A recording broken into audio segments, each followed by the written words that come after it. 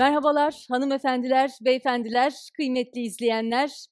Dünya Kadınlar Festivali İstanbul'dan hepinize merhaba, hoş geldiniz, sefalar getirdiniz.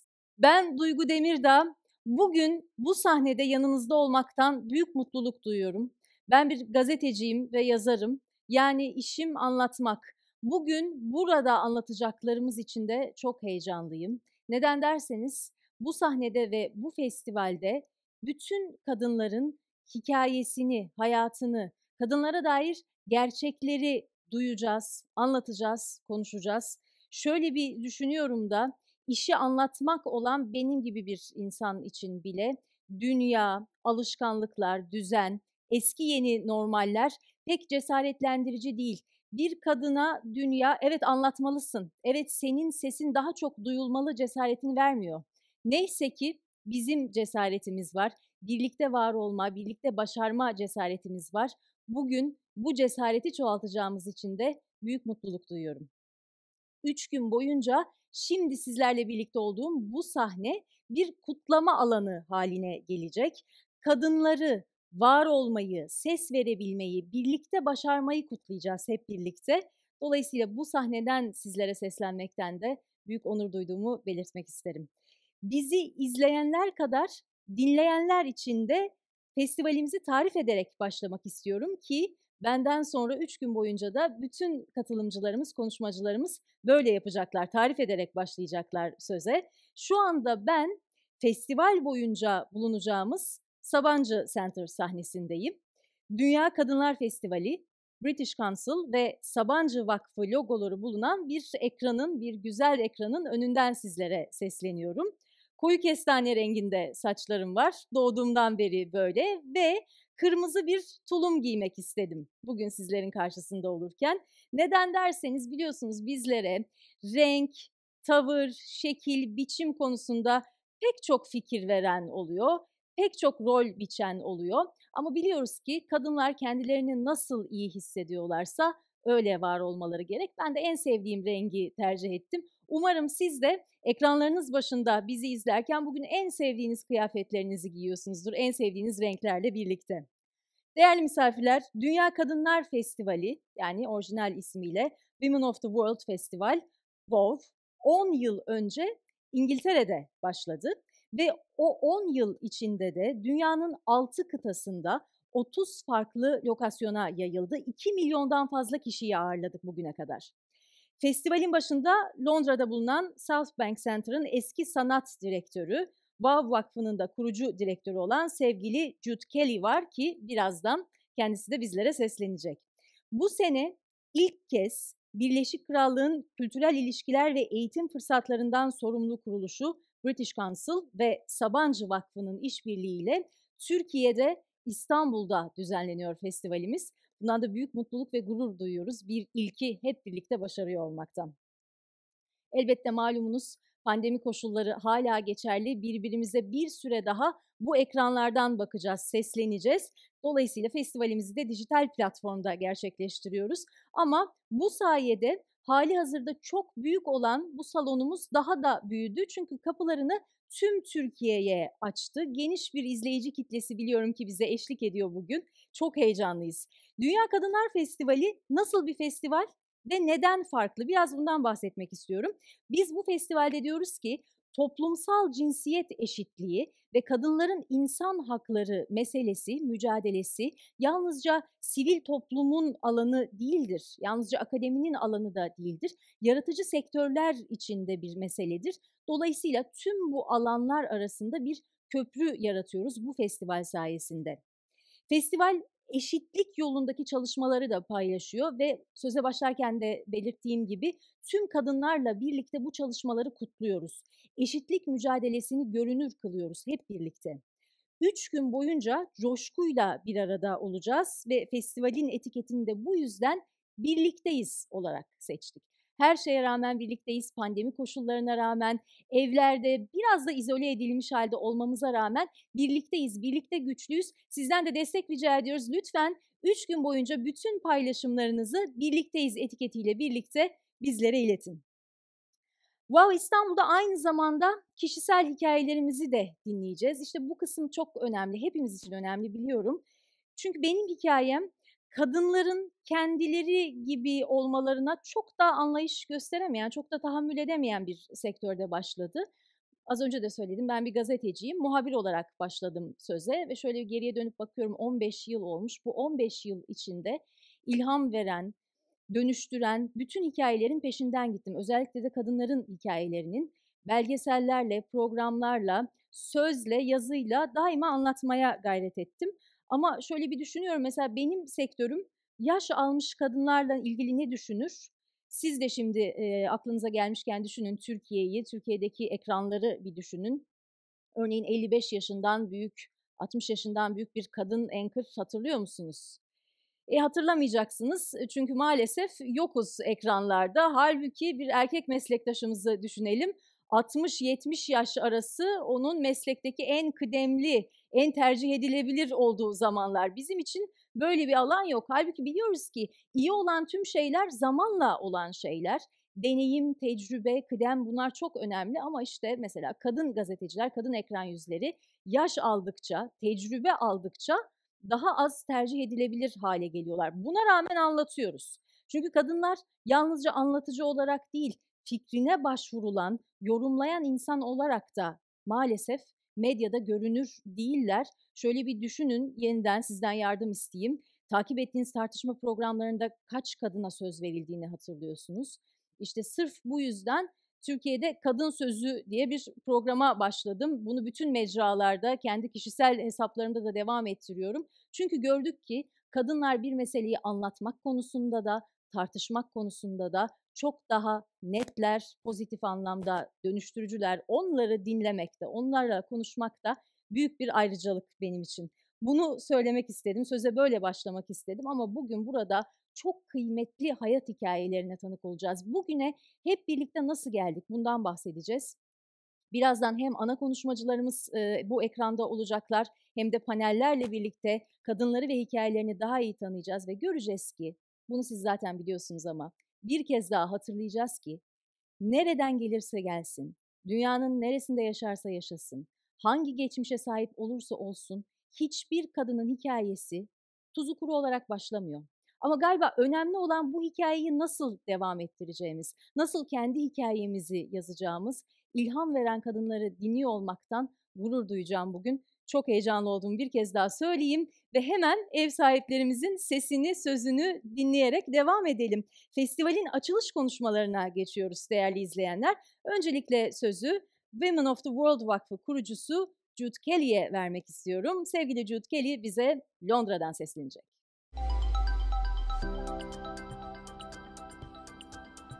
Hello. Merhaba, I'm Jude Kelly. ben Jude I'm the Kelly founder ve of the WOW'ın WOW yani Women Dünya of the World Kadınlar Derneği'nin Foundation. kurucusuyum. I'm 5'2". Boyum I'm white. 1.58, I have beyaz blonde bir hair. kadınım. I'm in Sarı my saçlarım 60s. var ve I'm 60'lı wearing a yaşlarımdayım. jacket with stripes on Üstümde and çizgili bright bir blue ceket blouse ve that mavi match my blue gözlerimle eyes. uyumlu, parlak, mavi bir I'm bluz here var. today full of happiness Bugün çok mutlu bir because şekilde WOW Istanbul karşınızdayım. has been a Çünkü dream WOW of İstanbul mine uzun and the süredir wonderful, benim wonderful ve partners Türkiye'deki across Turkey harikulade for a long time. partnerlerimizin And now here it hayaliydi. is. And Ve işte even though nihayet these karşımızda. times, these COVID Bu times are Covid very dönemi tough for all hepimiz of için us, çok zorlu it's geçse de magnificent genç to see the kızların ve way that girls kadınların and women have come cinsiyet forward, eşitliğinin olduğu full bir of dünya resilience, uğruna determination mücadele etmek to için carry on the fight direnç ve for a gender equal kararlılıkla world. nasıl öne atıldığını That's why I görmek created the müthiş. WOW movement nearly Yaklaşık 11 11 years yıl ago önce now. WOW I hareketini wanted de in my işte lifetime bu to yüzden see a kurdum. world where Genç girls and kızların women ve could be kadınların fully tamamen respected, saygı could realize their gördüğü, full potential, potansiyellerine would tamamen never have ulaşabildikleri, to navigate engellerle başa çıkmak zorunda obstacles, would never kalmadıkları, have to deal with mecbur violence, oldukları would never için have to haksız bir serve duruma up boyun an eğmek zorunda unjust circumstance kalmadıkları bir because they dünya had no görmek choice. istedim So hayattayken. I know that this Kısacası, wonderful WOW celebration İstanbul'da that's gerçekleşen bu happening in WOW muhteşem Istanbul kutlamanın will build stamina, dayanıklılık ve eğitimi will build güçlendireceğini, education, will help us aramızda join bir the bağ dots between all oluşturacağını of us, ve değişime and giden will be yolda one bir more adım daha step ileri on the götüreceğinin road to farkındayım. change. And it's change that İnsanlığı humanity besleyen has de always daima built değişim on. olmuştur. Change Değişim, ilerleme, gelişim. Kız çocuklarının eğitiminden oy kullanmaya, evlilik hakkında özgürce karar verebilme, bunlar hep kilit unsurlar. Bu festivalin gelecekteki kızlarımızı ve onlara kuvvetli bir ses, belli bir amaç vererek ve eşitliğin onların hakkı olduğu bilincini aşılayarak onları nasıl güçlü kılacağımıza dair düşünmek için bir fırsat olacağından eminim. Wow İstanbul, Mart'ta dünyanın dört bir yanındaki muhteşem wow'lar arasına katılacak. Rio'daki wow, New York'taki wow, Pakistan'daki wow gibi. Ayrıca Avustralya, Tayvan ve Bangladeş'teki Tinkinler gibi. Tüm bunlar geniş çaplı WOW hareketinin bir parçası. Son 11 yılda neredeyse 157 festival düzenledik. Bu festivallerin hepsi de aidiyet hissimizi güçlendirdi. Festivalin adı Dünya Kadınları çünkü birbirimizin hikayelerini dinlemez, birbirimizin deneyimlerinden öğrenmezsek bir kutuda kendi kendimizle uğraşırız sadece. Bize asıl düşense dayanışma içinde el ele tutuşup değişime imza atmak. Benden sonra gelecek konuşmacılar WOW İstanbul'un ev sahipliği yaptığı harika program hakkında konuşacak. Ben de bu programı izleyip bunun bir parçası olduğum için çok heyecanlıyım. Umarım sadece kendi doğrularınızı destekleyen fikirler bulmaz, kalbinizi ve zihninizi açacak ve daha önce hiç duymadığınız veya düşünmediğiniz şeylerle de karşılaşırsınız bu programda. Sevgili Jude Kelly'e bu ilham veren konuşması için çok teşekkür edelim. Şu notu da hatırlatalım. Pandemi sonrası kendisini İstanbul'da ağırlamak için sabırsızlanıyoruz. Devam edelim açılış konuşmalarımızla. Şimdi sözü British Council Türkiye Direktörü Sayın Cherry Gough'a devretmek istiyorum.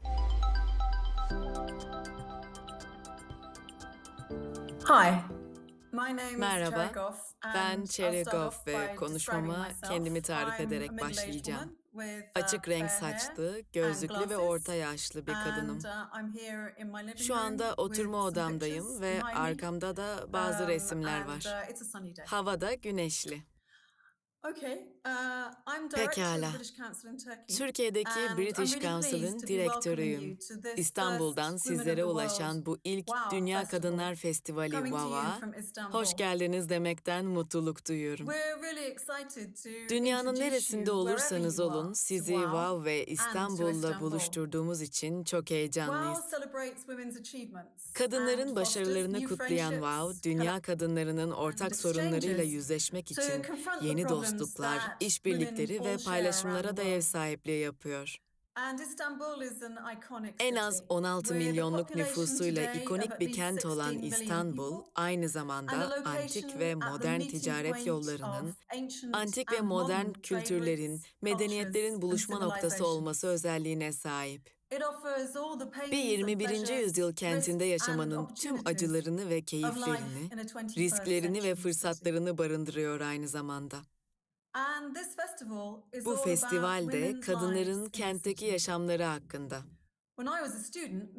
Ben de yıllar önce bir üniversite öğrencisiyken Londra sokaklarının geceleri kadınlara da açılması için protesto yürüyüşü yapardık.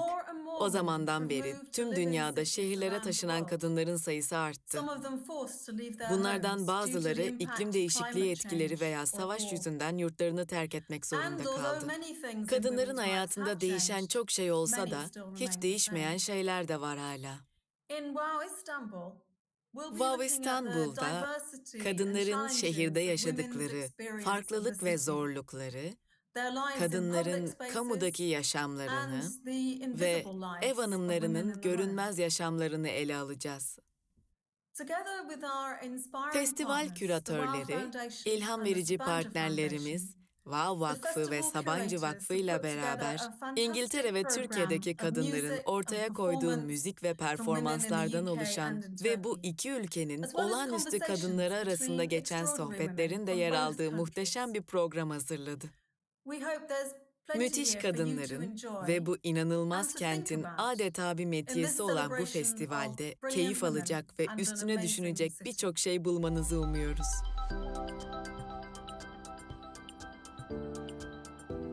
Sayın Cherry Gough'a da ilham veren konuşması için çok teşekkür ediyoruz. İlham veren fikirleri dinlemeye devam edeceğiz festivalimize başlarken. Şimdi British Council Mütevelli Heyeti Başkanı Sayın Stevie Spring bizlerle olacak.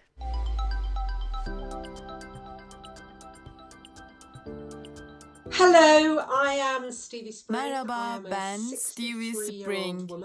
63 yaşında bir kadınım. Sarı gölgelerimle uyumlu, altın sarısı gözlüklerim var. Gerçi açıkçası karantinadan dolayı renkleri biraz soldu. Bugün sizlere Londra, Notting Hill'deki çalışma odamdan sesleniyorum. Pazarlama, televizyonculuk, reklam, yayımcılık ve hukuk alanındaki kariyerimden ve gönüllü yaptığım işlerimden kalma fotoğraflar, hatıralar ve koleksiyonlarla dolu bir oda burası. Sizlere Wow İstanbul'a, yani bu dünyadaki en sevdiğim iki şeye hoş geldiniz demek için karşınızdayım. 2015'te Wow Londra'nın 5. yaş gününe yardım etmem için Jude beni işe dahil ettiğinden beri Wow'ın bir hayranıyım. Sonrasında 3 yıl boyunca kadınların iş hayatında yüksek ücret alabilmesi için sözcülük yaptım. Kısacası Wow'a bayılıyorum. Aynı zamanda İstanbul'a da bayılıyorum. İstanbul'u ilk 40 yıl önce ziyaret etmiştim. Birkaç yıl önce British Council'ın mütevelli heyeti başkanı olduğumdan beri de 2 kez gittim İstanbul'a. Geçen sene orada harika birkaç gün geçirmiştim. Daha geçen ayda 80 muhteşem kadının 80 ilham verici hikayesi aracılığıyla Türkiye'deki ofisimizi kutlamak için İstanbul'a sanal bir ziyarette bulundum. İki kıtanın buluşma noktası, hatta Doğu ile Batı arasındaki bir ayrım noktası olan İstanbul'un çok özel bir yanı var. Dolayısıyla başka büyük bir ayrımdan bahsetmek için dünya üzerinde daha iyi bir buluşma yeri bulamazdık belki de. Kadınlar ve potansiyelleri arasındaki ayrımdan bahsediyorum. Geçtiğimiz yıl hayatı hepimiz için değiştirdi. Kanıksadığımız çalışma, eğlenme ve yaşam tarzımızı sorgulattığının bilincindeyiz hepimiz. Bu salgının dünyanın dört bir yanında en çok kadınları zorladığını da biliyoruz. Birçoğumuz için iş yerlerinin eve taşınması, aile dinamiklerini değiştirerek kadınlar için hayatı daha da zorlaştırdı. Ayrıca Covid sebebiyle kaybedilen ya da ara verilen mesleklerin çoğu da genelde kadın iş gücüne dayanan satış ve hizmet gibi sektörlerden oldu. Dolayısıyla bu biraz kenara çekilip tüm dünyadaki kadınların ve kız çocuklarının yaşadığı zorlukları düşünmek için harika bir zaman. Dünya kadınlarına iyi dileklerimi sunmak da benim için büyük bir zevk. British Council, Wow Vakfı ile işbirliği yaparak Güney Asya, Brezilya ve şimdi de Türkiye'de partnerleriyle çalışarak kadınlar ve kız çocukları için daha fazla fırsatlar sunmaları için kurumları ikna etmeye çabalıyor. Nerede çalışırsak çalışalım, kültür, sanat, eğitim ve genel anlamdaki küresel ve yerel bilgimizi, toplayıcı gücümüzü ve muhteşem bağlantılarımızı da beraberimizde getiririz. Kısacası Wow'lar için mükemmel bir partneriz. Kadınlar ve kız çocuklarına güç verip cinsiyet eşitliğini sağlamanın kapsayıcı, kucaklayıcı ve müreffeh toplumlar oluşturmada kilit olduğunu biliyoruz. Biz de diyalog kurmak ve politikaları etkilemek için fırsatlar yaratıyoruz. Kadınların ve kız çocuklarının yeteneklerini geliştirmesine, özgüvenlerini artırmalarına, potansiyellerini gerçekleştirmelerine ve hayatlarını etkileyen kararlar hakkında daha çok söz sahibi olmalarına yardımcı olacak politikalar. Yani elbette pandemi herkesteki güçsüzlük hissiyatını artırdı. Kadınlar ve kız çocukları kadar erkekler ve oğlan çocuklarının da. Ayrıca her coğrafyada, her demografide ve tüm cinsiyetler için akıl sağlığının kötüleşmesindeki ana sebep oldu. Hepimiz kendimizi daha soyutlanmış ve dünyamızdaki neşe kaynaklarımızdan koparılmış gibi hissettik. Wow'ın bir neşe kaynağı olduğu kesin. Wow, bizim için, kadınlar ve kız çocukları için bir kutlama fırsatı. Biz dünyanın yarısıyız neticede. Dünyanın bize ihtiyacı var. Bizim uyum yeteneğimizi güçlüğümüze, esnekliğimize ve pratikliğimize ihtiyacı var. Hem de şimdi her zamankinden daha fazla. British Council'ın kadın bir CEO'su ve kadın bir mütevelli heyeti başkanı olmasından büyük mutluluk duyuyorum şahsen. Bunu gerçekleştirmemiz de sadece 86 yıl sürdü. Umarım sizin örgütleriniz neyse ve neredeyseler değişimi bundan daha çabuk gerçekleştirebilir. Ayağımızı gaza basmanın zamanı geldi artık. Galiba artık dünyanın çoğu yerinde kadınların araba kullanmasına izin var. O halde gaza basalım artık. Çünkü son 12 ayın tüm korkularına ve zorluklarına rağmen 2021'in hem dünya kadınları hem de dünyadaki kadınlar için bir atılım dönemi olacağına inancım tam. Haksızlıklar ve eşitsizlikler karşısında dünya gözünü açıyor artık. Bu işin içinde hep beraber olsak da bu işin içinde eşit şartlarda olmadığımız gerçeğine ışık tuttu Covid. Bu bir değişim anı. Bu değişim için bir an. Biz de bugünden itibaren bu anı iyi değerlendirelim. Teşekkürler ve keyifli bir wow dilerim.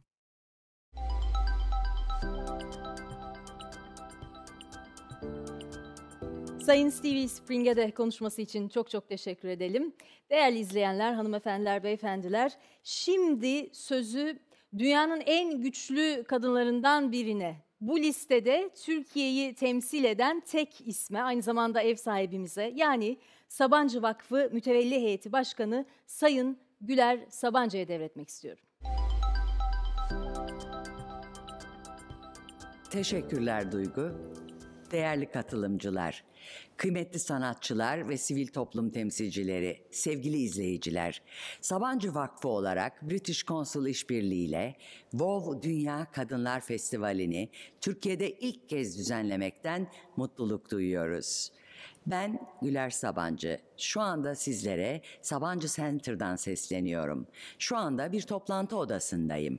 Arkamda Sabancı Vakfı British Council ve WoW logolarının bulunduğu bir pano var. 65 yaşın üstündeyim, kumralım, saçlarım kısa, gözlüğüm kahverengi. Pembe bir ceket giyiyorum. Bugün sivil toplum ve sanat dünyasından 100'den fazla kişi ve kurumun katıldığı festivalde birlikteyiz. Kadın hakları mücadelesinde en güncel konuları tartışacağımız ve kazanımlarımızı kutlayacağımız bu heyecan verici festivale hepimiz hoş geldiniz. Sabancı Vakfı olarak 47 yıldır toplumsal gelişme için sürdürdüğümüz faaliyetlerde kadınlar ve kız çocukları her zaman önceliğimiz oldu. Ancak dünyayı etkisi altına alan her felakette olduğu gibi pandemi sürecinde de gördük ki eşitsizlikler derinleşiyor. Bu süreçten de en çok kadınlar ve kız çocukları etkileniyor maalesef. Maalesef özellikle kadın hakları alanında uzun yıllardır elde edilen kazanımları kaybetme riskiyle karşı karşıyayız. Birleşmiş Milletler Kadın Biriminin raporuna göre pandemi nedeniyle dünya genelinde 47 milyon kadın ve kız çocuğu aşırı yoksulluğa sürükleniyor. Erken yaşta evlilikler ve kız çocuklarının okulu bırakma oranlarında artış bekleniyor. Ayrıca kadına yönelik şiddet vakalarında en az %20 oranında arttığını görüyoruz. Böylesi bir zamanda güç birliği yapmaya ve dayanışmaya her zamankinden daha çok ihtiyacımız var. Bu anlamda sivil toplumla sanat dünyası arasında köprü kuran Dünya Kadınlar Festivali'ni çok önemli buluyoruz. 3 gün sürecek festivalde yalnızca sorunlar ve çözüm yolları tartışılmayacak. Aynı zamanda bugüne kadar elde edilen kazanımlar da tekrar hatırlanacak. Geçmişten bugüne kazanımları hatırlamak, yeni mücadeleler için özellikle de pandemiden sonra en güçlü motivasyon kaynağımız olacak. Değerli konuklar, sevgili Steve Spring, Biraz önce British Council'ın 86 yıl sonra ilk kez bir kadın başkana kavuştuğunu söyledi. Bugün hala siyasette, istihdamda ve karar alma mekanizmalarında kadınların temsilinin çok düşük olduğunu görüyoruz. Bu demek oluyor ki kadınların sesini daha da görünür kılmalıyız. Hayatın her alanında eşit katılıma ihtiyacımız var. Bunun için de çalışmaya devam etmeliyiz. Bu yüzden bu festivalde sadece kadınların sesini duyacağız. Eşitlik için yürüttükleri çalışmalara yer vereceğiz ve birbirimizden cesaret alacağız. Değerli izleyiciler, İnanıyorum ki bu festival bizlere birlikte olmanın önemini, dayanışmanın gücünü bir kez daha gösterecek.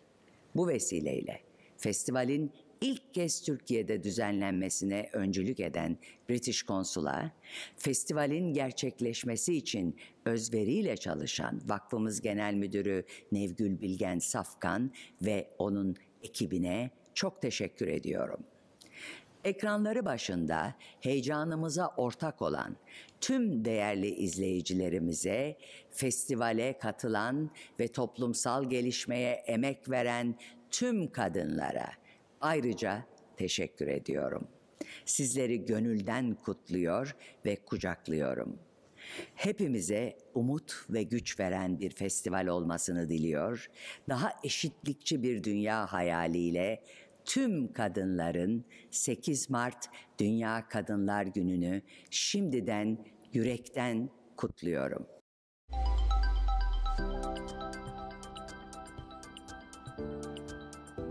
Sayın Güler Sabancı'ya konuşmaları için çok teşekkür ediyorum. Değerli izleyenler, bugün boyunca festivalde nelerle karşılaşacağız? Biraz bundan bahsetmek istiyorum. Elbette panellerle başlıyoruz ama büyük fikirleri, ilham veren fikirleri duyacağız. Buna eşlik eden konserler, film gösterimleri, performanslar bizlerle birlikte olacak. Dedik ya, bu bir kutlama hali. Birlikte var olmayı kutluyoruz çünkü. Üstelik sivil toplumdan akademiye, sanat dünyasına kadar çok değerli temsilciler bugün bu sahnede bizlerle birlikte olacaklar. Hikayeleriyle, hayatlarıyla ilham ve cesaret verecekler bizlere. Kadınların hayatın her alanında var olduğunu ve her koşulda neler üretebildiklerini duyacağız. Kendimize hatırlatacağız. Hatırlamaya ihtiyacımız var çünkü bazen unutabiliyoruz. Tabii o kadar muhteşem bir ekip sayesinde bugün bu sahnedeyiz ki kendileri asla bahsetmezler. O yüzden ben onlardan bahsetmek istiyorum izninizle. Tüm bu içerik festivalin küratöryel ekibinin, British Council Türkiye Sanat Direktörü Esra Aysun liderliğinde Sabancı Vakfı Programlar Koordinatörü Ayşegül Bayar ve Sabancı Vakfı Programlar Yöneticisi Özlem Pulat'ın bir yıla yakın yoğun çalışması sayesinde gerçekleşti. Üstelik düşünün, pandemi koşullarında, yani dünyanın bu konuda herhangi bir ezberi yokken bu festivali bizlerle buluşturuyorlar. Kendilerine çok teşekkür ediyoruz. Bu süreçte yanlarında müthiş bir danışma kurulu vardı. Anadolu Kültür Direktörü Asena Günal, Sabancı Üniversitesi'nden Aslı İkizoğlu Erensu, Kadın Cinayetlerini Durduracağız platformundan Avukat İpek Bozkurt, İstanbul Kültür ve Sanat Vakfı Kültür Politikaları Çalışmaları Direktörü Özlem Ece, Havle Derneği kurucularından Rümeysa Çamdereli ve Boğaziçi Gösteri Sanatları Topluluğundan Ülker Uncu. Bu birbirinden değerli profesyonellerin kurguladığı, yarattığı programı da heyecanla seyredeceğiz. Aynı zamanda evet, kadınların festivali, kadınların sesi sözü ama her zaman böyledir zaten. Yönetmenimiz, teknik ekibimiz erkeklerden oluşuyor. Bu güzel ekibe de şimdiden çok teşekkür ediyorum. Lütfen ekranları başında bugünü var edenleri, bu festivali var edenleri sizler de benim gibi alkışlayın. Şu mesafeye rağmen, sosyal mesafeye rağmen festivalimize büyük bir coşkuyla başlayalım. Önemli bir notumuz daha var. Festivalimiz erişilebilir her şey danışmanlığında. Yani herkes için erişilebilir olmayı hedefliyoruz. Bunu nasıl başaracağız derseniz, festival yayınlarında simultane Türk İşaret Dili çevirisi, Türkçe ve İngilizce altyazı çevirileri ve simultane Türkçe sesli çeviri yapılacak 3 gün boyunca. Son olarak en başta söylediğim gibi festivalimiz 3 gün boyunca devam edecek. Nasıl takip edebiliriz diyenler için içerikle ilgili tüm bilgileri, detayları wawistanbul.org adresinden inceleyebilirsiniz. Haydi bugünün açılış konuşması, keynote konuşmasıyla başlayalım festivalimize. Anons etmekten gurur duyuyoruz. Bir müjdeli haberi de bu sahnede paylaşıyoruz. Belki de ilk kez paylaşıyoruz. Türkiye Kadın Dernekleri Federasyonu Başkanı sevgili Canan Güllü bizlerle olacak. Canan Güllü aynı zamanda Amerikan Dışişleri Bakanlığı Uluslararası Cesur Kadınlar Ödülü'nün bu yılki sahibi. Söz sevgili Canan Güllü'de.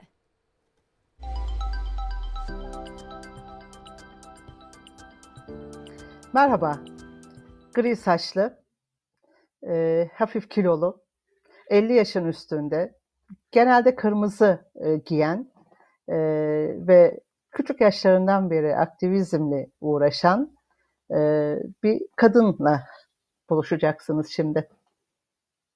Sivil toplum örgütlülüğü içinde uzunca yıllar, 31 yıldır emek veren Canan Güllü olarak size seslenmek istiyorum bugün. Sesleneceğim konu aslında içinde bulunduğum ve ömrümün büyük zaman dilimini alan kadın örgütlenmesi ve kadın hak mücadelesinin geçmişten bugüne geliş izleri. Osmanlı İmparatorluğu'nun ikinci meşrutiyetten sonra giderek dernek kurma yoluyla etkinleşen bir kadın hareketine tanıklık ederiz. Kurulan bu dernekler aslında sosyal hayata da girerek daha çok erkek egemen olan bir dünyanın vazgeçilmez bir unsuru olmaya başlarlar. Ben hep konuşmalarımda Osmanlı İmparatorluğu'ndan 1900'lere gelen ve 1800'lerde başlayan süreci mutlaka hatırlatırım izleyicilere ve dinleyicilere. Bugün işte o dönemin başladığı asıl tarihi de vermek istiyorum. İlk Kadın Derneği 1896 yılında Fatma Aliye tarafından Kadın Dayanışması adıyla kurulmuştur. Sevgili Serpil Çakır, Osmanlı'da Kadın Hareketi adlı eserinde bu dönemi izlerken bu hareketleri çeşitli bölümlere ayırmıştır. Kiminin yardım dernekleri, kiminin eğitim dernekleri, ülke savunmasında, ülkenin içinde bulunduğu koşullarla ilgili siyasal partilerin kadın dernekleri ve feminist kadın dernekleri diye ayrıştırmaya tabi tutmuştur bu dönemi. Aslında kadınların tam da bu sürede kurdukları derneklerden birkaçının ismini söylemekte fayda vardır. Mesela kadınların yükselmesi Teali Nisvan, Müdafaa-i Hukuku Nisvan, kadın haklarını koruma ya da asker ailelerine yardım gibi, asri kadınlar gibi isimler altında kurulan bu kadın dernekleri ciddi anlamda milli mücadelenin de birer parçası olmuşlardır. Bu etkinliği aslında Şehmus Güzel bir eserindeki araştırmasında şöyle bahseder. Der ki İstanbul'da 29 Kasım 1918'de Ulusal Cephe için kurulan Milli Kongre'nin 50 kurucu üyesinden 10 tanesi bu kadın dernekleridir. Osmanlı'nın son 100 yılında gelişen bu kadın hareketinde aslında 1. Dünya Savaşı yıllarında da çok büyük bir ivme kazanmıştır.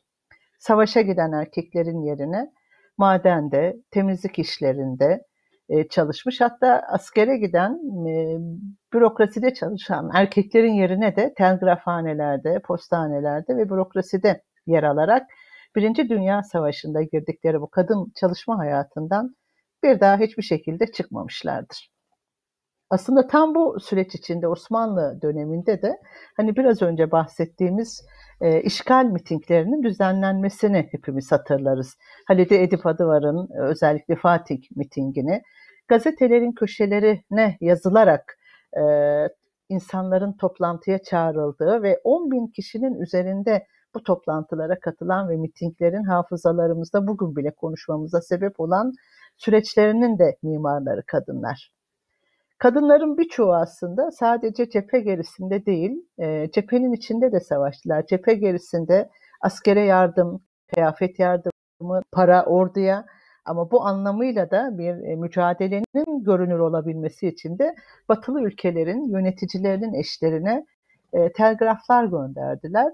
Aynı anda da cephede de Fatmalar, Razcanalar, Zeyno Onbaşılar olarak bu mücadeleye katıldılar.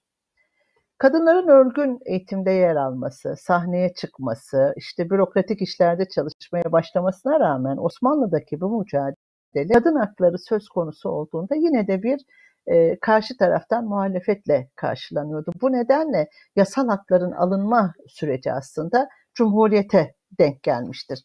Cumhuriyetteki bu süreç Mustafa Kemal Atatürk'ün siyasi kazanımların elde edilmesine sebep olduğu bir zaman diliminde karşımıza çıkar. Bu nedenle de mesela 1924'teki Tevhid-i Tedrisat Kanunu, 26'daki Medeni Kanun, 1930 ve 34 aralığındaki seçme seçilme hakkının elde edilmesi gibi süreçler aslında evet siyaseten Cumhuriyet'in kurulması ve Mustafa Kemal Atatürk'le arkadaşlarının verdiği bir hak olarak görünse de bunun geçmişindeki biraz önce kısaca özetlediğim o kadın hareketinin ve örgütlenmesinin mücadelesinin getirileridir.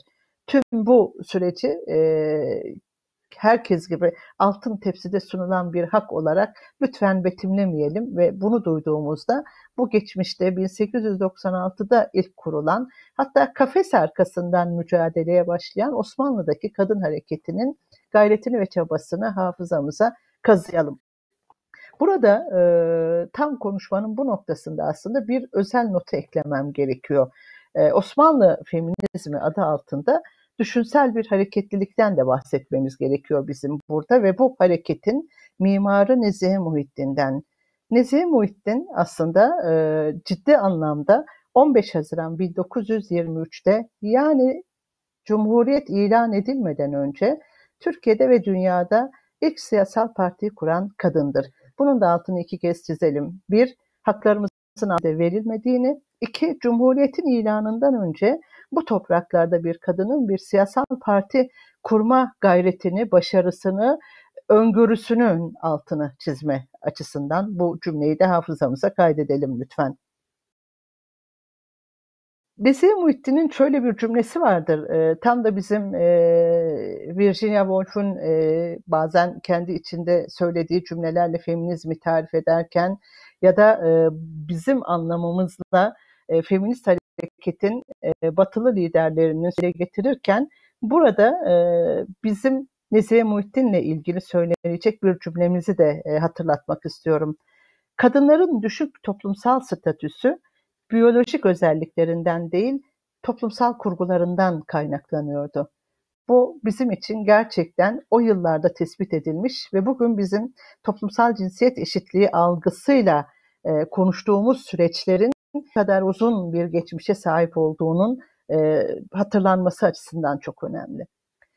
Bugün Türkiye Kadın Derneklerini federasyonunu oluşturan, benim de başkanlığını yaptığım federasyonu oluşturan derneklerden bazıları da ta o dönemlerden kurulmuştur. 1948 yılında Türkiye Kadın Dernekleri Federasyonu'nun oluşturucusu Türk Kadınlar Konseyi, daha sonra aramıza katılan ve 1949 yılında kurulan Türk Üniversiteli Kadınlar Derneği ve yine federasyonu oluşturan üye derneği biri Kadının Sosyal Hayatını Araştırma İnceleme Derneği de 1953 yılında kurulmuştur.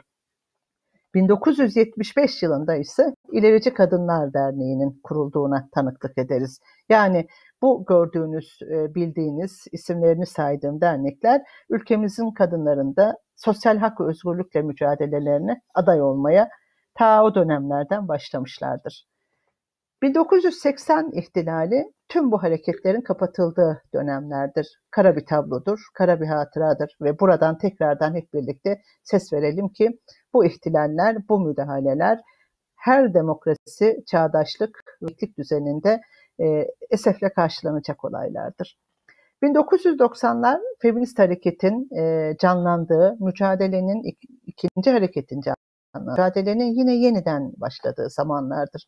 Devletin Birleşmiş Milletler, SEDAV, kadınlara karşı her türlü ayrımcılık sözleşmesini imzaladığı, sokaklarında bireysel aktivizminin yükselmesiyle Mor İğne eylemi, laiklik için Anıtkabir'e yürüyüş, Türk Ceza Yasası ve Medeni Kanunu'nun tekrardan yapılması, 4320 sayılı yasanın yine 6284 sayılı kadına karşı şiddetin önlenmesi konularında Avrupa Konseyi Uluslararası İstanbul Sözleşmesi'nin de kadın hareketinin mücadelesiyle gündeme geldiği dönemlerdir. Tam da bu süreçte aslında 2002-2007 sürecinde Avrupa uyum yasalarının çıktığı dönemlerde bir başka konuda karşımıza gelir ki Avrupa Birliği sürecinde proje dernekçilikleri. Yani Osmanlı'dan günümüze hareketi şöyle bir irdelediğimizde mücadelenin hız kesmeden devam ettiğine tanıklık ederiz. Kürtaja hayır, tecavüz önergesine hayır, müftine nikah yetkisine karşı eylemler, artan kadın cinayetlerine karşı haykırış ve en önemlisi tüm bunların sebebi olarak gördüğümüz toplumsal cinsiyet eşitsizliğine karşı söz söylediğimiz, boşanma komisyonlarının kurulmasına karşı durduğumuz, Türkiye Büyük Millet Meclisi'nde kadın erkek fırsat eşitliğinin oluşması için 11 yıl mücadele ettiğimiz, çocuk istismarlarına karşı anayasadan çıkarılan müftü nikahı hikayesi vardır. Belki hatırlarsınız. Resmi nikah olmadan dini nikah kıyılamaz maddesinin kaldırılmasına yönelik mücadelemiz. Bunlar hala devam eden konular. Kadınların insan hakları mücadelesi Osmanlı'dan günümüze ivme kaybetmeden devam ederken ne mücadele bizimle başlamıştır ne bizimle bitecektir.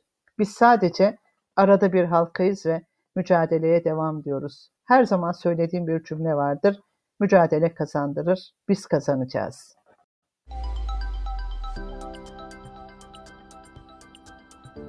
İçtenlikle dakikalar ilerledikçe ben bu sahnede olmaktan daha büyük mutluluk ve heyecan duyuyorum. Neden derseniz duyduğumuz, dinlediğimiz bütün fikirler, bütün bu güçlü kadınlar bize yarın için, kadın mücadelesi için cesaret veriyor, ilham veriyor. Ne mutlu, bu sahnede olduğumuz için de çok mutluyuz.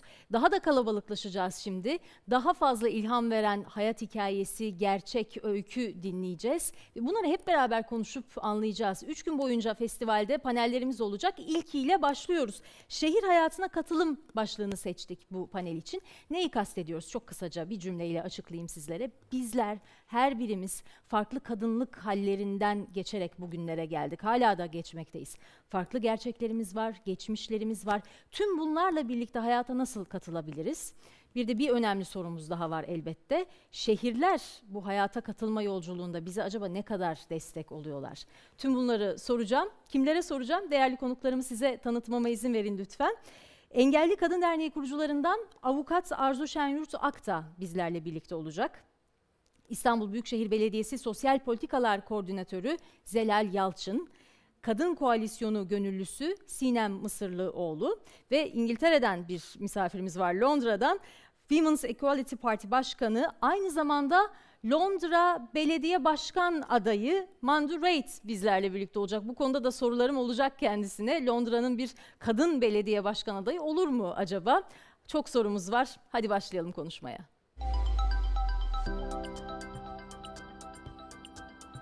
Merhabalar, festivalin ilk panelinde bir kez daha karşınızdayız. Şehir hayatına katılım başlığını attık bu panel için. Neyi kastettiğimizi birazdan anlatacağım ama herkese erişebilir, ulaşabilir bir festival olduğumuz için önce lütfen izin verin. Sahneyi, bulunduğumuz alanı size tarif edeyim. Bir kere bizi çok mutlu eden bir fotoğraf var. 4 harikulade kadın bana eşlik ediyor bugün. Sabancı Center İstanbul'daki sahnemizde sevgili misafirlerim Arzu Şenyurt ve Zelal Yalçın benimle birlikte. Ben henüz bize bu panelle birlikte katılan izleyicilerimiz için yeniden tarif edeyim. Benim biliyorsunuz festivalin geleneği bu. Ben de gurur duyuyorum bununla. Koyu kestane rengi saçlarım var. Arada bazı beyazlar var. Onlarla da gurur duyuyorum elbette. Kırmızı bir tulum giymek istedim bugün sizlerle birlikte olacağım için. Hem en sevdiğim renklerden biri hem de evet yani şöyle canlı, içimizi açan, her şeye rağmen buradayız demenin iyi bir yolu olduğunu düşündüm. Benim hemen sağ tarafımda sevgili Arzu Hanım eşlik ediyor. Birazdan onlar da tasvir edecekler bugünü, bu anı ve onun yanında da sevgili Zelal Hanım bize katılıyor. Güzel de bir sahnemiz, ekranımız var. O ekran üzerinde festivalimizin logosunu görebiliyorsunuz. Sabancı Vakfı'nın ve British Council'ın logolarını görebiliyorsunuz. 2 harikulade hanımefendiyi de görüyorsunuz elbette. Kimler bu hanımefendiler? Bize online olarak katılacakları için malumunuz pandemi şartlarında. Sevgili Sinem Mısırlıoğlu ekranın bana göre sağ tarafında bulunuyor ve Londra'dan bize katılan sevgili Mandu Reid de hemen sol tarafımızda. Bu değerli hanımefendilerle beraber çok güzel bir panele başlayacağız. Şehir hayatına katılım demekle neyi kastettik? Öyle bizden çok uzaklarda bir konudan bahsetmiyoruz aslına bakarsanız. Şunu kastediyoruz. Hepimiz çok farklı geçmişlerden geliyoruz. Yaşlarımız farklı, geldiğimiz aileler, kökenlerimiz farklı, dünyanın neresinde yaşıyoruz, hangi şehrinde yaşıyoruz, bunlar farklı. Hikayelerimiz farklı. Korkularımız, kırgınlıklarımız, ümidimiz, cesaretimiz, sevgimiz, yaşadıklarımız farklı. Ama bir şey hiç değişmiyor. Biz hep birlikte iyi olmak, hep birlikte yaşamak ve başarmak durumundayız. Yani bir tek kişinin biricik iyiliği üzerinde bir kurtuluş maalesef mümkün değil. O yüzden geride kimseyi bırakmadan nasıl iyi oluruz, cesaretli oluruz, bu mücadeleyi nasıl en iyi şekilde veririz? Bunu konuşacağız. Bir de tabii şehirler bize bu konuda ne kadar katkı sunuyor? Bundan da bahsedeceğiz. Bir karnemize bakacağız şöyle, ne biliyoruz bu konuda diye. Sizlere aslında isimlerini söyledim ama onlarla ilgili kısacık bilgi vermeme izin verin misafirlerimizden. Arzu Şenyurt, Engelli Kadın Derneği üyesi. Birazdan kendisine soracağım hikayesini. Görme engelli bir avukat olarak başlamış mesleğe. Düşünsenize, avukatlar şimdi yeni mesleğe yeni başlayan stajyer avukatlar bile biz ne zaman bu işi bırakırız da bir Ege'de sahil kasabasına yerleşiriz acaba diye hesap yapıyorlar. Hiç kolay değil.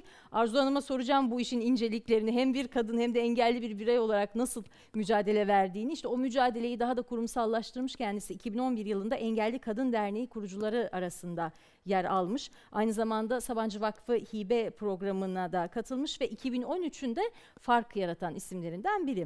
Hikayesini dinleyeceğiz. Sevgili Zelal Yalçın, ki kendisi tasviri kendisi yapacak ama ben de dayanamadım. Çok beğendim onun bu böyle bir hani kırmızılı, siyahlı güzel elbisesini, enerjisini. İstanbul Büyükşehir Belediyesi Sosyal Politikalar Koordinatörü Zelal Hanım ve aynı zamanda Mor Çatı ve Kadının İnsan Hakları Yeni Çözümler Derneği'nin de gönüllüsü. Yerel siyaset sahasında çok kıymetli faaliyetleri var. Yerel Eşitlik İzleme Derneği'nin kurulması sürecinde de yer aldı. Birazdan nasıl oluyor bu süreçlerde kadının varlığı, var olabiliyor muyuz, nasıl var oluyoruz, bunu da soracağım. Sevgili Sinem Mısırlıoğlu, Kadın Koalisyonu gönüllüsü. Çok kısa bir biyografiyi bizimle paylaştı Sinem Hanım. Genelde böyle gönüllü olmuyorlar. Bütün çok iş yapan, çok iş başaranlar çok az anlatma niyetinde oluyorlar. 2016'dan bu yana Kadın Koalisyonu'nun gönüllüsü. Sivil toplum kuruluşları özelinde de toplumsal cinsiyet ve yerel siyaset alanında önemli çalışmaları var. Ki bu panelin de konusu o çalışmalar. Birazdan bakacağız, hani şehirlerin karnesi nedir dedik ya, beraber var olma mücadelemize destek konusunda acaba nedir? Cevapları kendisinden alacağız. Ve efendim Birleşik Krallığa gideceğiz. Çünkü çok sevgili, çok önemli bir isim bize katılıyor. Sevgili Mandurate, Women's Equality Party'nin lideri. Bir lideri ağırlamaktan, kadın lideri ağırlamaktan onur duyuyoruz. Aynı zamanda kim bilir belki de Londra'nın gelecek belediye başkanıyla da konuşuyoruzdur. Çünkü Mayıs ayında gerçekleşecek seçimlerde Londra Belediye Başkanlığı için aday olacak. Sevgili Mandu'ya da çok teşekkür ediyoruz, onu selamlıyoruz ve hızlıca başlamak istiyorum. Arzu Hanım'la elbette. Arzu Hanım benim anne babam da hukukçu. O yüzden hani ben de adliyelerde epey bir vakit geçirdim. Diyorum ya size, mesleğe henüz başlayanlar nasıl bırakacağız diye düşünüyorlar. Siz hem bir avukat olarak, hem bir kadın hukukçu olarak, hem de bir engelli birey olarak uzun bir yolculuğun sonunda bugün burada bu sahnede bizimle birliktesiniz. Çok da kıymetli hikayeniz. İlk turda tüm katılımcılarımız için yaklaşık 3-4 dakika zamanımız olacak ve en merak ettiğimiz soruyla başlayacağız. Bugün olduğumuz yere nasıl geldik? Söz sizde. Çok teşekkür ediyorum. Programın konsepti gereği ben de dilerseniz görme engelli katılımcılar ve izleyiciler açısından kendimi betimlemeye çalışayım. Bugüne kadar hep bana betimlenmişti. Ben de ilk kez bir betimleme yapacağım. Şöyle söyleyeyim. Sarıya yakın, kahverengi sarı arası olduğunu düşündüğüm saçlarım var. Omuzlarımı birazcık aşıyor sanırım. Düz, uçlar hareketli. Makyaj yapmadım. Hafif bir ruj sürmüştüm. Ve kucağımda braille notlarım var ve oturuyor vaziyetteyim. Umarım Sesli Betimleme Derneği'ndeki arkadaşlar beni vurmazlar. Çok teşekkür ediyorum. Bence harikulade bir tasvirdi. Bunu söylemem lazım. Kesinlikle benden iyisiniz. Sizden öğrenmem gereken çok şey var. Peki, o zaman az önce başladığım soruya yeniden dönelim. Hani bugün olduğumuz insan nasıl olduk? İlk turda bu ortak soruyu soracağım. Sizin hikayeniz nasıl başladı ve devam etmekte? Çok teşekkür ediyorum. Aslında bu da benim kendime ilk kez sorduğum bir soru. Çünkü insan yaşarken sizin de bahsettiğiniz gibi nerelerden geldiğini ya da nasıl mücadeleler verdiğini bazen kendi yaşamıyla ilgili göremiyor ya da sorulduğu zaman sadece zaten bir mücadelenin içerisinde olduğunuz için bunu zaman zaman kendimiz de fark edemiyoruz. Sanki hayat hep böyleymiş gibi geliyor bize.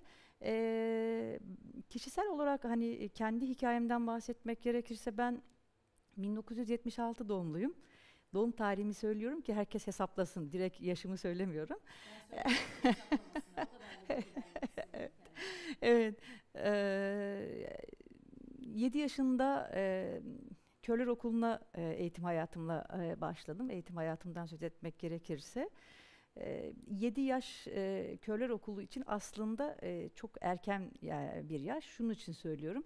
Çünkü ben 1. sınıfa 1983 yılında başladığım zaman Aydınlık Evler Körler Okulu'nda 1. sınıfa başlayan 10 yaşında, 11 yaşında ve 12 yaşında çocuklar vardı.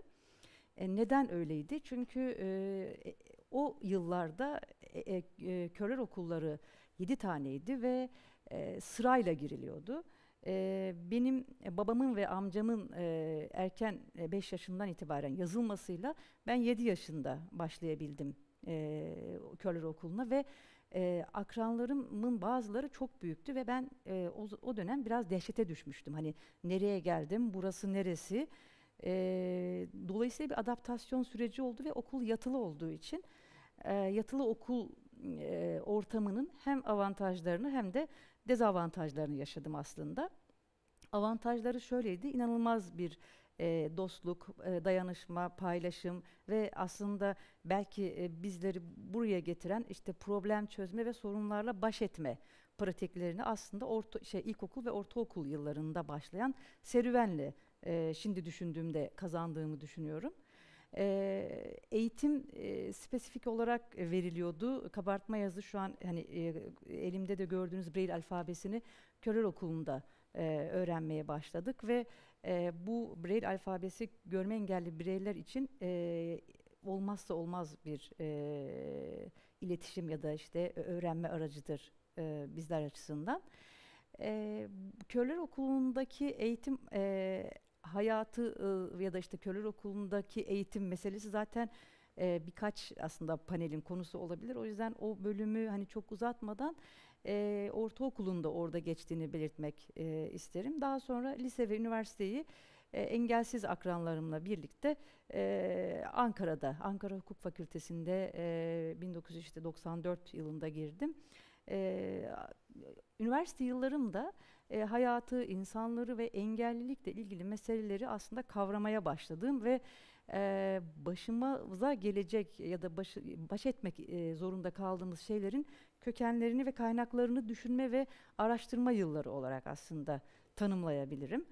O dönem işte engelli dernekleriyle tanıştım.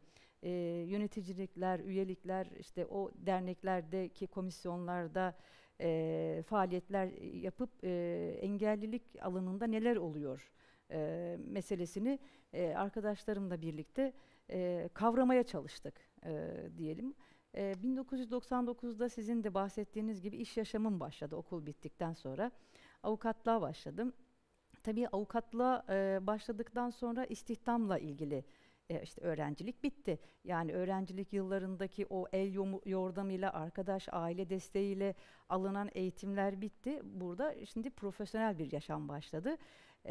Adliyeye gidiyorum. Adliyede hiç engelli kadın avukat yok ya da işte 1-2 kişi ancak Ankara Adliyesi'nde var.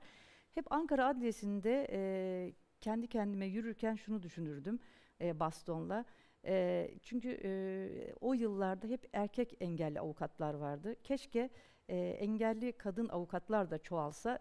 Bunu dileye dileye o uzun Ankara koridorlarını yürürdüm. Kaç yıl meslekte kaldınız? Hala çalışıyorum. Harikasınız. Emekli olmadım hala. Ama şunu söyleyebilirim belki sondan başa dönmek anlamında. Aradan geçen yıllarla bu sayı arttı. Engelli kadın avukat arkadaşlarımız çok fazlalar artık. Hep birlikte hukuksal anlamda da çalışmalar yapıyoruz onlarla birlikte. Hem dernekte işte engelli kadına yönelik şiddet konusunda birlikte çalışıyoruz. O ikinci oturumun konusu olduğu için o konuya çok detaylı olarak girmeyeyim. İş yaşamım hala devam ediyor ve istihdamla ilgili çalışmalarda da hep erişilebilirlik ve engelli bireylerin istihdama yönelik alınması gereken tedbirlerle ilgili hep inisiyatif aldık arkadaşlarımla birlikte. Raporlar hazırlıyoruz, görüşmeler yapıyoruz, bakanlıklarla görüşüyoruz. İşte bilişim sistemleriyle ilgili sorunlar çıktığı zaman rapor yazmaya çalışıyoruz vesaire. Çalışmalar hala devam ediyor. Bu bölümü çok uzatmayayım dilerseniz. Evliyim. Nehir isminde 15 yaşında bir kızım var. Çok soru geldiği için hani burada da eminim izleyenler belki soruyorlardır. Kızımın engeli yok, eşimin de engeli yok. Teşekkür ediyorum. Arzu Hanım'a çok teşekkür ediyorum. Sevgili Zelal Yalçın'la devam edeceğiz. Kendisinden de önce bir elbette tasvir isteyeceğim. Ama tabii hikayesinde beni çok ilgilendiren bir kısım var. Diyor ki Zelal Hanım, Mor Çatı'da gönüllü olmuşsunuz. Aslında kadın haklarının, bunu savunmanın, bu mücadelenin bir meslek olacağını düşünmemişsiniz. Burada hemen aklıma kendi hikayem geldi. Çünkü aslında gazetecilik, anlatıcılık, sunuculuk bile öyle düşünülmüyor ya bir meslek olarak. İşte ben de ailem tarafından tamam yap, hobi olarak gene yap ama bir de mesleğin olsun diyerek yola çıktım. Mesleğim sevdiğim iş oldu, gazetecilik oldu ne mutlu ki ama siz de öyle mi başladınız? Hobi olarak gene kadın mücadelesi ver ama diye mi çıktınız yolculuğa? Bugünlere nasıl geldiniz? Önce bir sahnenin tasvirini sizden rica edeyim. Tamam, oraya geleceğim ama When I Was Young diye başlıyor. Hani küçük bir hala kız öylesiniz. çocuğuyken. Hala, tasvirde hata olmasın, kendisi hala öyle. Yok, oraya o zaman hemen atlıyorum. 40 yaşlarında bir kadınım. Beyaz saçlarım var. Bu pek çok kuaför tarafından şey diye konuşuluyor bu beyaz saçlarımla ilgili. Bu rengi elde etmek için çok uğraştınız değil mi? Evet, çok uğraştım. Pek çok kuaförle kavga ettim. Hepsi saçlarımı boyatmak konusunda çok ısrarcı oldular. Ama belli bir noktadan sonra kuaförler lütfen saçınızı işte bir şekil verdikten sonra bizi mentionlayın, bu rengi bu kuaförde elde ettim diye bir noktadan işte çeşitli teklifler geliyor. Günümüzde de biraz moda, neyse ki o anlamda da hani yaşla ilgili olduğu değil de modayla ilgili olduğu varsayılarak ilerliyor. Ben sahnenin en sağındayım, en sağında bulunuyorum. Uzun koyu lacivert ve kırmızı puantiyeli bir elbise giyindim. Bugün özellikle bunu seçmek istedim çünkü kadınlarla ilgili bir konuyu daha feminen bir şekilde bu sahnede yer almak istedim açıkçası. Siyah bir tane hırkam var, V yaka diyeyim. Ondan sonra bakıyorum hafif kiloluyum, onu da belirtmek isterim ve kilolarımla da mutluyum. Biraz daha vermek konusunda ihtiyaçlarım olabilir çeşitli. O sağlıkla ilgili diyelim ama bir estetik kaygıyla ilgili olmadığının da altını çizeyim. Ve tekrar çocukluğuma döneyim aslında. Hakikaten buraya nereden geliyoruz? Çocukluğumuzdan geliyoruz diye düşünüyorum. Ben 2 erkek bir kızın olduğu bir ailede büyüdüm. Ve bu topraklarda ama sadece bu topraklarda değil aslında dünyanın genelinde de cinsiyet eşitliğinin maalesef tam anlamıyla yerleşmediğini, hala bunun mücadelesini büyük bir uğraşla kız çocuklarının eğitime katılması, ondan sonra çeşitli farklı alanlara katılması için bugün verdiğimiz mücadele benim açımdan da açıkçası geçmişte kendi hayatımın mücadelesiydi. Evin içerisinde 2 tane erkek kardeşte kendi hayatıma baktığım zaman burada bir farklılık var. İşte onların oyunlarıyla benim oyunlarım arasında. Ya da onların işte eve girme saatiyle benim saatlerim arasında bir farklılık var dediğim, o yaşlarda aslında fark ettiğim o cinsiyet kimliğinin kendisi gün geçtikçe yetişkin çağlarda çok daha belirgin bir hale gelmeye başladı. Ve üniversite yıllarında da feminizmden tanıştım. Bütün kafamda sorguladığım o eşitsizlik hali, kendi hayatımla ilgili olan ama sadece kendi hayatım değil, başka kadınların, başka genç kadınların hayatında da gördüğüm, çok net bir şekilde tanık olduğum o eşitsizlik halini aslında üniversitedeki bir tartışma sırasında ya bununla ilgili aslında tam da bir aktivizm alanı var, bir mücadele alanı var, adına da feminizm deniyor. Elbette ki feminizmi o güne kadar da duymuştum ama çok daha fazla toplumda hakim olan işte feminizm demek erkek düşmanlığıdır. Şimdi ben erkek düşmanı değilim. Abilerimi de seviyorum, babamı da seviyorum. İşte ne bileyim hane içerisindeki diğer kişileri de seviyorum. Ya da erkek arkadaşlarımı da seviyorum. Erkek düşmanı değilim, feminist değilim ama diye cümleler kurarak aslında oralara geldim. Sonra bir öğrendim ki ya feminizm bu demek değil aslında. Feminizm tam da birbirimizi sevmeye devam etmek ama aynı zamanda eşit olmak denilen şeyin kendisi ve bu eşitlik için de çaba harcamak, mücadele etmek. Buna demek, bu anlama geldiğini fark ettim. Yani gerçekliğimle bilincim orada oturdu diyebilirim aslında. Üniversite yıllarından sonra Mor Çatı Kadın Sınav Vakfı'nın gönüllüsü oldum. Ve istatistik okumuştum. Uluslararası ilişkilerle merakım vardı. Dış ticaret alanına yöneldim. Ama o ara Mor Çatı Kadın Sınav Vakfı'ndan bir iş teklifi geldi. Yol arkadaşlarım oradaki bir ihtiyaçtan dolayı beraber olabilir miyiz, profesyonel anlamda da diye sordular. 2 tane kaygım vardı. Yani bir, politika yaptığım alanda para kazanmak, ya hani bu benim aktivizm yaptığım alan. Ama aslında bana aktivizm yaptığım alan için değil, bir sürü başka işler için arkadaşlar o işi teklif ediyormuş. Onu sonradan fark ettim. Ama bir yandan da şu genç bir kadın olarak şu kaygım vardı çok net bir şekilde. Sonuçta işte 2000'li yıllar, evet kadın hareketi kendisini gösteriyor. Ama kadın hareketinin içerisinde olmak, feminist alanın içerisinde olmak hala çok işte marjinal bir algı içerisinde. Dolayısıyla da ben iş bulur muyum, bir gün Mor Çatı'dan çıkarsam bir gün benim işim olur mu diye ciddi bir içsel kaygı yaşadığımı hatırlıyorum. Ve kendi kendime de şöyle bir çözüm buldum orada. Ya burada hani 1-2 sene çalışırım, buradaki ihtiyacın giderilmesi için destek olurum, gönüllülüğümü ve emeğimi koyarım. Sonrasında da bunu yazmam CV'me başka bir işe başvururken. Ve Mor Çatı'da uzun bir çalışma hayatım oldu. 6 yıl kadar farklı pozisyonlarda çalıştım. Sonra bir ara verdim, çeşitli kurumlarda işte danışmanlık yaptım. Sonra 2015 yılında karşıma şöyle bir iş fırsatı çıktı. Bir trafik kazasında kaybettiğimiz sevgili yol arkadaşımız Boysan Yakar'ın Şişli'de eşitlik birimi kurulmasıyla ilgili bir çalışması vardı ve dedi ki gelir misin, ekipten birisi olur musun dedi. Çok şaşırdım, yani ben gerçekten iş bulamayacağımı düşünürken bir kamu kuruluşunda gerçekten büyük hareketlerin aslında çabalarıyla kurulmuş olan bir yapının içerisinde var olmaya başladım. O gün yerel yönetimler kapısı açıldı ve yerel yönetimlerdeki aslında eşitlik adına yapılabilecek imkanları fark etmiş oldum. Ve hem kadın alanında hem çocuk alanında pek çok iyi politikayı orada hayata geçirebildik. Örneğin çok hani böyle gurur duyarak söylemek istiyorum. Babalık izninin 1 aya çıkartılmasını toplu iş sözleşmesinde hayata geçirebildik Şişli'de. Çocuk ihmal istismarı ile ilgili uzun soluklu kampanyalar yapabildik. Ama şeyi fark ettik aynı zamanda, yani belediye, yerel yönetimlerde çok büyük fırsatlar var ama hak temelli örgütler aslında çok iyi tanımıyor. Biz burayı nasıl acaba birleştiririz derken Yerel İzleme Araştırma ve Uygulamalar Derneği'ni kurduk. Yereli sivilleştirmek, sivili yerelleştirmek gibi bir mottomuz vardı ve bunun için çaba harcadık. Derken 2019 yerel seçimlerinde çok heyecanlı bir seçim kampanyası yaşandı. Sizler de, bütün Türkiye, hatta dünya takip etti. Sayın Ekrem İmamoğlu'nun sosyal politikalar koordinatörü olarak seçim ekibinde yer aldım. Yani o anda sanırım şöyle bir şeydi. Yani Mor Çatı'ya işe başlamam gibi bir andı diyeceğim.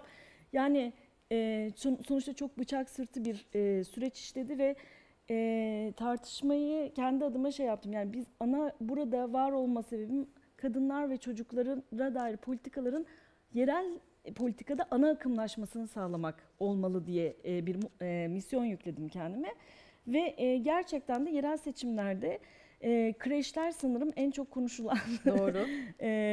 politika vaatlerinden bir tanesi oldu ve çok iyi hissettirdi. Sonrasında da zaten söylediklerimizi yerine getirmek üzere de İstanbul Büyükşehir Belediyesi'nde sosyal politikalar koordinatörü olarak çalışmaya devam ediyorum diyeyim. Yolunuz açık olsun Çok diyelim. sağ olun, Çok çok önemli sağ olun. bir yolculuk gerçekten. Sonra da bana soruyorlar niye özellikle kadınlarla yayın yapmayı seviyorsun diye. Çünkü hiç sözü eğip bükmeden, neyse o halde söyleyerek ama bununla beraber müthiş bir zarafetle de söyleyebildikleri için her zaman kadınlara öncelik veren yayınları, programları tercih ediyorum. Çünkü başlarken bunu birazcık söyledim aslında. Yani kadınların sözü, fikri, emeği ve bunun konuşulması ile ilgili bence şey de ayırmamak lazım, yer de ayırmamak lazım. Dünya öyle yüreklendirmiyor fazla hiçbirimizi. Hiç. Dolayısıyla biz de zaman zaman şey gibi hissedebiliyoruz. Şimdi beni izleyenler de hak verecektir buna. Çalıştığınız kurumda, bulunduğunuz alanda, sahada yani rahatsız ettiysek biz kalkalım gibi. Hani maruzatımızı söyleyip çekilelim. Hayır, daha çok konuşacağız. Sesimiz daha gür çıkacak. Çünkü iyi şeyler duyuyoruz kadınlar konuştuğunda, iyi fikirler. Sevgili Sinem Hanım'la devam etmek istiyorum. Sinem Mısırlıoğlu'yla kendisinden de önce bulunduğu yeri ve kendisini anlatmasını biraz rica edeceğim. Peşi sırada şunu soracağım. Tabii bugünlere nasıl geldik sorusu yerel yönetim alanında çalışan hem de sivil toplum alanında çalışan birine sorulduğunda hani baştan apayrı bir panel konusu olabilir. Ben çünkü yerel yönetimdeki kadın liderlerle de bir yayın yapma şansı bulmuştum. O şöyle özetlediler süreci. Adaylık süreçlerinde bile Duygu Hanım yani işte Ayşe Fatma yazan çok liste bir odaya girdi çıktı Ali'ye Ahmet'e döndü. Yani biz bu konuda çok zaten zorluk yaşıyoruz dediler. Müthiş bir dayanışma yani parti gözetmeden inanılmaz bir dayanışma gösterdiler. Sizin hikayenizi elbette merak ediyoruz. Onu duymak isteriz.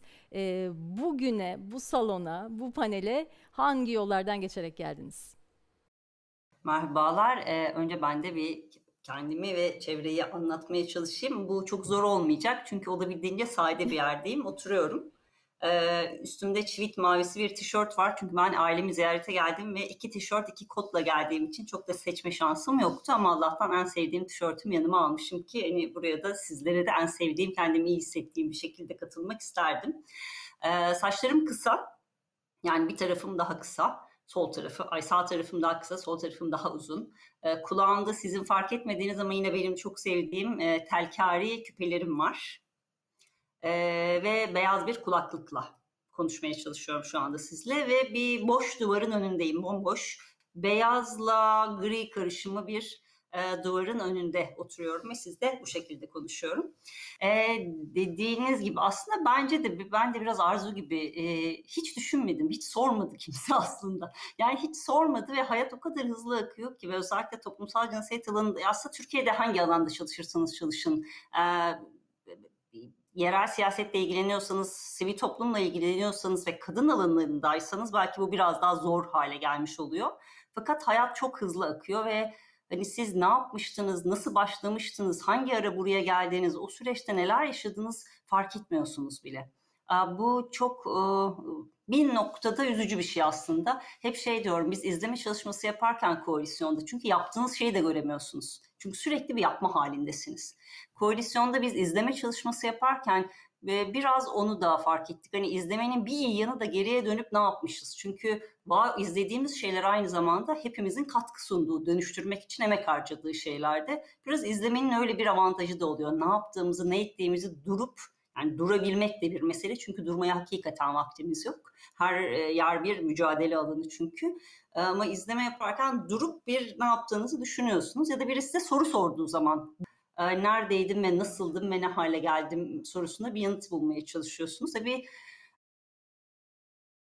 nasıl oldu? Biraz bugünle de bağlantılı bir şey. Bu Kadın Dostluk Kentler adı altında 2005-2015 yılları arasında Sabancı Vakfı'nın desteklediği, Kader Kadın Adayları Destekleme Derneği Ankara Şubesi'nin paydaş olarak yer aldığı, Birleşmiş Milletler tarafından yürütülen sanırım Türkiye'deki en büyük yerel yönetimler üstünden, yerel siyaset üstünden toplumsal cinsiyet ana akımlaştırmasına dair bir program yürütüldü 10 yıl boyunca Türkiye'de ve ben de onun sağ koordinatörlerinden biriydim. Sonradan ekip olabildiğince genişledi. Türkiye'deki yani en güçlü kadınlarla, örgütlerle, akademisyenlerle bir yol çizmeye çalıştık.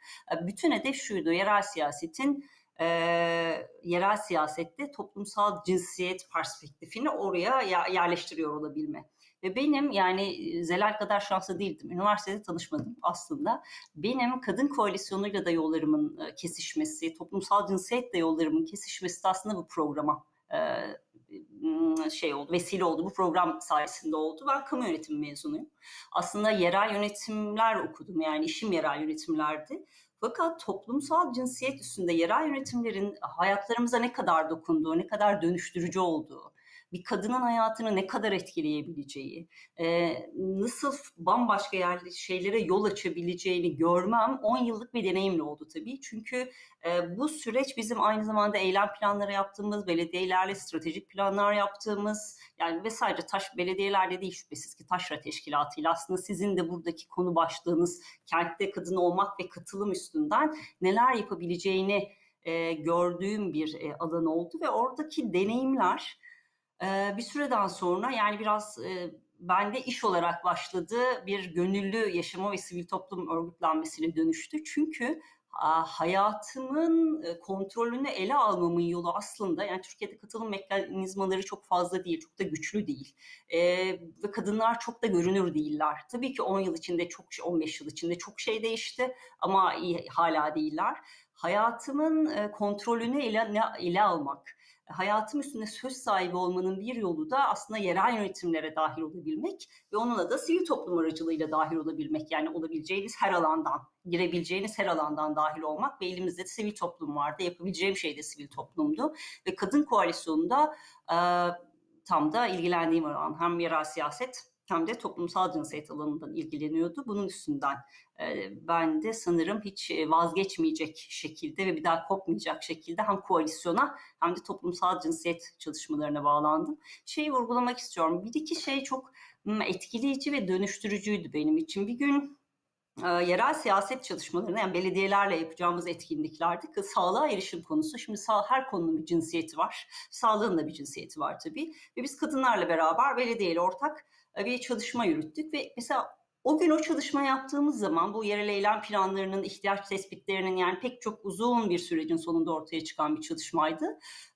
2 tane kadın yani çok yani normalde çok basit bir şey. Fakat o kadar kıymetliydi ki 2 tane kadın sadece o dönem o belediyeyle öyle bir çalışma yapma ihtiyacı hissettiğimiz için erken tanı aldı ve hayatları kurtuldu aslında kadınların. Şimdi bu noktada yerel yönetimlerin sadece sağlık alanında yapacağı bir çalışmanın bile ne kadar hayat kurtarıcı olabileceğini görüyor olma hali, yani hayata doğrudan dokunma hali. Yerel yönetimlerin önemi bu çünkü doğrudan hayatlara dokunabiliyorsunuz.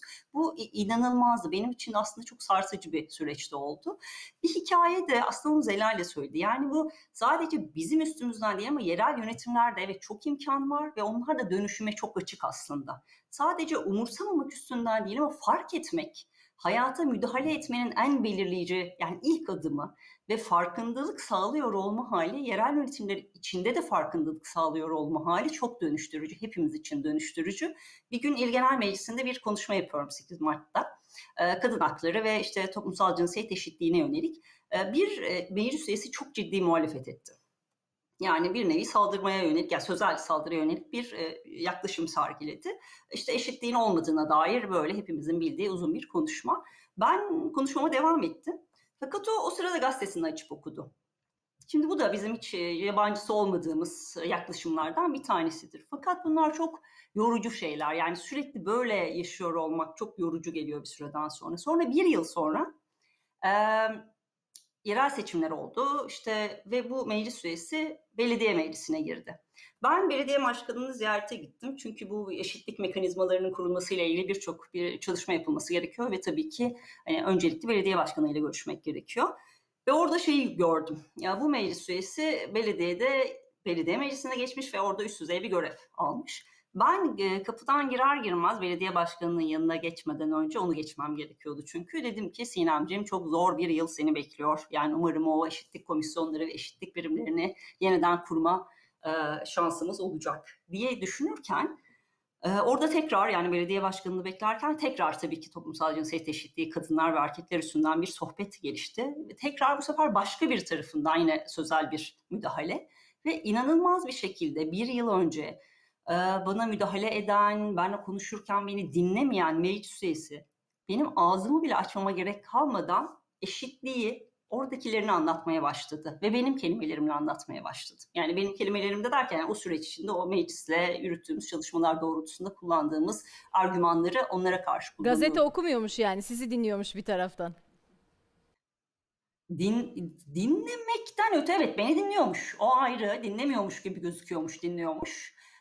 Ve algılamış ve önemsemiş ve aktaracak kadar önemsemiş. Şimdi burada şunu görmek de çok önemli. Biz çalışmaları yaparken bu kadar uzun zamanımız olmuyor. Yani biz bir yerle konuşuyoruz, gidiyoruz, bir çalışmayı yürütüyoruz, devam ediyoruz hayatımızı. Çünkü dediğim gibi yapacak çok fazla şey var. Ama o süreç bana, yani benim tabii uzun bir süre belediyeyle çalışmamdan kaynaklı yaptığımız şeylerin ne kadar dönüştürücü olabileceği, o anda anlamasak bile mutlaka yerel yönetimler üstünde bir iz bırakacağımız ve dönüştürücü bir eyleme dönüşeceği, bir politikayı dönüşeceğine dair çok ciddi bir inanç ve güven vardı.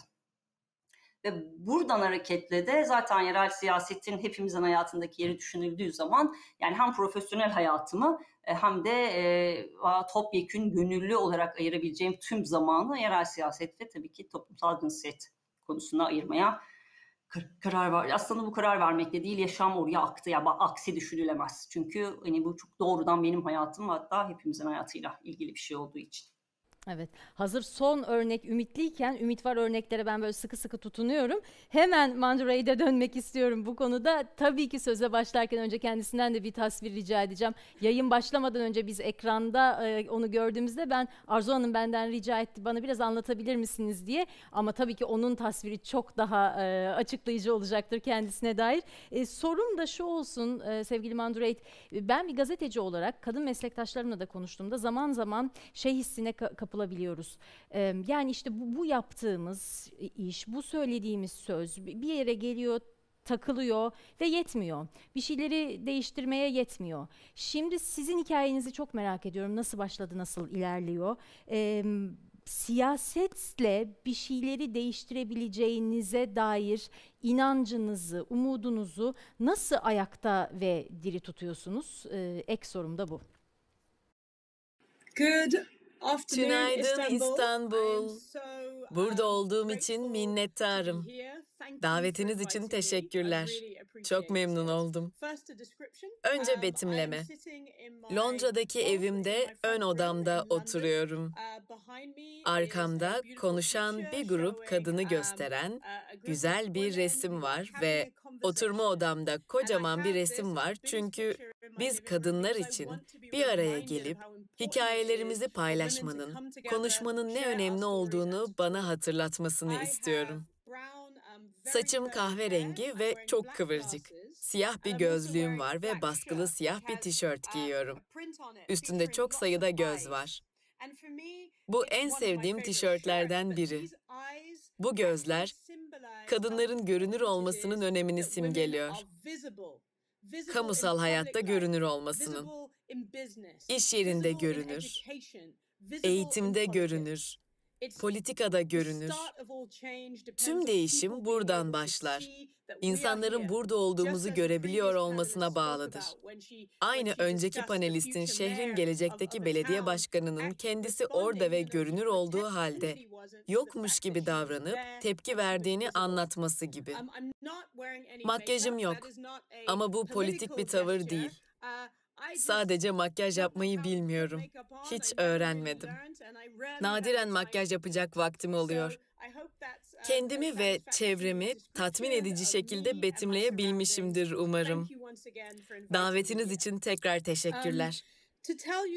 Biraz kendi hikayemden, buraya nasıl geldiğimden bahsedeyim.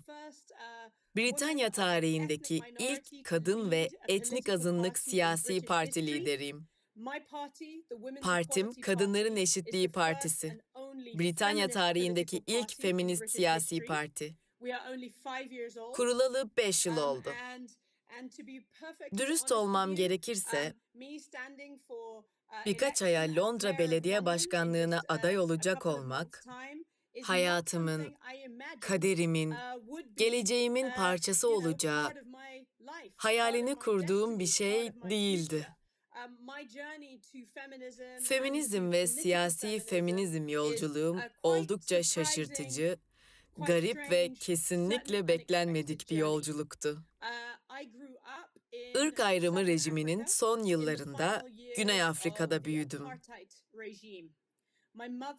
Annem siyah, babam beyazdır.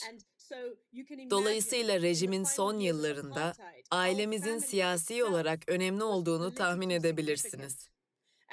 Ayrıca ırk eşitliği mücadelesinin yaşandığı dönemde orada büyümüş olduğum için bu mücadeleyi anladığımı, gördüğümü ve onunla özleştiğimi de tahmin edebilirsiniz. Size karşı dürüst olacağım. Feminizm konusunda çok yavaş geliştim. 40 yaşındayım. Doğrusu genç bir kadınken artık feminizme ihtiyaç kalmadığını düşünen kadınlardandım. Gereken yapılmıştı. Kadınlar eşitti. Fırsatları vardı. Çünkü artık eşit oy kullanma hakkımız vardı. Elbette yaşadığım ülkede üniversiteye gidip eğitim alabiliyordum ve feminizme gerek olmadığı yalanına inanıyordum. Ama sonra başıma bir şey geldi ve hikayem kişiselin nasıl politik olduğuna iyi örnektir. Çünkü 30'lu yaşlarımın başında hamile kaldım. Planlı bir hamilelik değildi ve adamla da düzgün bir ilişkim yoktu. Ne yapacağımızı konuştuk. Şimdi düşününce çok garip geliyor çünkü artık Birleşik Krallığın Feminist Siyasi Partisi'nin lideriyim.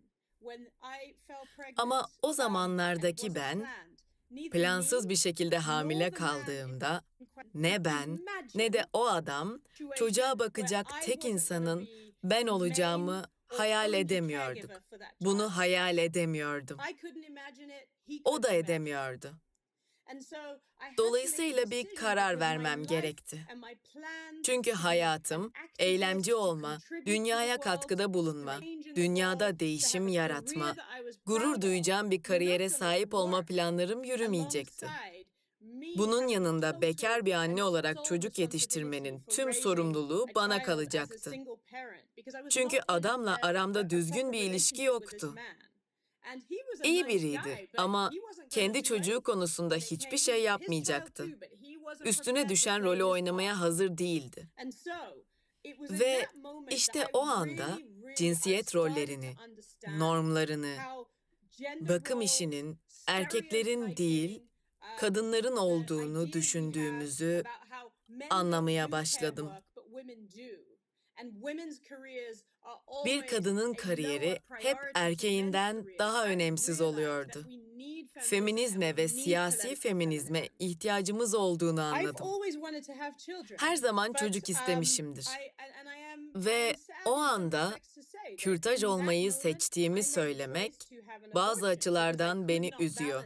Çünkü yapmak istediklerim hakkındaki planlarımı dengeleyemedim.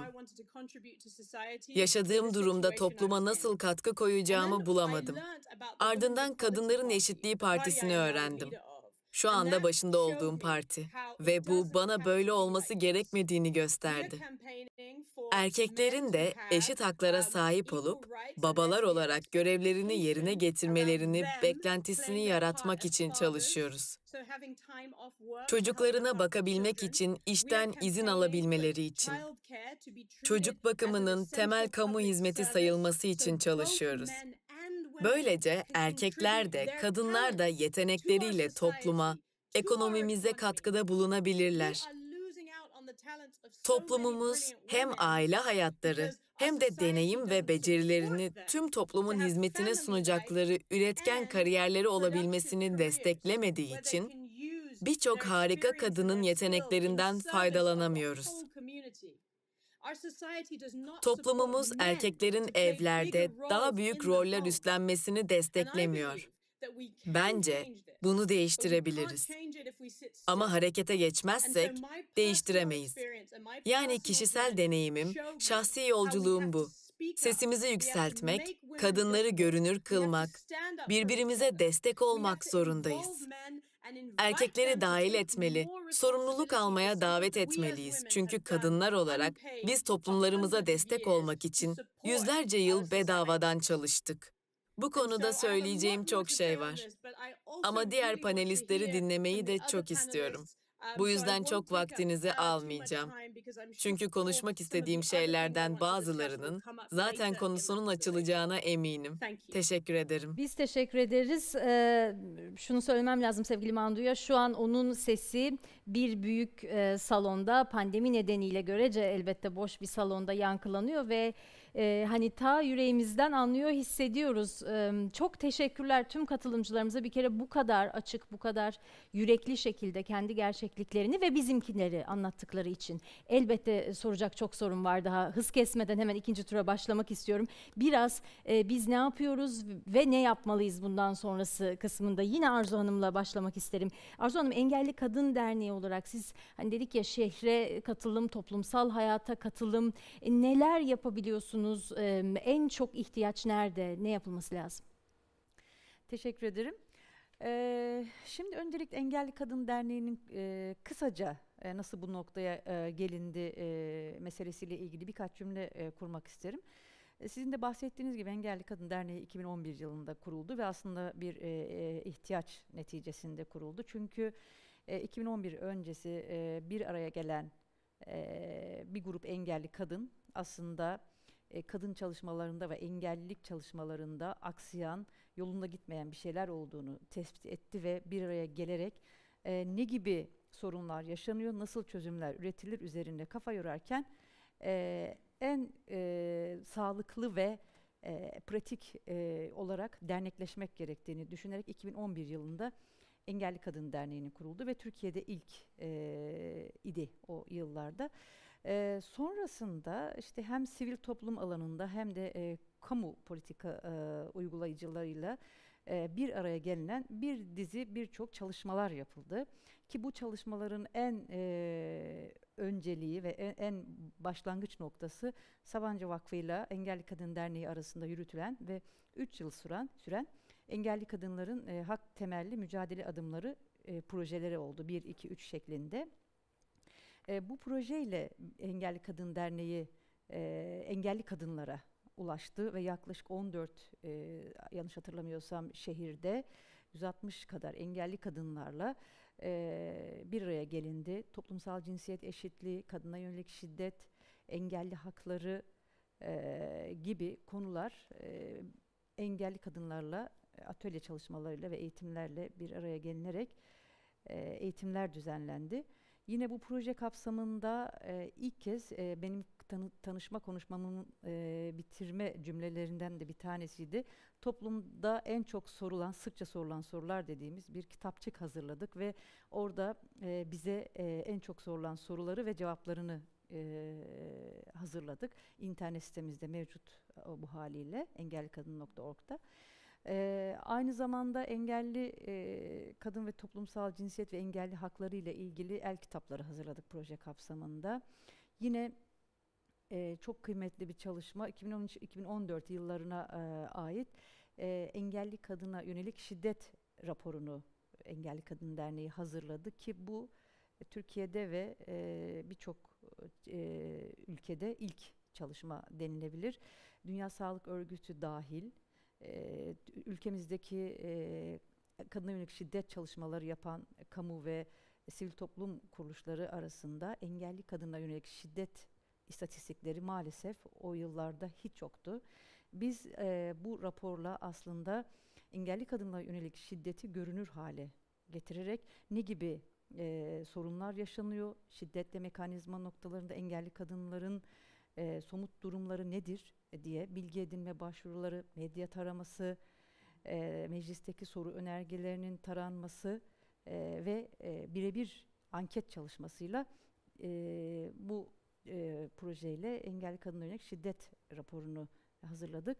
Bu rapor Türkiye'de de bahsettiğim gibi bir ilkti ve çünkü başta şiddetle mücadele mekanizmaları dahil bu mekanizmalar engelli kadınların erişimine elverişli ve uygun olmadığı ortaya çıktı.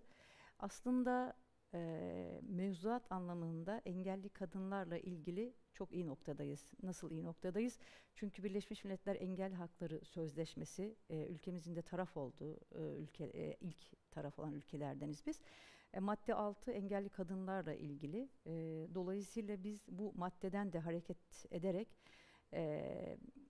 bütün insan haklarına engelli kadınların eşit ve ayrımsız erişmesi noktasında çalışmalar yürütüyoruz. Şiddet raporu da bu kapsamda yayınlandıktan sonra büyük bir aslında ihtiyacı karşılıyor olsa gerek ki biz birçok davet aldık. Aile ve Sosyal Politikalar Bakanlığı'na bağlı Kadın Statüsü Genel Müdürü bizi davet etti ve ulusal eylem plan çalışmalarında derneğimizden yararlanmak istediklerini belirttiler. Yine zaten rapor hazırlama çalışmalarında görüştüğümüz kadın örgütleri, engelli örgütleri raporumuzu referans vererek çalışmalarına devam ettiler. Bugün söyleyebiliriz ki akademik anlamda o yıllarda hiç olmayan çalışmalar, engelli kadın meselesiyle ilgili test çalışmaları, akademik araştırmalar, anketler inanılmaz zengin bir noktaya doğru ilerliyoruz aslında. Ve artık gerek kamuda gerek sivil toplum çalışmalarında engelli kadın meselesi bu çalışmalarla görünür ve bilinir bir hale geldi. Bu çalışmaları yaparken en çok aslında bizim önemsediğimiz konulardan bir tanesi de bu kadar engelli kadını bir araya getirmek.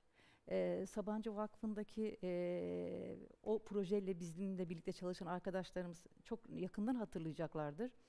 İlk kez 20-30 kadar engelli bir kadın örneğin biz final toplantılarımızı Ankara'da yapıyorduk. Projelerdeki çalışmalar bittikten sonra illerde. Atıyorum o yıl 3 ilde çalışıldı. 20 kadından 60 kadın.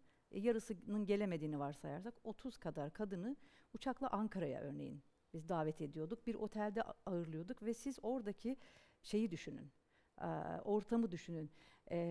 Erişilebilir otel bulmaya çalışıyoruz. Havaalanındaki çalışmalar, transfer meselesi, yani hani sadece 30 engelli kadını Ankara'ya davet etmek değil, burada ortaya çıkan bir sürü erişilebilirlik problemini de yaşıyor ve çözmeye çalışıyorduk. Ama gerçekten çok büyük bir farkındalık oldu. Havaalanında, işte Kızılay sokaklarında, otel çalışanları vesaire engelli kadın görünürlüğü açısından bu Ankara buluşmaları bizim açımızdan çok öğretici oldu. Sonrasında bu raporlar çıktıktan sonra mecliste ziyaretlerimiz oldu. Orada lobi çalışmaları yaptık. Aynı şekilde Kamu Denetçiliği Kurumu gibi kurumlar bizi davet etti. O kurumlarla görüştük, kadın uzmanlarla. Dolayısıyla bu atölye çalışmaları bizim açımızdan da çok öğrenme içeren çalışmalardı. Çünkü biz engelli bireyler olarak zaman zaman kendi yaşadığımız alan dışındaki alanları bilmediğimizi fark ettik. Örneğin bu atölyeler sırasında ben görme engelliyim. Jinekolojik muayene masalarının fiziksel engelli kadınların erişimine nedenle uygun olmadığını ya da tıbbi görüntüleme cihazlarının, Sinem bahsetmişti galiba, bizde de mesela tam tersi oluyor. Nasıl oluyor? Tıbbi görüntüleme cihazı dediğimiz cihazlar fiziksel engelli kadınların erişimine uygun olmadığı için birçok kadında, engelli kadında tanı alamadığı için belki kansere yakalanma riski olabiliyor. Dolayısıyla sağlık hakkı ihlal edilmiş oluyor engelli kadınların. Biz bir araya geldiğimiz kamu, sivil toplum ve yerel yönetimlerle her fırsatta, başta sağlık hakkı olmak üzere engelli kadınların erişimine, engelli kadınların haklarını ihlal edilmeyeceği düzenlemelerin bir an önce yapılması konusunda sürekli referanslar veriyoruz, danışmanlık yapıyoruz. Çünkü gerçekten şiddet başta olmak üzere engelli kadınların hakları bu tarz alınmayan tedbirlerle daha çok katmerli bir hale geliyor. Örneğin en basit acil yardım hatlarının işitme engelli kadınlara erişimine uygun olmaması halinde şiddete uğrayan bir işitme engelli kadın uğradığı şiddeti acil hatların erişim olmaması nedeniyle adli makamlara bildirememekte. Dolayısıyla biz hem kentteki yaşamın hem de sokakların engelli kadınların erişimine uygun olması için hizmetler planlanırken karar alma süreçleri dahil engelli kadınların da dahil edilmesine çok önem veriyoruz ve eğer karar alma süreçlerinde engelli kadınlar yer almaz ise yanlış planlamalarla kaynaklar çok farklı şekilde ve çok istenmeyen şekilde dağıtılacağı için alınması gereken tedbirler maalesef çok geç alınmış oluyor. Peki. Bu o kadar önemli ki tabii pek çok yüzü var bu tartışmanın ama onlardan biri siz de az önce bahsettiniz. Şiddet meselesi. Şimdi Zelal Hanım'la devam ederken onu soracağım. Bir taraftan yani İstanbul Büyükşehir Belediyesi bu. Bu İstanbul fotoğrafı bakmasını bilene ülkenin de fotoğrafı, dünyanın da önemli bir fotoğrafı. Bir taraftan hani kadınların şehir hayatına katılımında yerel yönetim ne yapıyor diye de soracağım. Ama ikinci sorum da şu elbette pandemi. Bunu yok sayamayız. Pandemi salgın başladı. Herkes evlerinde ama nasıl evlerde? O hanelerin içinde ne yaptı o kadınlar? Hangi koşullarda kaldılar? Neyle karşılaştınız? Neler yapıyorsunuz? Şimdi gerçekten pandemi dünyanın, Türkiye'nin tabii ki İstanbul'un da karşılaştığında şok olduğu bir olaydı. Hiçbir kimsenin de böyle hazırlıklı olduğu bir süreç değildi.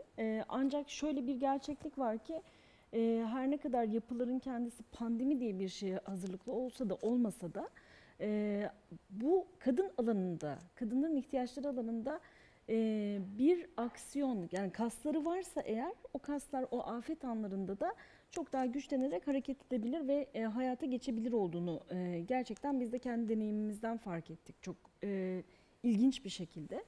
Evet, ilk an böyle yoksulluğun ve açıkçası hani açlıkla ilgili çeşitli krizlerin baş etme ile ilgili önceliklerin masaya yatırıldığı bir noktaydı. Ama bunun yanı sıra şöyle bir realiteyi hepimiz gördük. Hanenin içerisinde bu kadar kapanmak kadınlar için aslında o kadar da çok güvenli olmayan o hanenin içerisindeki risklerin de arttığı bir dönemde. İstanbul Büyükşehir Belediyesi'nin biz geldiğimizde herhangi bir sığınma evi, kadına yönelik şiddetle ilgili spesifik bir çalışması bulunmuyordu. Biz geldiğimiz günden itibaren şiddet alanında nasıl bir aksiyon alabileceğimiz, zaten bunu seçim sürecinde de hattını, yol haritasını çizdiğimiz bir süreç vardı ve onu hızlıca devreye almıştık. Bir kadın sığınma evini, kadınların özellikle aslında sığınma evinden çıktıktan sonra bir süre daha ekonomik ihtiyaçlardan, evet, tam da çocuklarıyla ve kendisinin sürebileceği bir hayat için bir merkez düzenliyorduk ki pandemi oldu. Ve tam da o nedenden dolayı bu merkez pandemiden yaklaşık 1,5 ay sonra eksikleri hızlıca giderilerek şiddetle ilgili hizmet veren bir sığınma evine dönüştürüldü. Orada da şu anda 40'tan fazla kadın çocuklarıyla beraber destek almaya devam ediyorlar. Şiddetten kaçmış olan kadınlar destek almaya devam ediyorlar. Yine artan iş yükü, yükselen stres, yoksulluk aslında aynı zamanda kadınlarda çok büyük bir stresi. Çünkü yani evdeki aç çocuk onun meselesi herkesten önce. Herkesten ve her şeyden önce onun sorunu. Yaşlının ihtiyacı, engellinin ihtiyacı. Maalesef bu hani toplumsal cinsiyete dayalı iş bölümünden kaynaklanıyor. Yani sevgili Mandu'nun da dediği gibi böyle olmak zorunda mı? Hayır, değil. Ben kendi pratiğimden biliyorum. Yani benim 6 yaşında kızım var. Gerçekten çok büyük oranda babasının aslında bakım yükünü yüklendi. Ve çok da mutlu bir hani baba kız ilişkisi yaşıyor. Ama bu toplumun genelinde böyle mi? Maalesef değil. Dolayısıyla da o maalesef olmama hali kadınlarda başka bir stres alanı da yaratıyor. Bizim halihazırda devam eden psikolojik destek merkezlerimiz vardı. Bunları online'a çektik. Ve online destek içerisinde de kadınlar, yaşlılar, evin diğer bireyleri, gençler psikolojik destek alabildiler bu online hat üzerinden. Pandemi sonrasında çok yeni bir hizmet olarak bu erişilebilirlik meselesi hakikaten çok önemli. İstanbul Büyükşehir Belediyesi'nin de 153 hattı şehrin ihtiyaçlarıyla ilgili çok önemli bir alan. Pandemi döneminde de çok ciddi destekler sağladı 153 hattımız. Orası aynı zamanda orada Gözüm Kulağım İstanbul diye erişilebilirliği olan işte hem görme engelli hem işitme engelli bireyler için hizmet veren bir departmanı da var. Pandemide gerçekten de çok aktif çalışan bir birimimiz oldu. Bu hatta geçtiğimiz 25 Kasım'da bir kadın şiddet hattını, kadın destek hattını da devreye aldık aynı zamanda. Bu hat 7 gün 24 saat hizmet veren Türkçe, Kürtçe, İngilizce ve Arapça başta şiddet olmak üzere İstanbul'daki ihtiyaçlarına yönelik kadınları bilgilendiren bir hat olarak hizmete girdi. Pandemi döneminin ilk başları işte okulların açılıp kapanıp ne olacağı belli olmayan, hala içinde olduğumuz bir süreç olduğunun farkındayız hepimiz de. Bitmiş bir salgından bahsetmiyoruz. Aşılanma süreçleri devam ediyor. Ama yani o karantinayı da yarım bir şekilde yaşıyoruz hafta sonları, hafta içerisinde. Bakım yükünün işte çok ne kadar önemli olduğunun farkındaydık. O önemli olan bakım yükü içerisinde hızlıca yuvalarımızı devreye aldık ve yuvalar hiçbir şekilde, kreşler hiçbir şekilde ara vermeden devam etti. Halihazırda 16 tane kreşimiz hem çocuklara hem ailelerine destek olmaya devam ediyor. Peki. Aslında anlatacak çok şey var biliyorum ama hani sürem azaldıkça bütün bu yapılan şeyleri, iyi, ümit veren çalışmaları daha çok duymak istiyorum. O yüzden hızlıca Sinem Hanım'a gideceğim. Çünkü onlar bir pandeminin şöyle bir haritasını çıkardılar. Dediler ki yerel yönetimler evet önemli eşitlikçi politikalar izlemeleri ama bakalım hangi belediyenin nasıl bir karnesi var? Nelerle karşılaştınız Sinem Hanım? Nasıl uygulamalardan bahsetmek lazım? Önce ben Arzu'nun söylediği bir şeye bir ekleme yapmak istiyorum. Çünkü bence onun söylediği şeyler çok önemliydi. Aslında bizim çalışmamızda biraz hani onu içeren bir çalışma ama o örnekle başlamak istiyorum. Bu Kadın Dostu Kentler programında yerel eylem planları yapılıyordu ve iller için yerel eylem planları yapıyorduk. Temel meselelerden birisi katılım. Ki bunun birazdan da daha ağırlıklı üstünde durmak istiyorum. Katılım ve kapsayıcılık tabii ki. Herkesi kapsayacak bir eylem planı yapıyor olma hali. Ve biz kadına karşı şiddet başlığında ve kent güvenliği başlığında kadın örgütleriyle toplandık ve engelli örgütleriyle de toplandık o dönem. Fakat engelli örgütlerinde kadınlar yoktu. Yani erkekler vardı ağırlıkla ve biz toplantılarımızı erkeklerle de yaptık.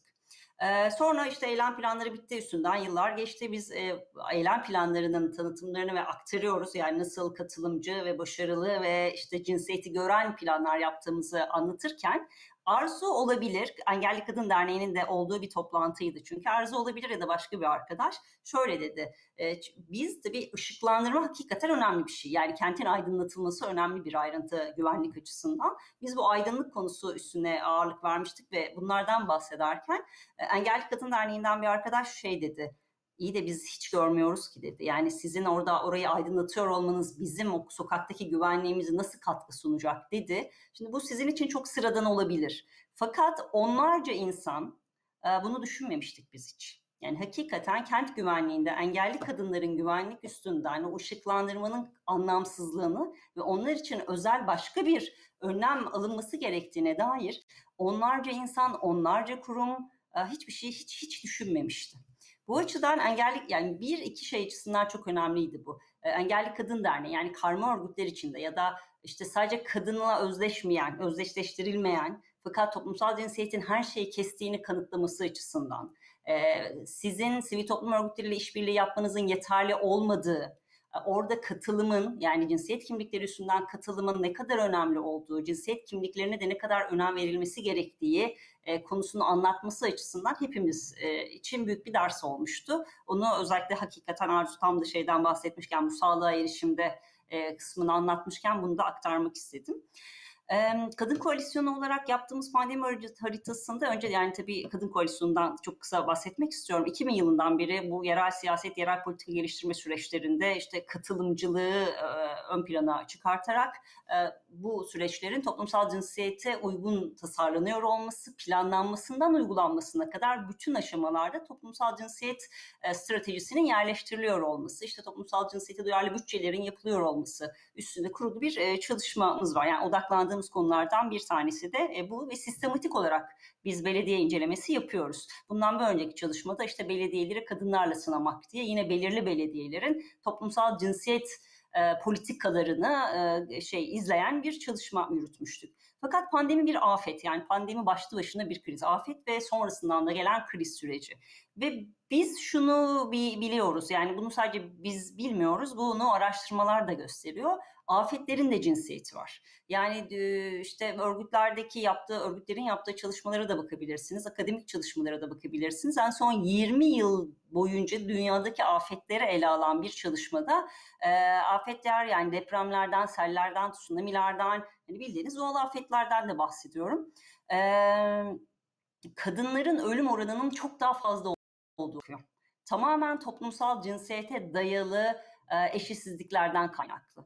Bu yüzden biz afetlerin de bir cinsiyeti olduğunu bildiğimizden ve afetlerde ve sonrasındaki kriz durumlarında kadınların var olan eşitsizliği çok daha keskinleştireceğini ve kadınları çok daha zor duruma, çok daha yaşanması zor bir alan yarattığını bildiğimiz için pandemi sürecinde de belediyelerin politikalarına, toplumsal cinsiyet eşitliği üstünden politikalarına bakmak istedik ve sorduğumuz soruları aslında biraz da bunun üstünden sorduk. Pandemi sürecinde belediyeler bu kriz yönetiminde politika geliştirirken toplumsal cinsiyet farklılıklarını, yani kadınlarla erkeklerin aynı kentte yaşıyor olabilirler ama aynı koşulda yaşamadıklarını, aynı hizmete ihtiyaç duymadıklarını, farklı hizmetlere ihtiyaç duyabileceklerini ve tek bir kadınlık hali olmadığını, farklı kadınların farklı hizmetlere ihtiyaç duyabileceğini görebiliyorlar mı? Yoksa pek çok belediyenin düştüğü hata gibi, hayır biz sadece insana hizmet veriyoruz düsturuyla mı hareket ediyorlar? Biraz bunu izlemiş olduk. 12 başlıkta izledik biz bunu. Bu başlıkların ortaya çıkartılmasından, izlemenin yapılmasına, raporlanmasına, analizlerine, sosyal medya çalışmalarına, onlarca kadının içinde olduğu bir çalışma. Bilgiye erişim çok zordu. Cinsiyete duyarlı bilgiye erişim çok daha zordu. Yani aslında öyle bir bilgiye erişebildiğimiz bile belki söylemek mümkün olmayacak. Şu önemli bir vurgu bizim için. Proje bazlı bir çalışma değil tabii bu pandemi haritasının çıkartılması. Çünkü başta söylediğim gibi aslında bu doğrudan hayatlarımızda, yani kadınların kendi hayatlarında söz sahibi olabilmesinin bir yöntemi ve politik bir duruşunda bir gerekliliği. O yüzden de bu izlemeyi gerçekleştirdik. Dediğim gibi 12 başlıkta gerçekleştirdik. İşte barınma imkanları, kadına karşı şiddetle mücadele, katılım öncelikli başlığımızdı. Sağlığa erişim, kültür, sanat, belediyenin kendi içinde yürüttüğü çalışmalar gibi ulaşım ve erişim hizmetleri gibi başlıkları aldık. Şunu söylemek mümkün, yani zayıf noktalardan birisi bugünün de konusu olduğu için vurgulamak lazım ama siz umutlu hikayelerden bahsetmek istiyorsanız önce umutlu hikayelerden ve olumlu gelişmelerden bahsedeyim. Belediyelerin artık toplumsal cinsiyeti, aslında Zelal'in anlattıkları da bunun bir kanıtı. Yani şu anda karşımızda İstanbul Belediyesi olması münasebetiyle de o doğrudan aktardı. Buna benzer örnekler de var. Belediyeler artık, bazı belediyelerin azından toplumsal cinsiyet eşitliğini hayata geçirecek önlemler almaya, hizmetlerini ortaya çıkartırken, hizmetleri planlarken bu farklılıkları görerek hizmet planlama yönünde bir eğilim sergiliyorlar. Bunlar çok olumlu gelişmeler ve biz şunu gördük, eylem planları olan, eşitlik birimleri olan, eşitlik komisyonları olan, yani yerel eşitlik eylem planları olan belediyelerin çok daha olumlu ve dönüştürücü adımlar attığı ortaya çıkıyor. Ya mesela bazı belediyeler için işte ev eksenli, şimdi afetlerin bir cinsiyeti olduğu gibi farklı alanların da cinsiyeti var. Yoksulluğun da bir cinsiyeti var doğal olarak. Hani Türkiye'deki yoksullar arasında kadınların yoksulluk oranı erkeklerin yoksulluk oranından çok daha fazla. Çünkü kadınlar işte toplumsal cinsiyet eşitsizliğinden kaynaklı ve o iş bölümünden kaynaklı güvencesiz işlerde çalıştığı için bazı belediyeler bunu görerek mesela ev eksenli çalışan, evde temizliğe giden kadınların özel ekonomik destek paketleri hazırladı. Burada öncelikledi. Bazı belediyeler kadına karşı şiddetle maruz kalan, sığınma evlerinde olan kadınlara yönelik özel paketler, ekonomik destek paketleri çıkarttı ya da işte gıda desteği yaptı. Bazı belediyeler üretici kadınlardan özel olarak ürünleri almaya dikkat etti. Bazı belediyeler barınma çok ciddi bir sorun. Yani barınma temel olarak da bir ciddi sorun. Kadına karşı şiddetle mücadelede de barınma çok ciddi bir sorun. Bazı belediyeler barınma üstünden kadınlara pandemi sürecinde de barınma imkanları yarattı.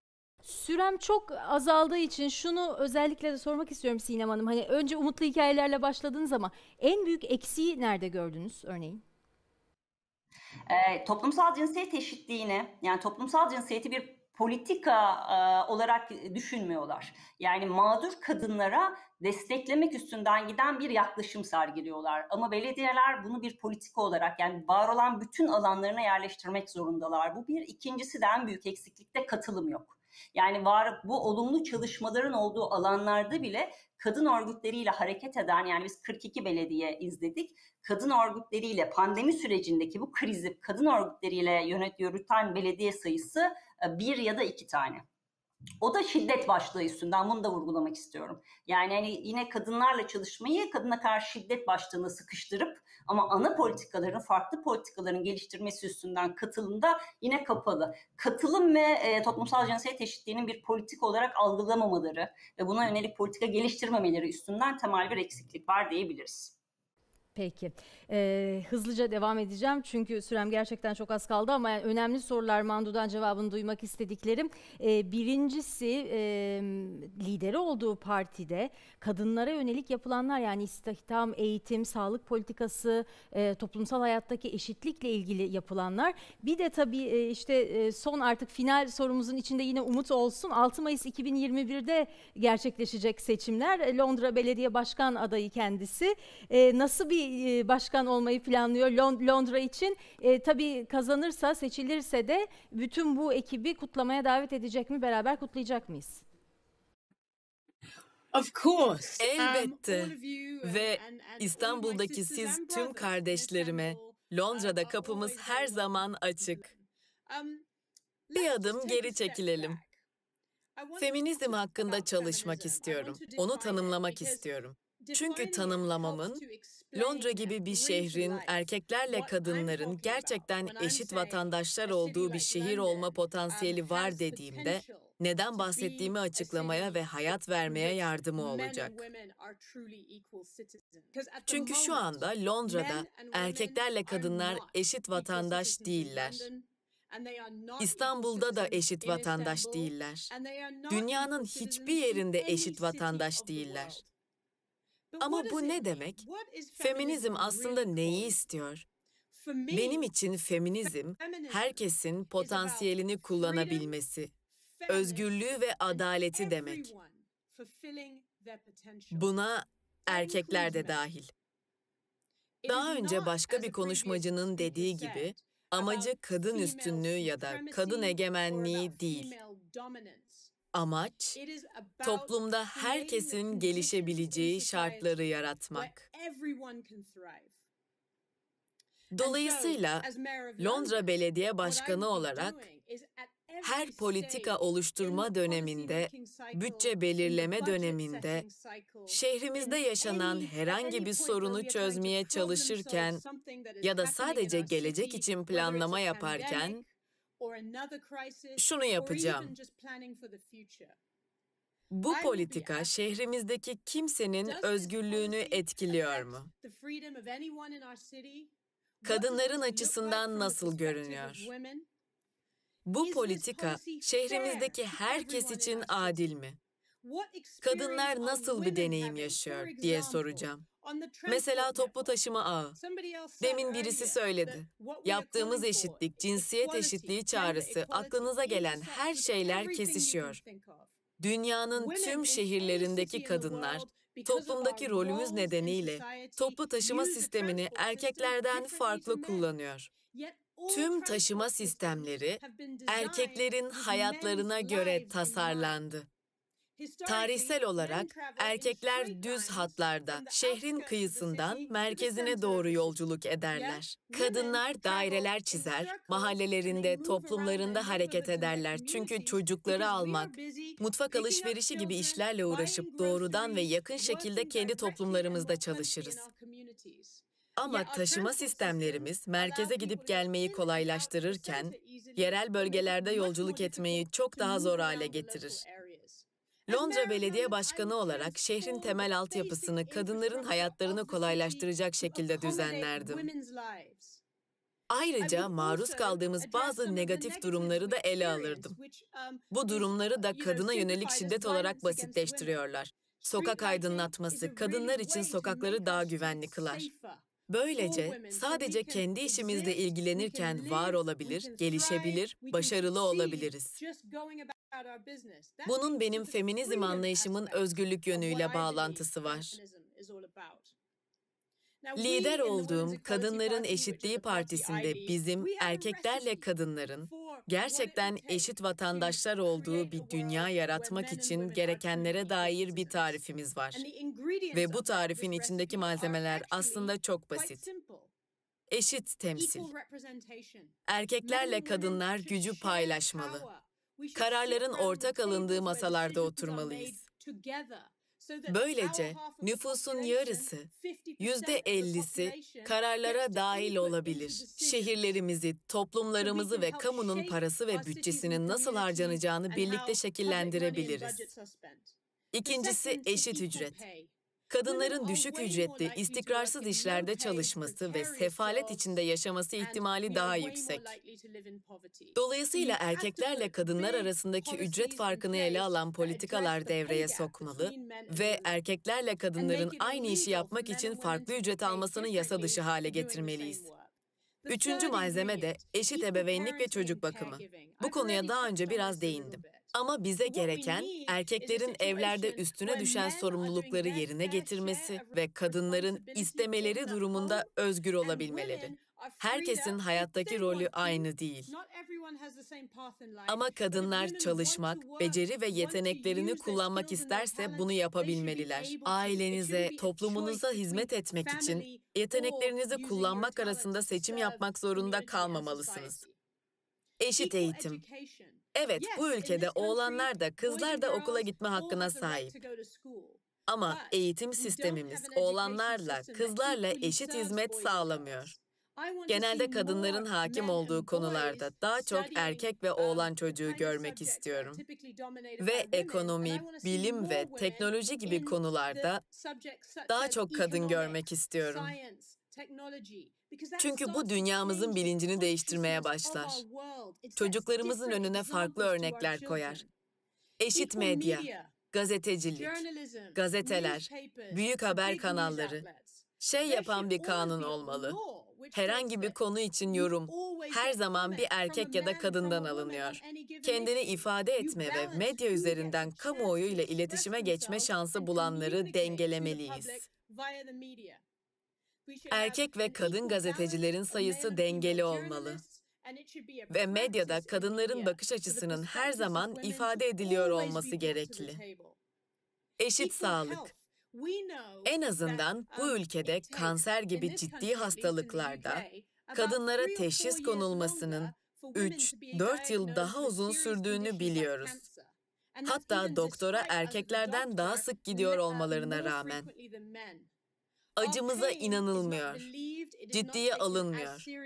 Tıp alanında yeterince kadın yok. Bu da hasta olarak gördüğümüz muameleyi etkiliyor.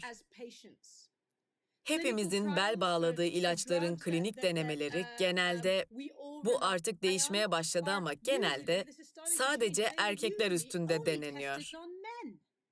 Kadınların hormonal sistemlerinin klinik deneylerini etkileyeceği mazeretini veriyorlar. Bu yüzden ihtiyaç duyup ilaç kullandığımızda ilaçlar erkeklerden farklı olan vücutlarımız üstünde denenmemiş oluyor. 6. malzeme eşit sağlık. Sonuncusu da kadınlar ve kızların maruz kaldığı şiddeti sonlandırmak. Erkeklerin kadınları ve kızları maruz bıraktığı şiddetten bahsediyorum. Bu bir neden ve kadınların eşitsizliğinin sonucu. Bir kadın bile şiddet görmeye devam ettiği sürece hiçbirimiz özgür değiliz. Londra Belediye Başkanı olsam, salgının başlangıcında karantina ilan edildiğinde dünyada yaşananları görmüş olurdum. Dünyanın tüm şehirlerinde aile içi şiddetin arttığını gördük. Buna aile içi, kadın cinayetleri de dahil. Sorun kök salmadan harekete geçmiş olurdu. Biliyorsunuz, hükümetin sloganı "Evde kalın, güvende kalındı." Sizi taciz edenle evde kapalı kalırsanız güvende olmazsınız. Ve masada kadınların olmamasının yarattığı sorun bu. Dolayısıyla benim yönettiğim Londra, kadınların bir araya gelebileceği bir Londra olurdu. Seslerini bulabilirler Güçlerini bulabilirler, birbirlerini bulabilirler ve erkeklerle kadınlar birlikte öğrenip gücü paylaşabilir. Çünkü eşitliğin herkese faydası var. Desteğiniz, beni davet ettiğiniz ve sizlerle konuşma şansı verdiğiniz için çok teşekkür ederim. Buna gerçekten minnettarım. Biz teşekkür ediyoruz. Şöyle bir bitirelim o zaman. Türkçe'de önce ismi söyleyip sonra da başkan diye ekliyoruz. Yani Duygu Başkan, Arzu Başkan. O aynı Türkçe'de alıştığımız gibi söyleyelim. Yolunuz açık olsun. İyi şanslar Mandu Başkan size de. Mayıs ayını merakla takip edeceğiz. Aslına bakarsanız kıymetli misafirlerime çok fazla sorun var.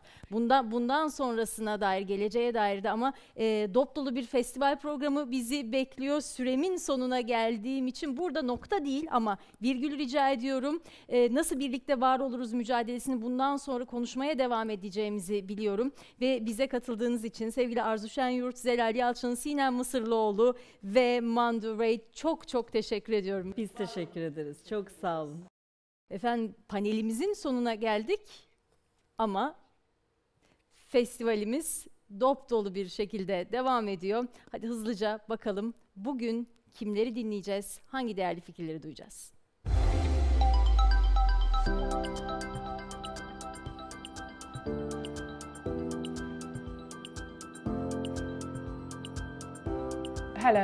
Merhaba, benim adım Kate Yedigerov.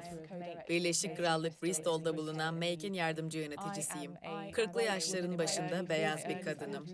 Saçım uzun ve kumral, bugün yarı toplu, yarı açık halde. Üzerimde yüksek yakalı siyah bir üst var. Evimde yemek masamda oturuyorum, arkamda bir akvaryum, onun da ardında mutfak var. Make bir yaratıcı yapım kuruluşu. Sanatçılarla birçok farklı yolla çalışıyoruz. Bir sanatçı grubunun işlerini ortaya koymak için fikrin bulunuşundan hayata geçirilişine kadar uzun soluklu çalışıyoruz. Ayrıca ilk fikirlerin geliştirilmesi için alanlar yaratıyor, sanatçılara yeni işler veriyoruz ve Mayfest'in sanat yönetmenleriyiz.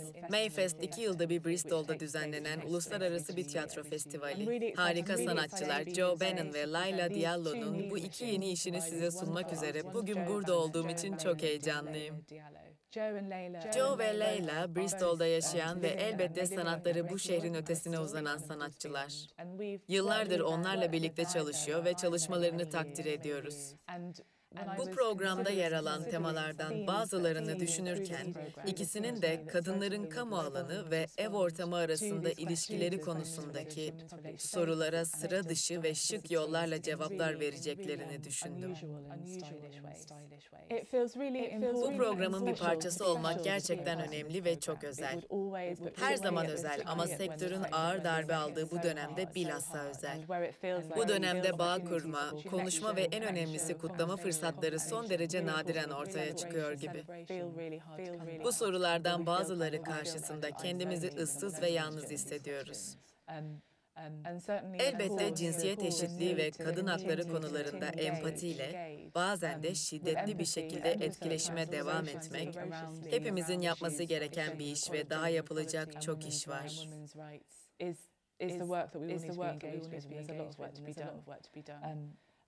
Yani evet, hikaye paylaşmayı ve bunu empatiyle, güçle yapmayı kutluyorum. Bu işleri keyifle izlemenizi umuyorum. Teşekkür ederim. Merhaba, ben Joe Bannon. 30'lu yaşlarının ortasında beyaz bir kadınım. Uzun, beyaz, kahküllü saçlarım var. Şu anda mutfağımda beyaz bir duvarın önünde duruyorum. Koreografi ve performans dalında çalışan bir sanatçıyım. Son 15 yıldır bunu yapıyorum. Canlı performans alanında çalışmayı seviyorum. Çünkü canlı performans samimi olma fırsatı sunuyor ve gerçekten iyi geçtiğinde insanı değiştirebiliyor. Wow'la paylaşmayı seçtiğim çalışmam Alba Mutfağı isimli eserim. Birkaç yıl önce tiyatro için yaptığım Alba isimli çalışmanın yeniden sahneye konulmuş hali. Onu evimin mutfağında yeniden sahneledim. Bu eserde teatrallik, ev ortamı, dini ikonografi ve mucizelerle alakalı fikirler kullanılarak aile, mucize ve İnançla ilgili bir hikaye anlatılıyor. Bu eseri annem Monica Bannon için yaptım. Eserde onun sesini duyacaksınız. O inancından vazgeçti. Benim gelişimi bir mucizeye dönüştürmeyi seçti. İyi seyirler dilerim.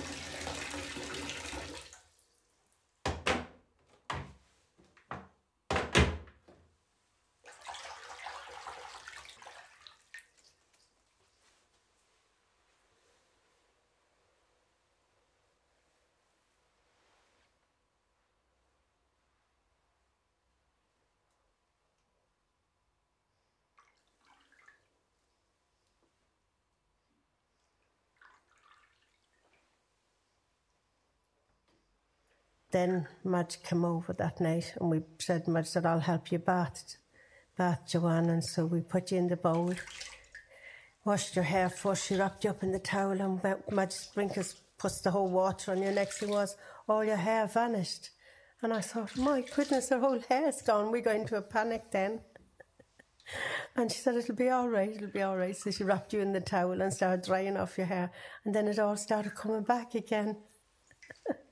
It was really funny. I thought all you could see was the skin of your head and no hair. And then it all came back and it was a silky and a shiny and silky. It was just like pure silk.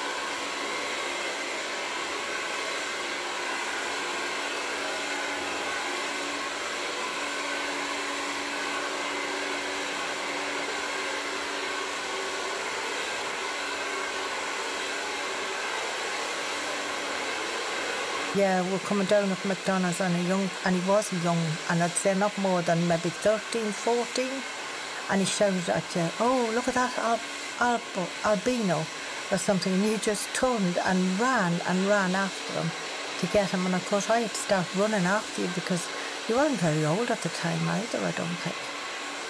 And I wouldn't say you'd been more than maybe 8, something like that. No, you didn't, but you would have. If you had have got him, I'd say you really would have. I think he ran for his life. He was that petrified. Because you would have done, only you'd have got killed actually. You'd running across roads and everything to catch up with him. Should have got him and give him a good beating.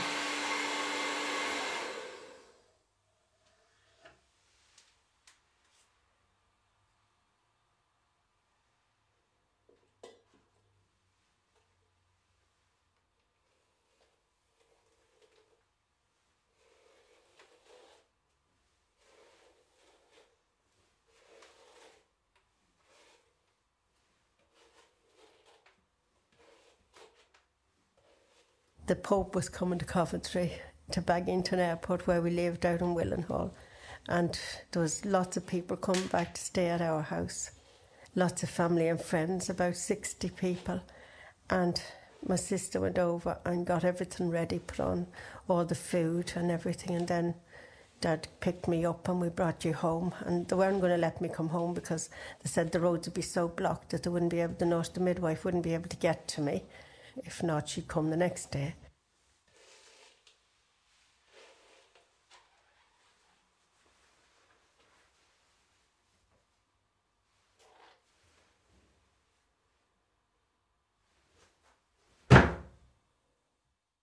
The Pope was shown on the television. And she said, "Come and sit down and watch the Pope." She said, "He's just arriving." So he was just coming to Coventry. He was arriving out like in his motorcade or whatever he went round in.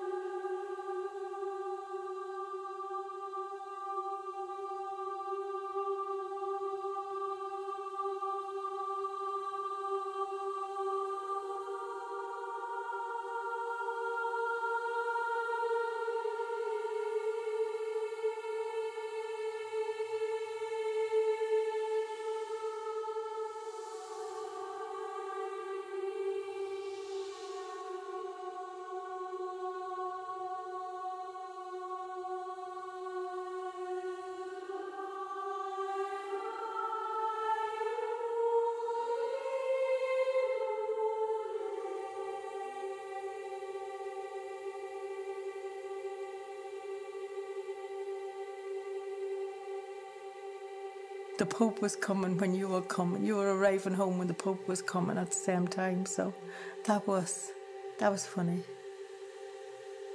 So, yeah. He was arriving at the same time as me? Yeah, he was, yeah. He was coming home when you were coming home. You and the Pope was coming together.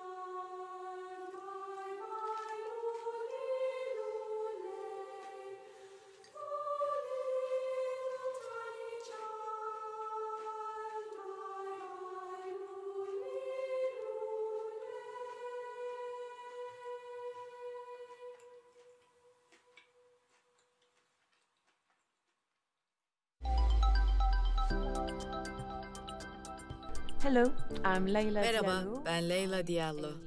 45 yaşında bir kadınım. Siyahi veya esmer tenliyim. Çok kısa siyah saçlarım var ki artık birazcık ağarmaya da başladı. Kat kat giyinmiş durumdayım ve kocaman bir kırmızı yün atkım var. Bir dansçı ve dans tasarımcısıyım. Yaklaşık 15 yıldır çalışıyorum. Yakın zamandaki çalışmalarım, birlikte olmayı yürütme yöntemlerimiz, geçici olan ya da sonu gelen şeyler ve zamanın geçişini nasıl algıladığımız fikirlerinden doğdu. Sanat alanında kadın hakları ve cinsiyet eşitliği konusundaki görüşlerimden biraz bahsetmem istendi. Çok kısa ve öz konuşacak olursam, evet, bir gelişme olduğunu düşünüyorum. Aynı zamanda hala bir açıdan üzerinde çalışmamız gerektiğini de düşünüyorum. Etrafımdaki kurum ve insanların bunu önemsemesini umut verici buluyorum. Bu etrafımdaki insanlar için çok önemli bir mesele. Sadece cinsiyet eşitliği konusunda değil, seslerin duyurulması, daha çeşitli, daha renkli olması için kararların alındığı, yetkinin bulunduğu yerler açmak da buna dahil. Bu da alınan kararlara yansıyor. Son olarak çalışmam hakkında bir şeyler söyleyeyim. Kişisel ve toplumsal kavramlarını çok düşündüm. Yani mekanlarımız, içinde yaşadığımız mekanlar ve hareketlerimiz açısından. Bristol'de teraslı bir evde yaşıyorum. Burada evler hep sıra halinde yan yana. Arka bahçeme çıktığımda ardımızda sokak boyunca uzanan evlerin arka tarafını görüyorum. Sıklıkla şöyle diyorum.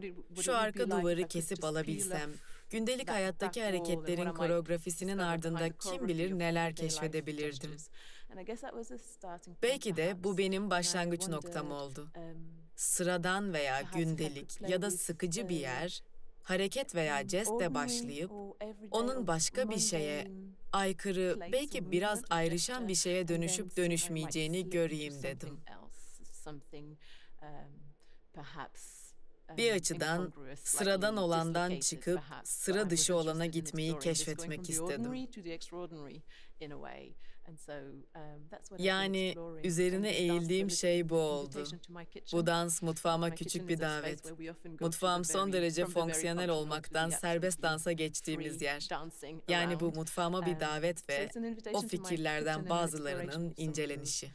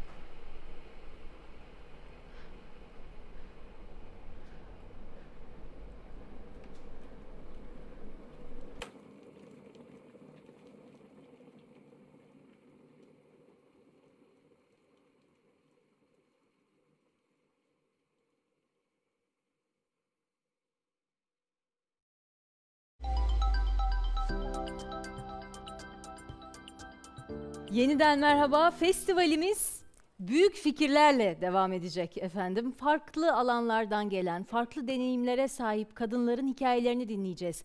Kendilerine eşit fırsatlar verildiğinde değil, verilmediğinde bile neler başarabildiklerini duyacağız şimdi. Aslına bakarsanız festival boyunca bu ilham veren hikayeleri duyacağız, dinleyeceğiz hep birlikte. İşte o hikayelerin ilk ikisi geliyor şimdi ekrana.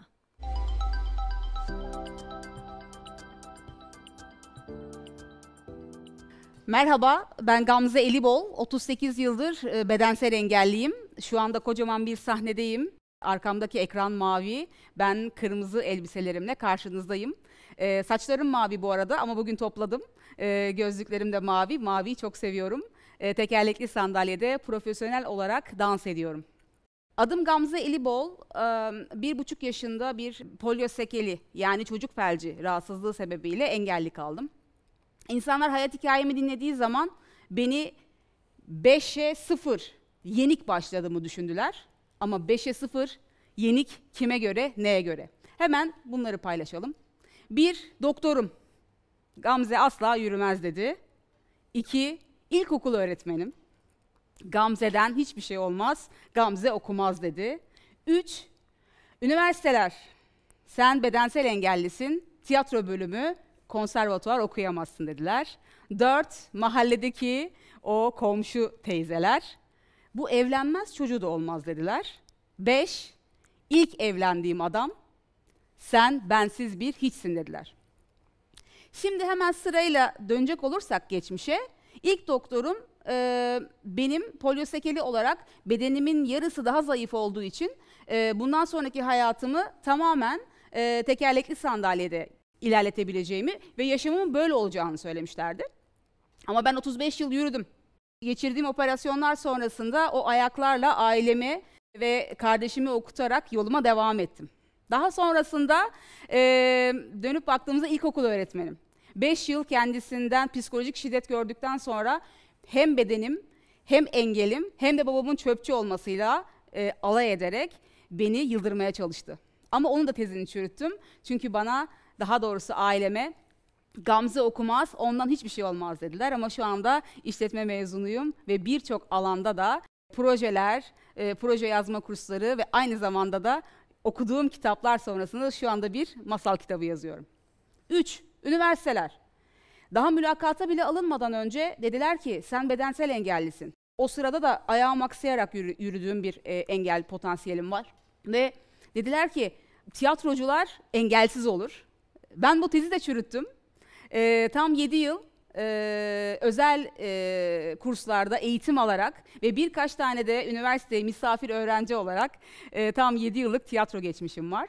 Bu tezi çürüttükten sonra yola şöyle devam ettim. Devlet tiyatrolarında kendi oyunumu sahneleyen ilk Türk kadını olarak yola devam ederken 8 müzikal, 2 çocuk oyunu ve tam 500'den fazla seyirciyle buluşan sahneyle beraber konservatuvarın da kapısını bu sefer gençlere açtım. 2 yıldır gençler konservatuvarda okuyabiliyorlar. Engeli hiçbir şekilde onlara engel olmadan. 4. Komşu teyzeler. Hala varlar. Canları sağ olsun. Yolda yürürken önümüzü keserler ve neden böyle olduğumuzu vah vah diye sorarlar.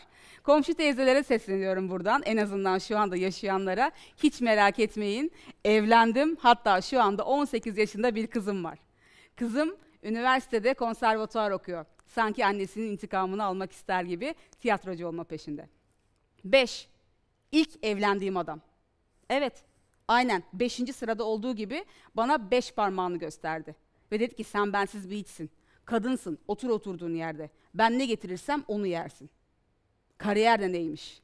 Onun da tezini çürütmek adına 2 tane sanat merkezi açtım. Birisi Teksem Türkiye Engelsizler Kültür, Sanat ve Eğitim Merkezi. Orada sahne sanatları yapıyorum, tiyatro oynuyorum, Kuklam Biricik'le beraber çocukların hayatına dokunuyorum. İkincisi ise Engelsiz Amazonlar. Benim gibi şiddet mağduru kadınları ve aynı zamanda engellenen kadınları bir arada topladığım bir merkez. Bir sürü süs eşyası yapıyoruz. Kimi zaman mumlarla beraber. Ve en güzel nokta şu ki, ben tekerleğimle dünyayı döndüren bir kadınım.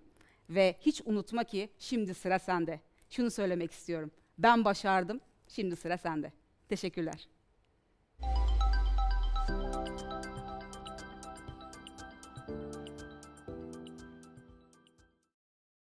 Merhaba, ben Gülseren Onanç, girişimciyim, kadın hakları aktivistiyim. Şu anda büyük bir salonda, arkamda mavi bir ekran, üstümde siyah, beyaz çizgili bir ceket, beyaz bir pantolon ve spor ayakkabılar var.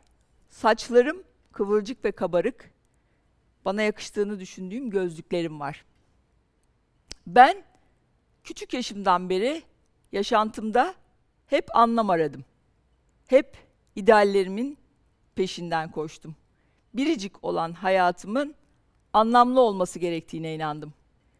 Çocukluğumun şarkısı hala kulaklarımda olan 70'lerin Şenay'ın Hayat Bayram Olsa şarkısıydı. Şöyle diyordu: şu dünyadaki en zengin kişi gönül fethedendir. Şu dünyadaki en üstün kişi insanı sevendir. Barış, özgürlük, adalet, kardeşlik, dayanışma, bunlar hep benim yaşantıma anlam katacağını düşündüğüm, bunlar için mücadele etmem gerektiğini düşündüğüm değerlerdi. Memleketime ve dünyaya faydalı bir birey olmalıyım diye düşündüm. Bu kimi zaman Rusya'da ilaca ihtiyacı olan insanlara ilaç satabilmek, kimi zaman Türkiye'den uluslararası bir marka yaratabilmekti. Kendi işimi kurduktan sonra yaptığım en güzel iş, Türkiye'nin Avrupa Birliği entegrasyonunda yaptığımız bir web tabanlı platformdu. Ve daha sonra da kurduğum şirkette sporun, müziğin daha geniş kitlelere ulaşması için büyük ideallerim vardı. Daha sonra sivil toplumla tanıştım ve o zamandan sonra da hayatım değişti diyebilirim. Çünkü ben hayatımda şöyle bir süreç düşünmüştüm. 35-40 yaşıma kadar üretecektim ve daha sonra da topluma geri vermeye çalışacaktım.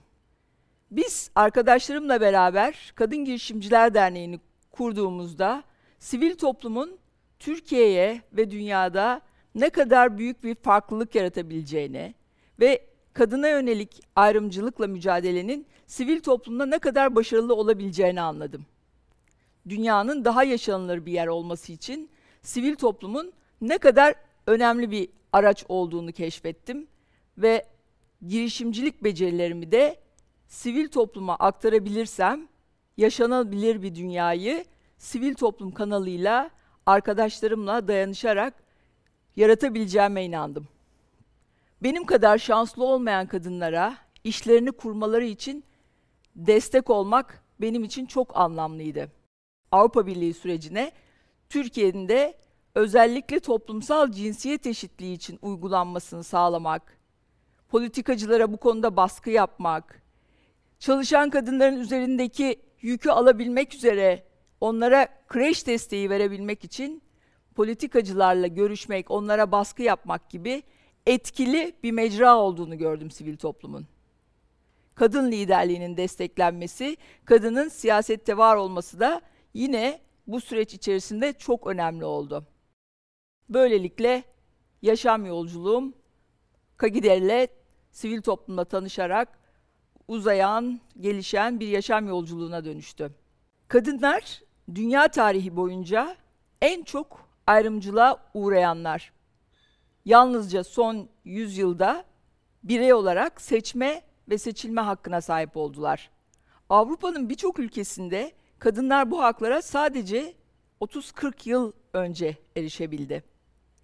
Dünya bu hızla giderse toplumsal cinsiyet eşitliğine ancak 100 yılda ulaşabileceğiz.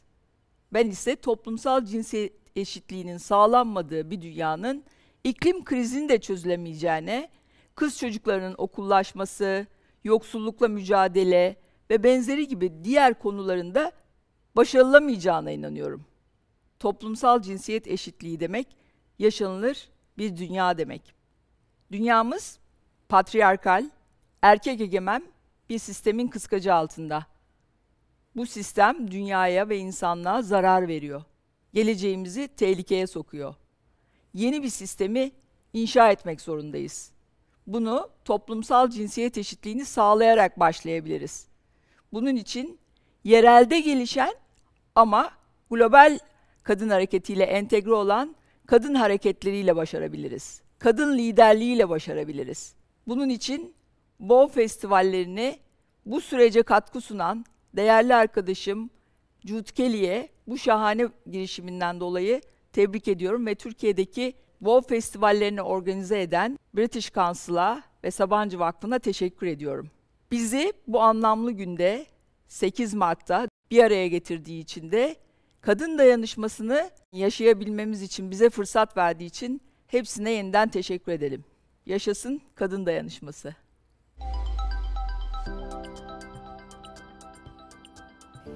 İlham veren bu büyük fikirler için çok teşekkür edelim. Şunu hatırlatalım. Bu bir festival. Yani kutluyoruz. Bir festivalde ne olur? Mutlaka konserler olur, söz kadar müzik de olur, neşe olur, eğlence olur. Öyle bir bölüm geldi sıraya. Çünkü sahnede Hip Hop Ladies olacak Türkiye'den. Hip Hop Ladies Türkiye bir performans sergileyecek. Öyle tek başına eğlenmek yok diyecekler. Hepimiz ekran başından onlara katılabiliriz. Hadi başlayalım.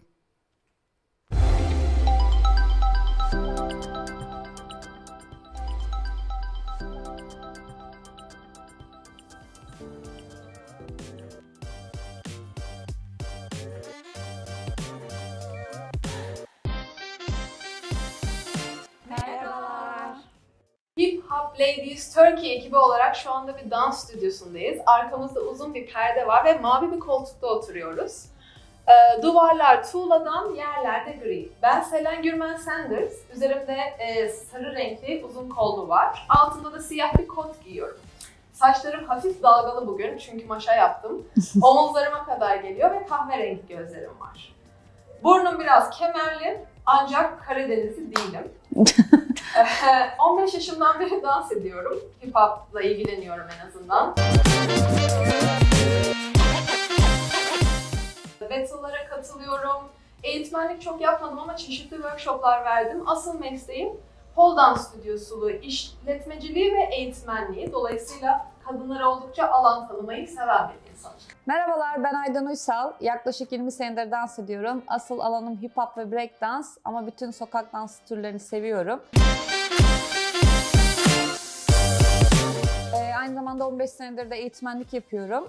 Bunun dışında Moonstar isimli bir dans grubum var. Türkiye'de ve yurt dışında çeşitli yarışmalara katılıyoruz. Kendi derecelerim de var. Onun dışında beden eğitimi öğretmenliği ve spor yöneticiliği mezunuyum.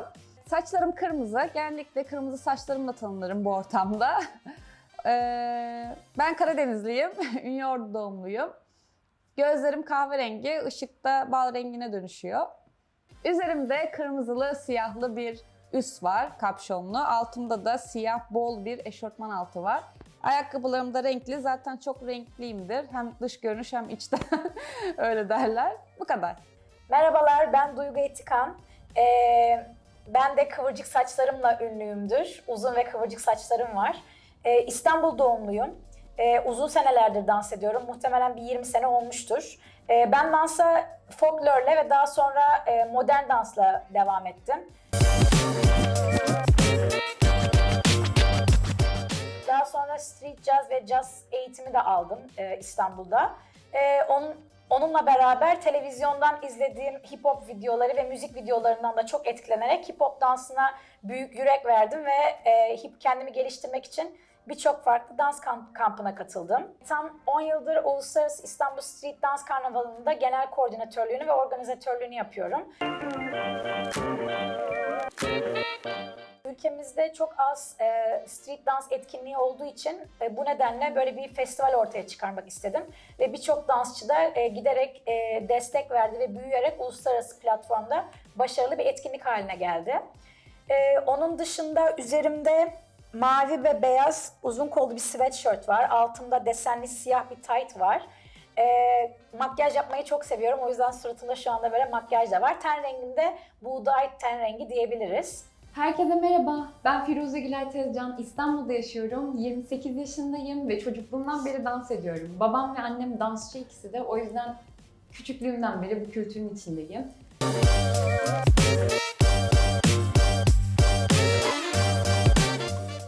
Aydan abla, Duygu, Selen'le ve aslında burada o şu an bulunmayan Hürrem'le yani ekibimizle de dans sayesinde tanıştım. Hip hop sayesinde tanıştım.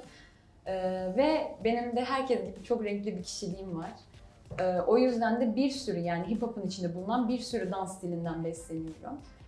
Onun dışında da üstümde şu anda mor bir tişört var, saçlarım kahküllü, açık kahverengi saçlıyım, gözümde yeşil lensler var, burnum ve dudaklarım da küçük. Bu kadar.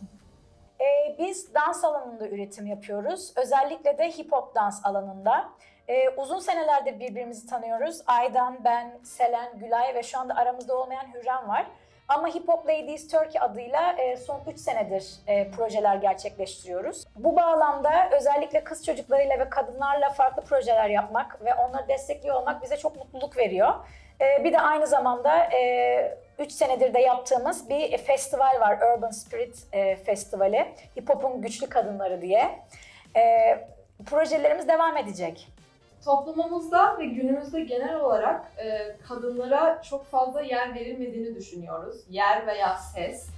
Dolayısıyla biz sanatçı olarak dans etmeyi biliyoruz ve kendimizi dansla ifade ediyoruz.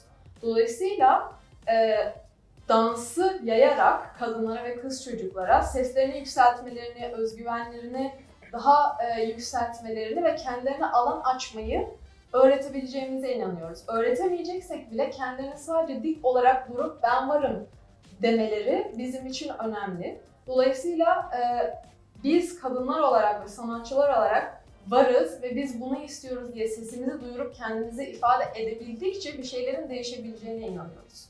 Bu yüzden olabildiğince insana ulaşmak, olabildiğince şehre gitmek, ister bireysel olarak ister online olarak sesimizi duyurabilmek bizim için çok önemli. Performansımız çok güçlü ve çok dinamik. Koreografiyi beraber hazırladık. Hip hop'un öğelerini içine kattık. Şimdi hep birlikte size birkaç tane koreografide kullandığımız hareketi öğreteceğiz. Sonra sizlerle performansımızı paylaşacağız. İyi seyirler. Bugün size göstereceğim hareketin adı Happy Feet. adından da anlaşıldığı üzere daha çok ayaklarda fokuslanan ve odaklanan bir hareket. Şimdi başlamak için kolaylık olsun diye ayaklarımızı kapatalım.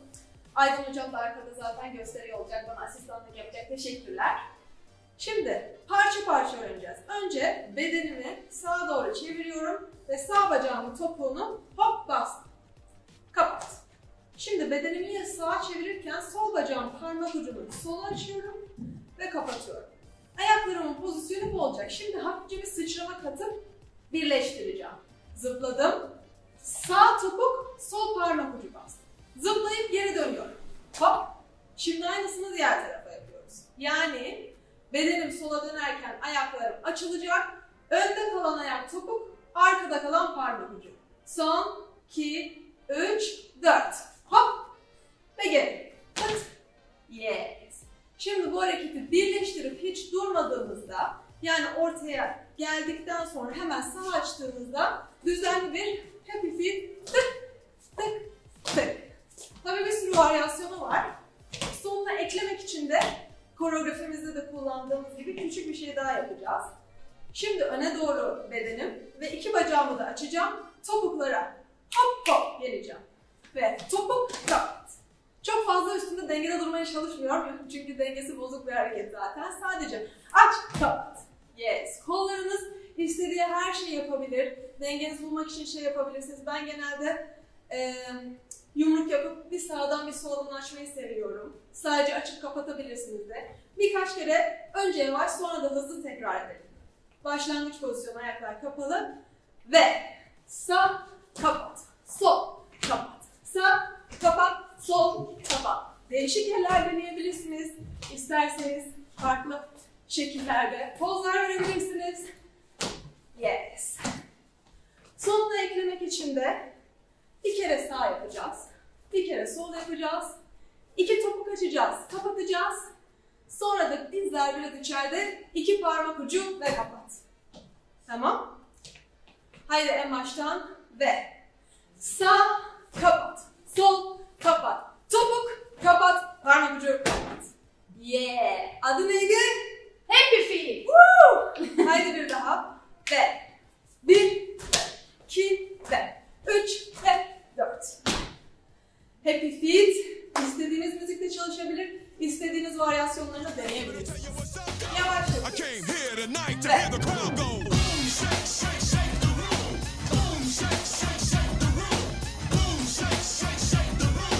Yes. Şimdi biraz da işleri hızlandıralım. Hazır mıyız? Son.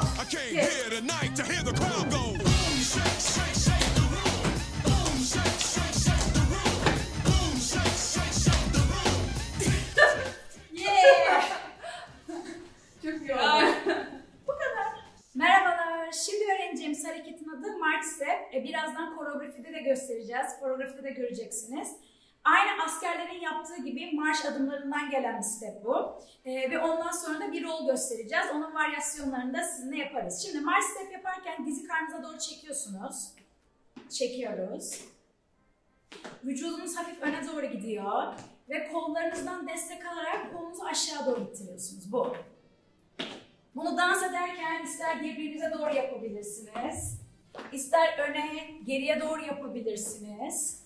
Bu şekilde kullanıyorsunuz. Önemli olan groove dediğimiz vücudumuzun tamamının işin içine dahil olması ve dediğim gibi öne doğru kıvrılma. Peki bu march step'e ne ekleyebiliriz? Varyasyon olması için roll ekleyebiliriz. Roll dediğimiz şeyde dizlerinizi büküyorsunuz.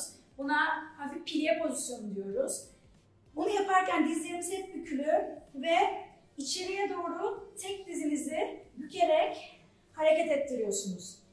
Çok fazla zorlamadan ayağınız parmak ucunda. Bunu yaparken de aynı yönde omzumu içeriye doğru döndürüyorum. Boom, boom, boom, boom. Şimdi bu iki hareketi birleştiriyoruz. Hazır mıyız? 5, 6, 7, 8. 1, 2, 3, 4. Hazırsak şimdi de müzikle deniyoruz. 5, 6, 7, 8.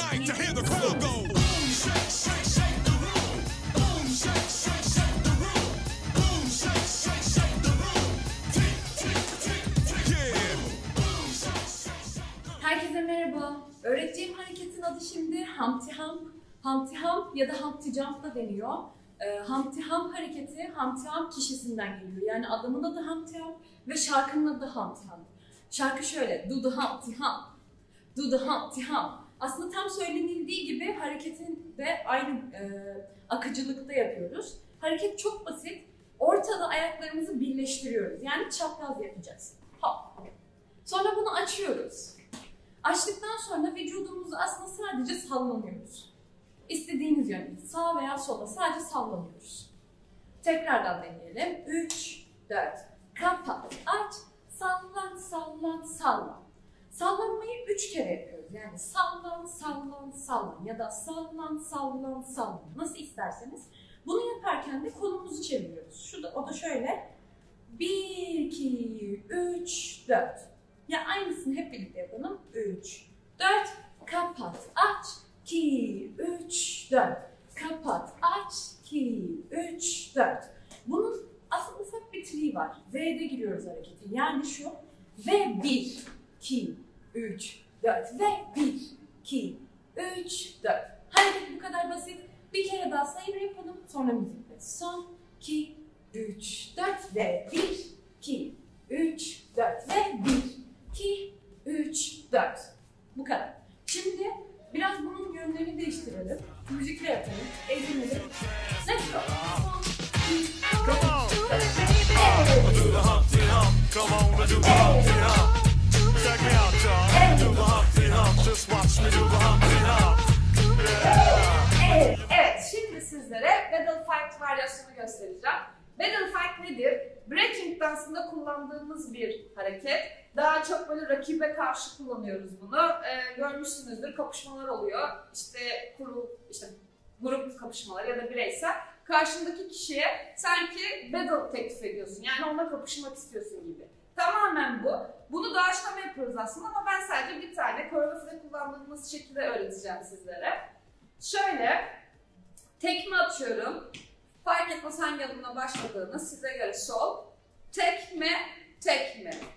Ters kol, ters bacak şeklinde atıyoruz tekmeyi. Kolum yumruk, karşıya doğru tekme atarken. Bu, bu. Tamam. Bir daha yapalım. 5, 6, 7, 8, 1 ve 2 ve. Burada 3 ve 4, dördüncü sayıda hep çöküyoruz biz battle fight'larda.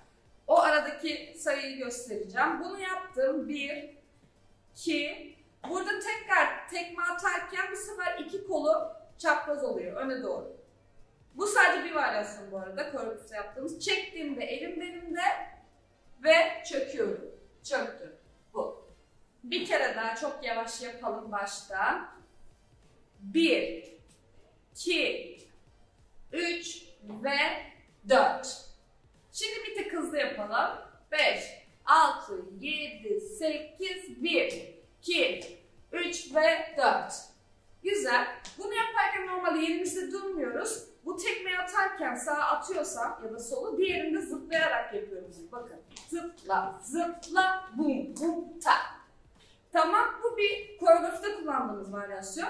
İstediğiniz gibi olabilir. Mesela rakibime doğru bir hamle yaptım. Sanki elimde bak bir şey var böyle bir şeyle onu kesiyor gibiyim. Tabii bunlar hayal ürünü. Sadece battle'da koşmalarda yaptığım bir şey.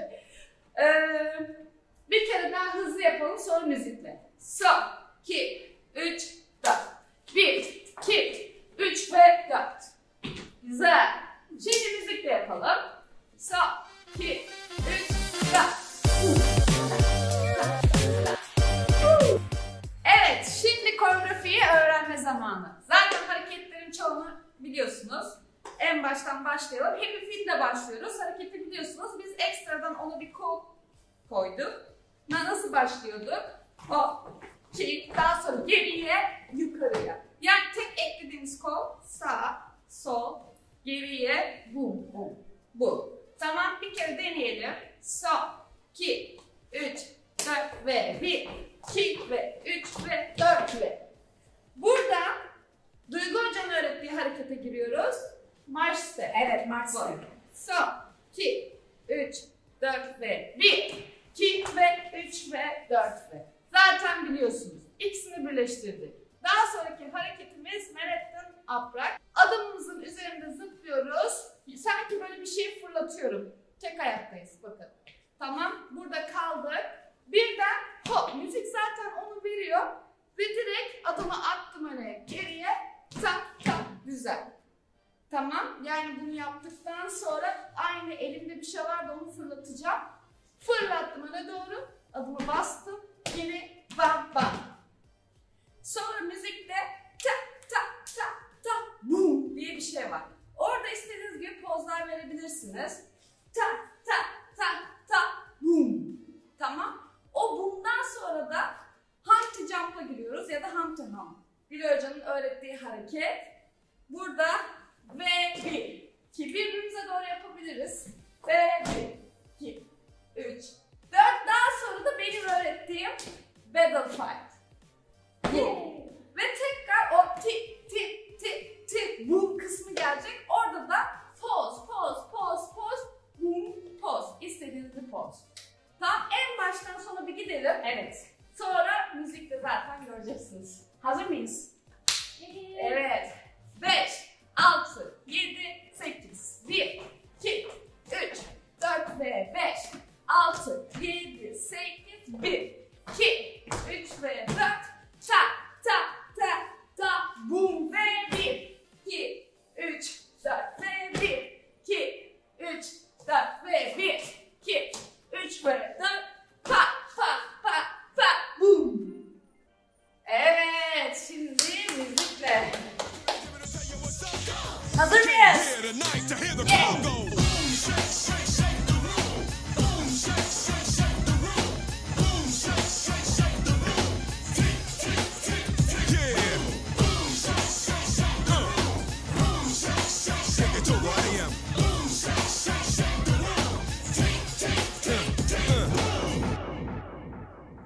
Ve şimdi videoyu izleme zamanı.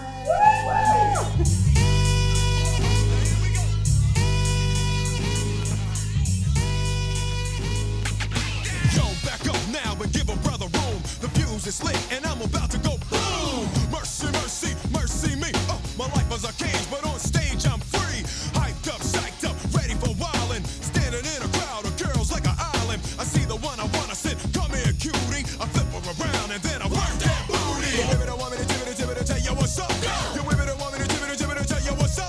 You with it, I want me to tip it, tell you what's up. I came here tonight to hear the crowd go boom, shake, shake, shake the room. Boom, shake, shake, shake.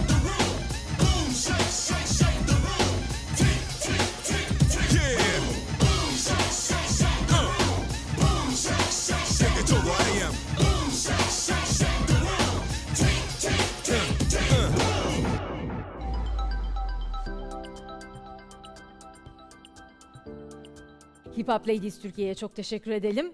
Kutlama gibi kutlama, festival gibi festival demek lazım. Katıldınız mı ekran başından? Lütfen siz de bu festivalin etiketini kullanarak bize fotoğraf göndermeye devam edin. Biz de bunları görüyoruz, takip ediyoruz, paylaşıyoruz zaman zaman. Efendim şimdi sırada öyle bir konuğumuz var ki sürpriz bir konuk. O ne söylese, ne anlatsa her daim çok keyifli, çok lezzetli. Refika Birgül bizlerle olacak. Neler anlatacak merakla bekliyoruz.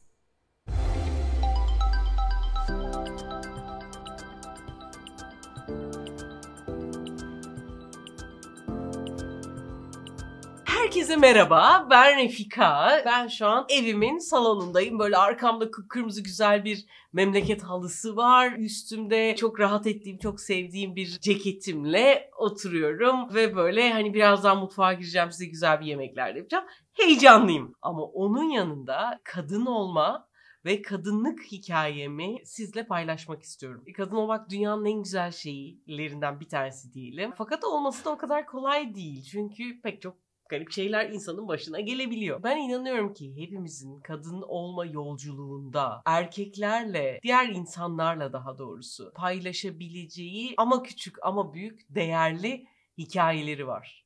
Ve bu hikayeleri paylaşmamız gerektiğine çok inanıyorum. Bazen diyelim ki işte uzakta bir yerlerde çok farklı olarak görülen bir insanın yaşadığı bir cinsel istismar veya başka bir şey. Belki de plazada yaşayan, plazada çalışan bir oğlanın hikayesine çok uzak gelebilir. Ama onun yakın arkadaşı, onun annesi, onun çevresindeki, yani hepimizin farklı insan ve farklı yerlerde olan insanların hikayeleri bize çok fazla anlam ifade edebilir. Dolayısıyla biz daha çok kadınlar olarak hikayelerimizi, bize küçük gelen aslında çok kıymetli olan ve içinde çok fazla şey taşıyan hatıralarımızı, bizi biz yapan ve farkında olmadan kimi zaman şekillendiren özelliklerimizi daha farkında bir hale getirerek ve hikayeleştirerek paylaşırsak bunun gücünün çok daha büyük olacağına inanıyorum. İnsanın kendi öz hikayesini anlatması, bunu sevdikleriyle paylaştığında ki duygu diğer insanlara çok daha kolay geçebiliyor. Ve tartışılacak bir tarafı da olmuyor. Politik bir tarafı zaten olmuyor.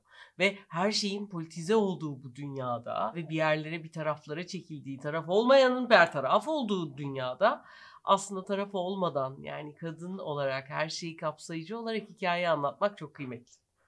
Ve bugün size, eğer benim dilim birazcık dönüyor, hikayeler anlatmakla ilgili bir şeyler yapabiliyorsam, bu konudaki benim en büyük hocam, ilk patronum, hastası olduğum bir kadını da bu programa dahil etmek istiyorum. Kendisi Pelin Turgut. Biz aynı liseden mezunuz. O benden birazcık daha büyük. Sonra İF İstanbul Film Festivali'ni birlikte yaptık. Nice şeyler hayal ettik, becerdik. Ben ilk kitabımı yazdığımda koşa koşa ona gittim. Pelin, ne olur bak diyerekten. Pelin Turgut bir hikaye anlatıcısı ve çok daha da fazlası bir arada. Bana bıraksanız 30 dakika sadece onun güzelliklerini anlatabileceğim insan Pelin Turgut'u tanıştırmak istiyorum. Hello. Hello Refika. Ben de mutfaktayım. Küçücük bir mutfak. İspanya'nın güneyinde bir evde. Seninle hikaye konuşacak olmak çok zevkli. Hikayelerin bizim için şifa olabileceğini söyledin ve bu sihir nasıl oluyor? Seninle çok konuştuğumuz bir konu. Bir insanı aslında tanımanın en kolay ve en güzel yolu hikayesini dinlemek ya. Çünkü aslında iki insanı en kolay birleştiren şey hikaye. Çok fazla doğrunun ve doğruculuğun ve böyle farklı bakış açılarının çatıştığı bir dönemde yaşıyoruz.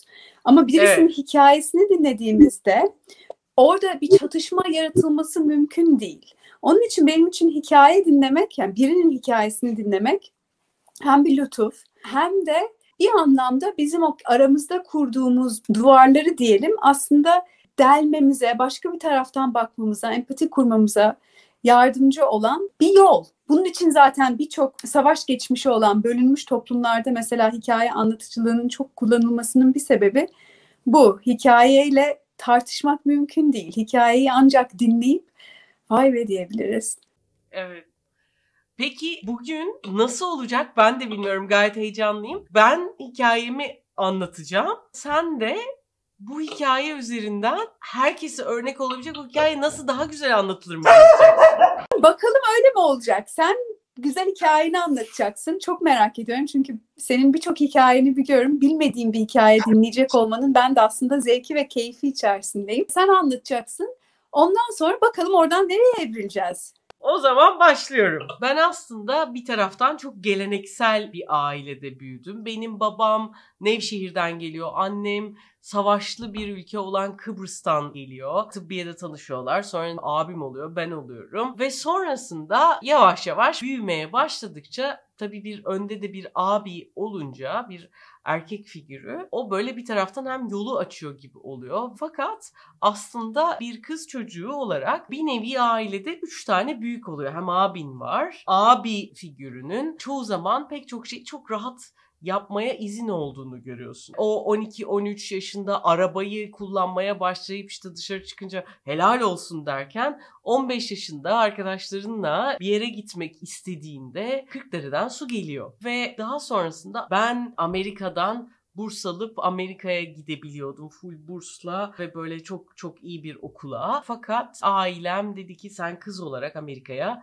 Gidemezsin. Çünkü işte kız başına ne yapacaksın orada? Tehlikeli, idare edemezsin. Bundan 1-2 yıl sonrasıydı sanırım. İhtisas için Avusturya'ya gidecekti abim. Onu neredeyse davul zurnayla gönderdik. Evini gittik, kurduk. Tuvaletine bile ben temizledim. Yani iyi kendi temizleyemez diyerekten.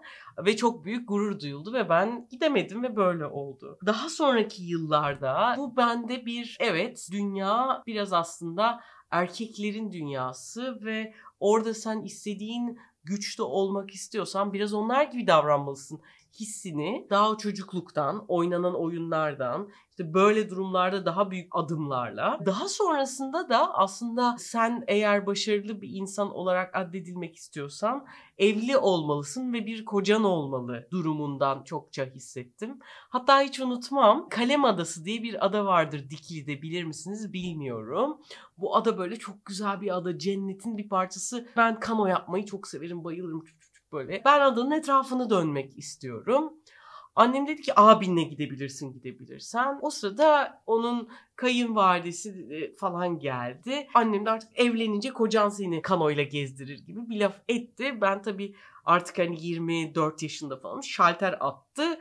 Ben o zaman çık kendim yaparım diye. Fakat adanın Kalem olduğunu unutmuşum. Hani şuradan dönerim, ben zaten kanoya hızlı 1 saatte de yarım saatte de gelirim en fazla falan diye düşünüyorum. Fakat adayı döndüm. Açık deniz tarafına geçildi. Gidiyorum bitmiyor. Bir de kimseye de doğru düzgün haber vermedim. Ben öyle dolaşıyorum zannediyorlar beni. Neyse ben böyle motor takmış gibi o büyük arada dalgalarla da adayı döndüm. Hani 3 saatte gidilecek şeyi öyle bir gaza gelmişim ki 1 saatte bitirmişim. Ama o bana mesela hala çok büyük ukdedir ve bundan aslında erkek gibi davranmam, yani eğer güçlü olacaksam beni sokmak istedikleri kadın kalıbına uymak değil, tam tersine işte daha güçlü olmak, daha öyle giyim, seçtiğim ve sevdiğim bütün kıyafetler aslında savaşçı kıyafeti. İşte o yeşil parkası ve bir şekilde o savaşı vermem, var olma savaşını vermem gerekiyor gibi geldi. Ta ki Pelin'in verdiği bir eğitimde içinizdeki dişilikle ilgili, evrendeki dişi,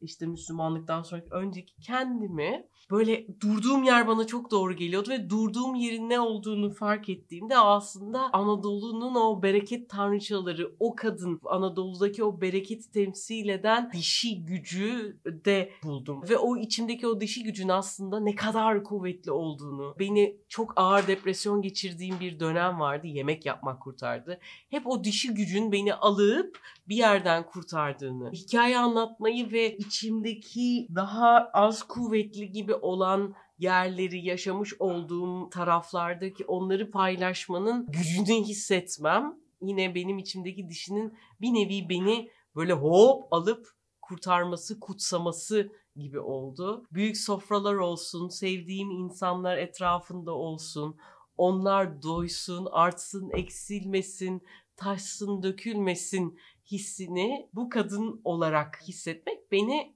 bayağı hayatta efsunladı diyebilirim. Hep benim bir lafım vardı aslında. Aşk mücadelesi içinde değil, mücadele aşkı içerisinde ol diye. Ve benim için her şey bir mücadeleydi. Halbuki mücadele etmek değil, olmak, özün olmak, kendin olmak artık daha önemliymiş gibi geliyor. O yüzden savaş kıyafetlerimi çıkarmak istiyorum. Ama henüz hazır değilim. Çünkü yani şöyle bile yapsam çıplak hissedeceğim gibi bir hissim de var. Yok değil. Yani şu an dolayısıyla büyük böyle yol ayrımı. Kısaca anlatacağım hikaye bu kadardı. Harika bir hikayemiş Refika. Ağzına sağlık. Nasıl hissediyorsun kendini şimdi anlattıktan sonra? Heyecanlı ama bir taraftan küçücük bir çocuk gibi de hissediyorum. Hikaye çalışırken aslında birkaç tane şeye çok dikkat ediyoruz. Refika şimdi çok ustalıklı bir şekilde anlattığı hikayede kaç şeyin üzerinde durmak istiyorum. Bir tanesi başlangıç. Bunun üzerinde durduk. Neden önemli? Hikaye anlatırken önce bir şey bizim için neden önemliydi? O bağlamı kurmak çok önemli. Diğer tarafında tabii aynı uçak gibi, ben buna hep bu benzetmeyi, yani bir hikaye anlatırken nasıl uçağın kalkışı ve inişidir aslında hatırladığımız. Hikayeyi nasıl indirdiğimiz de çok önemli. Yani bitiş çok önemli. Refika, senle bunu bir çalışmak istedim aslında. Hikayeyi gerçekten bitirip indirmek çalışacağımız şey. Ben burunla çakıldım galiba, zırt diye mi bitirdim? Aynen, ki çok sık yaptığımız bir şey ama zırt diye geçirince dinleyici için eksik kalıyor. Çünkü dinleyicinin aklında kalan şey son cümle. Sonu her şey bir anlamda ama sondan hep kendimizi geri tutuyoruz. Çünkü hani o sona böyle bir emniyet vermek fazla geliyor. Nasıl bitirdiğini bile hatırlamıyorum ama şuna dönmek istiyorum. Demek ki etkili bitirmemişim. İşte aynen. Çünkü aklımda yok. Ama Tamam. mesela hikayenin başı çok net aklımda. Tamam, anladım. O yüzden şimdi bu sonunu demin dedin ya, şu anda öyle bir yerdeyim ki bu parkayı çıkarmak istiyorum ama korkuyorum da. Bilmiyorum. Bu bence çok güzel bir son. Çünkü nerede olduğunu anlatıyor ve önünde ne olduğunu ve çok hepimizin bağdaşıklık kurabileceği bir yer. Ona dönmeni isteyeceğim. O cümleyi ve o cümleyi gerçekten hissederek, yani bize de hissettirmiş oluyorsun çünkü sen hissettiğinde dinleyici de hissediyor. Hissederek o son cümleyi bir daha dener misin? Tamam. Ve aslında nefes ver. Yavaşlatacağım seni. Gerçekten birlikte bir nefes alıp verelim. O şey çok güzel. Şimdi o içindeki bahsettiğin ışığı bir hisset. Ve o sadece o cümleyi ve o benim kadınlığım. Ve sonra bir cümle daha ama daha fazlasını değil. Bir cümle daha söyle. Onu yavaş yavaş büyüteceğim gibi. Ama o benim kadınlığım dedikten sonra bize o esi ver. Tamam. O esi ver. Çünkü o çok büyük ve önemli bir şey. Onu hissetmek istiyoruz dinleyicilerin olarak. Tamam. O esi ver bizle beraber. Sonra bir cümle. Hissediyorum ki o minik ateş benim kadınlığım. O ateş olmadı. Çok güzel, bir dakika. O kadar güzel ki bir an gerçekten sanki şey gibi hissettim. Seni dinleyen hepimiz böyle diye hani wow. öyle bir ano. Bir kere daha o esi verdikten sonra şununla bozma. Çünkü anladın mı? O esi verdin. Orada böyle büyülü bir alan oluştu. Çok net ondan sonraki cümlem ve bitecek. Çok güzel gidiyorsun. Çok güzel bir hikaye. Evet. Ve işte o küçük ateş şu an benim içimde ve o benim kadınlığım. Ve inşallah sizlerin kendimin sevgisi ve inancıyla rüzgar esip ateşini bulacak. Nasıl hissediyorsun? Biraz başım döndü. Sessizlikten mi? Nefes Hayır. Yok. Ya o ateşi hissediyorsun. O savaşçı için kadından bahsetmek o kadar kolay değil. Aynen. O kadar mahrem bir yer ki orası aslında. O kadar hassas ve böyle hassas bir yer yani. O yüzden bizimle paylaşıyor olman bizim için bir lütuf. Ve bize de o kendi içimizdeki kadın erkek hepimizin içindeki o hassas yerle temas etmemizi sağlıyorsun. O kadar güzel ki. Hikaye anlatıcısının güzelliği bu. Sen hissedip kendin temas kurduğunda orayla ve oradan konuştuğunda bizimle biz de onu hissediyoruz. Yani imge hikaye anlatırken senin çok doğal yaptığın bir şey ama hepimiz için not. Yani bir şeyi imgeleyip o imgeden anlatmak her zaman güzel bir yol. Çünkü çok canlı tutuyor. Anlattığımız şey çok canlı oluyor. Burada imgeliyorsam ve o imgeden size anlattığım zaman o çok canlı bir anlatım oluyor. Yani bütün hikayeye baktığımızda eşiklerden bahsettik. Şimdi siz de kendi hikayenizi belki biriyle paylaşmak istersiniz. Bu akşam birisine anlatmak istersiniz diye düşündük. Refika çok güzel bir başlangıç. Ondan sonra çok güzel bir yapı var o hikayenin içinde. Nereden geldiği, yoldaki engeller, nelerle karşılaştığı ve eşikler. O eşiklerden, o zor olan eşiklerden nasıl geçti? 2 tane en azından önemli eşik vardı bu hikayede bize anlattığı. Ve ondan sonra vardığı yer, dönüşüm ve vardığı yer. Ve orada da bitirdi. Öyle baktığınızda ki bu Refika çalışılmış bir hikaye değildi değil mi? Hayır değil hiç. Doğal yapısı zaten bu. Onun için çok fazla bir şey kasmamıza veya uğraşmamıza veya bilmemize bile gerek yok. Bir tarafımızda bunu idrak edip buradan anlatabiliriz. Ve aslında baktığımızda yanlış söylemiyorsam pek çok hikayede böyle bir yapı var. Hani işte çirkin ördek yavrusu diyelim, hepimizin bildiği bir hikaye. Hani kendini bir kontekste görür, diğerlerine göre çirkin bulur. Sonra oradan çıkar, bir eve gider. Orada işte oradan hani ayrılmak zorunda kalır, başka bir yere gider.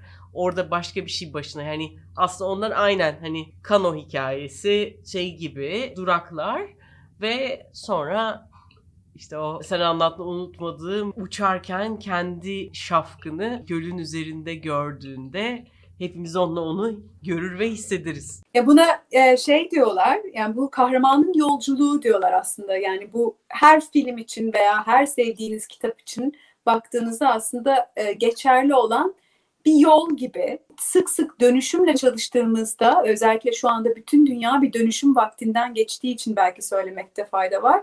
Dönüşüm yolculuğu genel olarak hep böyle. Bir takım engellerden, değil mi? O engeller sonra bir malzeme oluyor. O malzeme aslında bizi ileri iten bir şey oluyor ve oradan başka bir yere evriliyoruz. Bunu hatırlamak aslında zor bir şey yaşadığımızda bizim için kolaylaştırıcı bir tarafı var.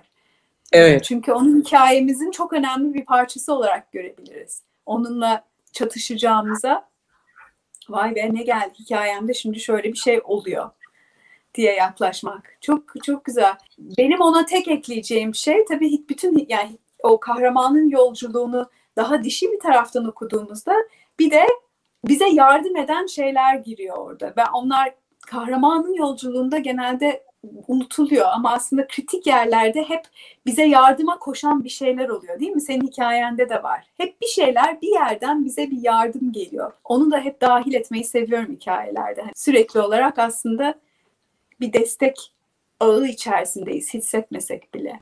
Doğru. Bir de galiba tekrar hikayeyi anlatmak. Benim çok sevdiğim belli arkadaşlarım hikayelerini anlatmaktan hani bir kere anlattım tamam hani nasıl olsa biliniyor gibi. Halbuki bizim böyle kendi içimizdeki değerli taşlar gibi. Ve o aslında o değerli taş hani Kaşıkçı Elması'nın hikayesi bile hani elden ele geçtikçe üzerindeki kirpas gidip daha da parlar ya. Bence çok doğru. Zaten bir şeyi hikayeleştirmenin büyüsü bir kere içimizde yaşayan bir çorba olmaktan çıkıyor. Hani ona bir şekil veriyoruz, değil mi? Ve böyle gerçekten mücevher ya da taş çok güzel bir analoji. Yani bir an elinde tuttuğun bir taş haline geliyor ya da bir mücevher haline geliyor. Yani senin içindeki böyle yoğun bir deneyimden bir kere zaten bir şekle giriyor, bir hikaye şekline. Öyle olduktan sonra ve biz onu hazmettikten sonra zaten başkalarına verebileceğimiz bir hediye de oluyor o. Süper. O zaman çok teşekkür ediyorum. Ellerine, emeklerine sağlık. Sana ulaşabilmeleri için detaylar ve bilgiler sana, bana bilgilerimiz muhakkak programda da var.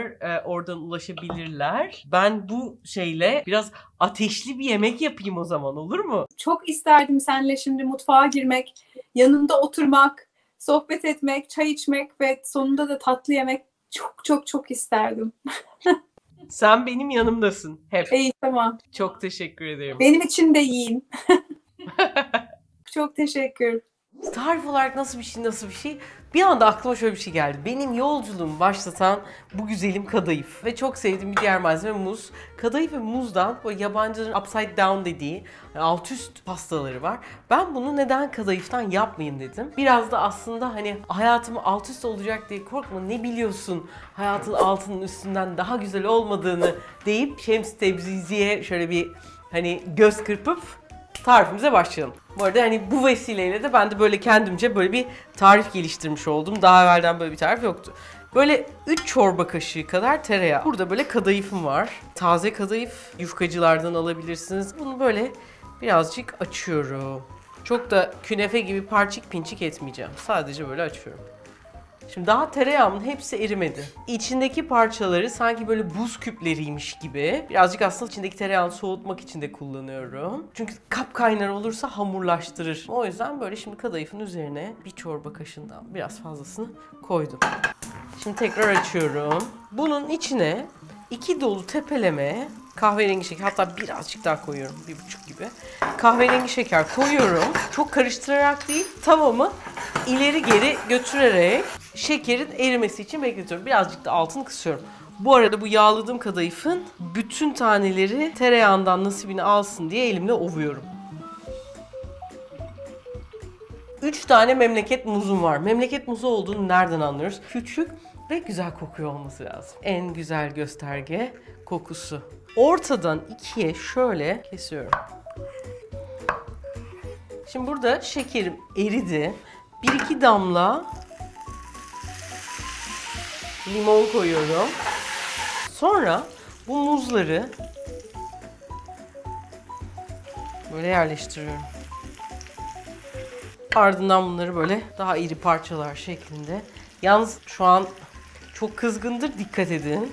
Tabii senin elin kalaylı. Hayatta da ne zaman kalaylıyım, şerbetliyim dersen hayat sana tekrar yeni bir test veriyor. O yüzden hiçbir zaman çok güvenmemek lazım. Yani bir taraftan böyle şimdi muzlar karamelize olmaya başladı. Bunun içine bir çorba kaşığından birazcık daha az daha kahverengi şeker ilave ediyorum. İkisi için de kahverengi şekeriniz yoksa beyaz şekerle de olur. Kahverengi şekerle biraz daha böyle renk koyulaştığı için etkisi biraz daha dramatik oluyor.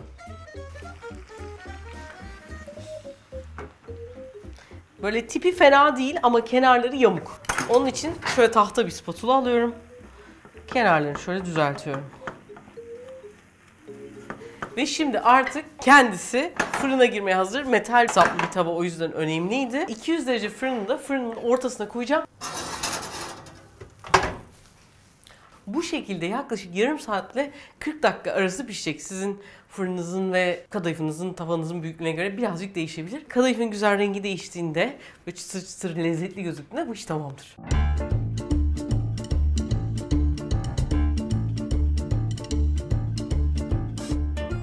Şimdi hazırsak 1, 2, 3 hop! Darararen. Hoppa! Şu an bu muz olduğu için bir parça böyle yok olur gibi. Sizin koyu gördüğünüz yerler yanık değil, tam çok güzel karamelli. Üzerine de böyle küçük parçalar halinde kaymakları ekliyorum.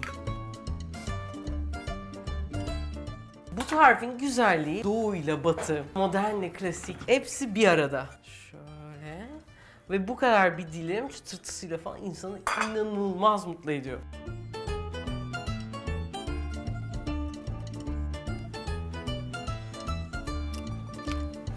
Bu bir tarifin ötesinde aslında size fikir vermesi için güzel bir teknik.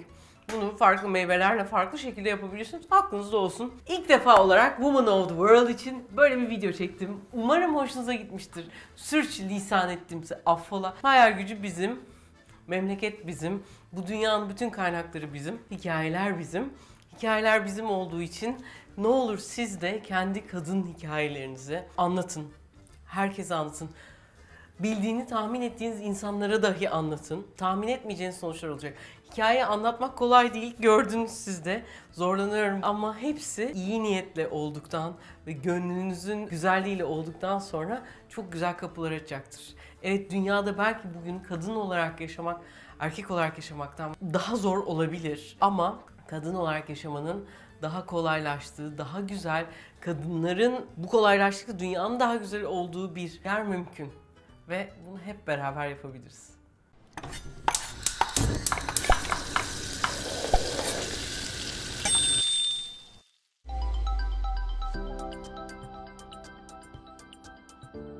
Dedim ya, Refika ne anlatsa lezzetle anlatıyor. Gerçekten öyle bir keyifli bölüm oldu. Çok çok teşekkür ediyoruz Refika Birgül'e.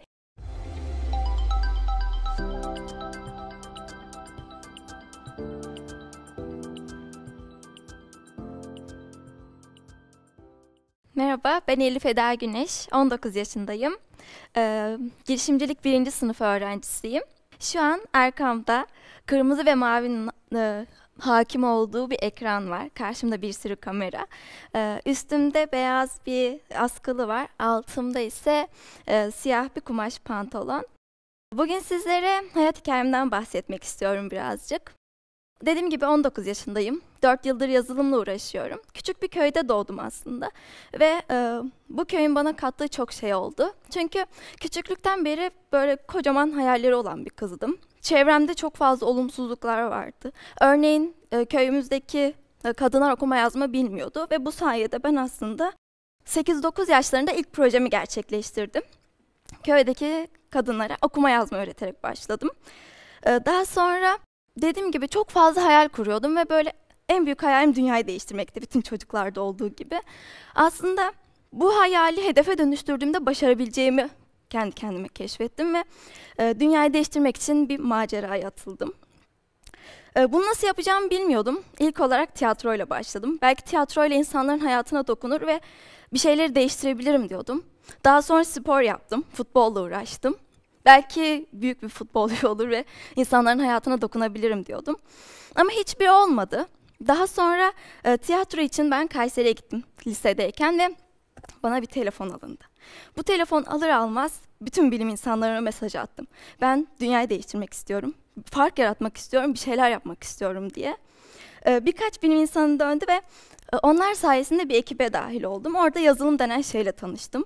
Ve o an fark ettim ki şimdiye kadar bütün uğraşlar boşaymış.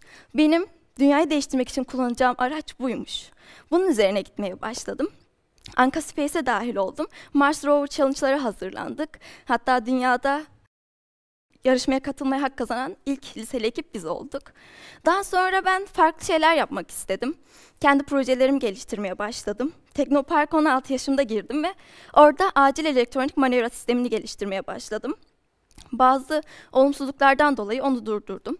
Erciyes Üniversitesi'ne gidip hocaların kapısını çalıp ben lisedeyim ama ders alıp gerçek anlamda yazılımı öğrenmek istiyorum dedim ve Erciyes Üniversitesi'nde derslere girmeye başladım lisedeyken. Bir şey fark ettim.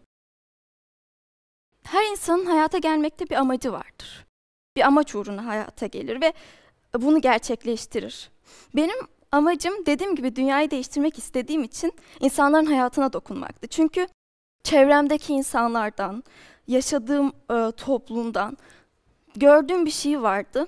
Eğer dünyayı değiştirmek istiyorsanız önce çevrenizdeki insanların hayatlarına, dünyalarına dokunmanız gerekiyor. Ve ben bunu yapmak için bir proje geliştirmeye başladım. Kelebek Etkisi. Kelebek Etkisi'nin amacı köy okulundaki çocuklara giderek oradaki çocuklara bilim ve teknoloji sevgisini aşılamaktı. Çevremdeki köy okullarını gezdim. Orada gözlemler yaptım, analizler yaptım, sorunları tespit ettim. Elimden geldiğince bir şeyler öğretmeye çalıştım. Bilim ve teknolojiyle tanıştırıp dünyayı değiştirecek çocuklarla konuştum. Çünkü bence eğer dünyayı değiştirmek istiyorsanız önce çocuklardan başlayacaksınız. Çünkü onlar bizim geleceğimiz. Bizler tamam genciz hala, bizler de bir şeyler yapabiliriz ama en önemlisi çocuklar olduğunu düşünüyorum. Çünkü geleceğimizi oluşturacak ve gelecekte daha güzel gençlik olacak, daha güzel bir dünya olacak diye düşünüyorum. Bu projeye hala devam ediyorum. Sadece köy okullarıyla kalmayıp onkoloji servislerine de gittim. Çünkü insanı hayata bağlayan şey bence umutlarıdır. Ve oradaki çocukların buna ihtiyacı vardı. Hala da ihtiyaçları var, hepimiz gidebiliriz. Sonra dediğim gibi böyle sürekli gözlem yaparak, bir şeyleri değiştirmeye çalışarak, elimden geldiğince projeler yaparak devam ettim. Ama bir sorun fark ettim. Ya bu konuya değinmek istiyorum açıkçası. Çünkü benim hayatım dediğim gibi köyde geçti. Okuma yazma bilmeyen kadınların arasında geçti ne yazık ki. Erkek egemendi ve erkekler her zaman çok ön plandaydı. Mesela bizim akşam dışarı çıkmamız yasaktı veya oradaki kadınlar evet okumasını isteyen aileler vardı ama en fazla hemşire olabilirsin, öğretmen olabilirsin. Hani hayatını kurtardı. Hiçbir zaman hayallerin peşinden git veya büyük büyük işler yap değildi. Ben de bunun için uğraştım. Sonra gittiğim okullarda düşündüm. Evet, çocuklara güzel şeyler bırakmamız gerekiyor. Onlara olanaklar sağlamamız gerekiyor. Onlara bilim ve teknoloji anlatmamız gerekiyor ama her şeyden önce onlara güzel bir aile, güzel bir çevre sunmamız gerekiyor. Çünkü oradaki çocukların umutları yok artık ne yazık ki. Diğer çocuklar gibi. Çünkü aile içi şiddetin olduğu bir ailede veya çevresinde psikolojik ve fiziksel şiddete uğrayan çocuklar geliyor ve onları hayata bağlayamazsınız. Onlardan geleceğe çok güzel yapmasını bekleyemezsiniz. Bu yüzden de ben dediğim gibi şu konuya değinmek istiyorum. Evet, hayatım çok kısa bir şekilde anlatmaya çalıştım ama benim burada gerçekten anlatmak istediğim tek şey vardı. Aslında buraya gelirken de hep bunu düşündüm. Ben artık toplumumuzu yaşatmamız gerektiğini düşünüyorum. Çocuklarımıza iyi bir gelecek vermemiz ve onların bizler için daha güzel gelecekler yaratması gerektiğini düşünüyorum. Bu yüzden de dediğim gibi mutlu yarınlara ve gelişmiş bir dünya istiyorsak çocuklara güzel bir aile sunmamız gerekiyor. Onları aile içi şiddetten veya psikolojik, fiziksel dış dünyadaki şiddetten arındırmamız gerekiyor. Bu yüzden de ben İstanbul Sözleşmesi'nin çok önemli olduğunu düşünüyorum. İstanbul Sözleşmesi sadece bireyleri değil, toplumumuzu yaşatacağını düşünüyorum. Buna değinmek istedim. Beni dinlediğiniz için çok teşekkür ederim. Bu kadar.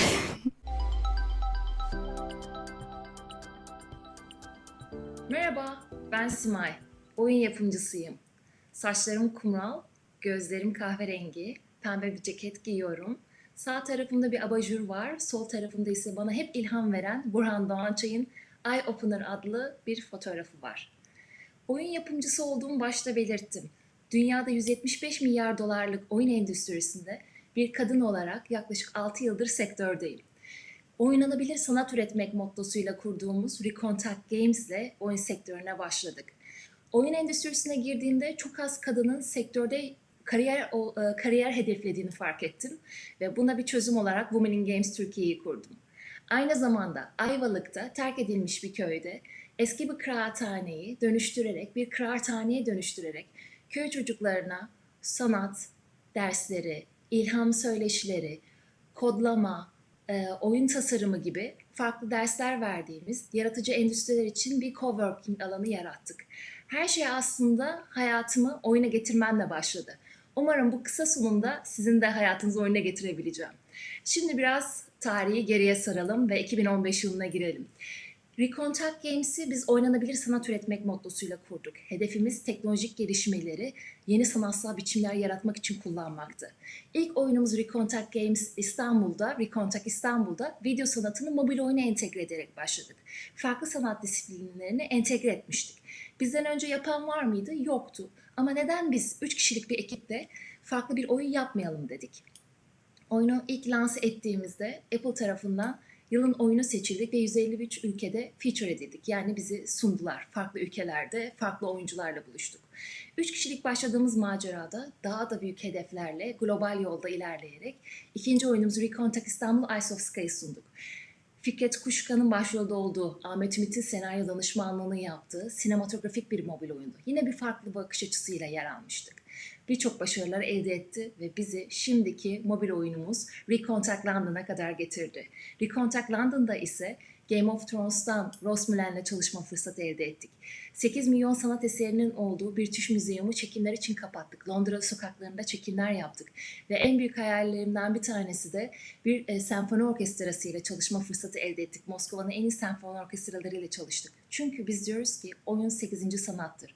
Oyun bir kültür endüstrisidir.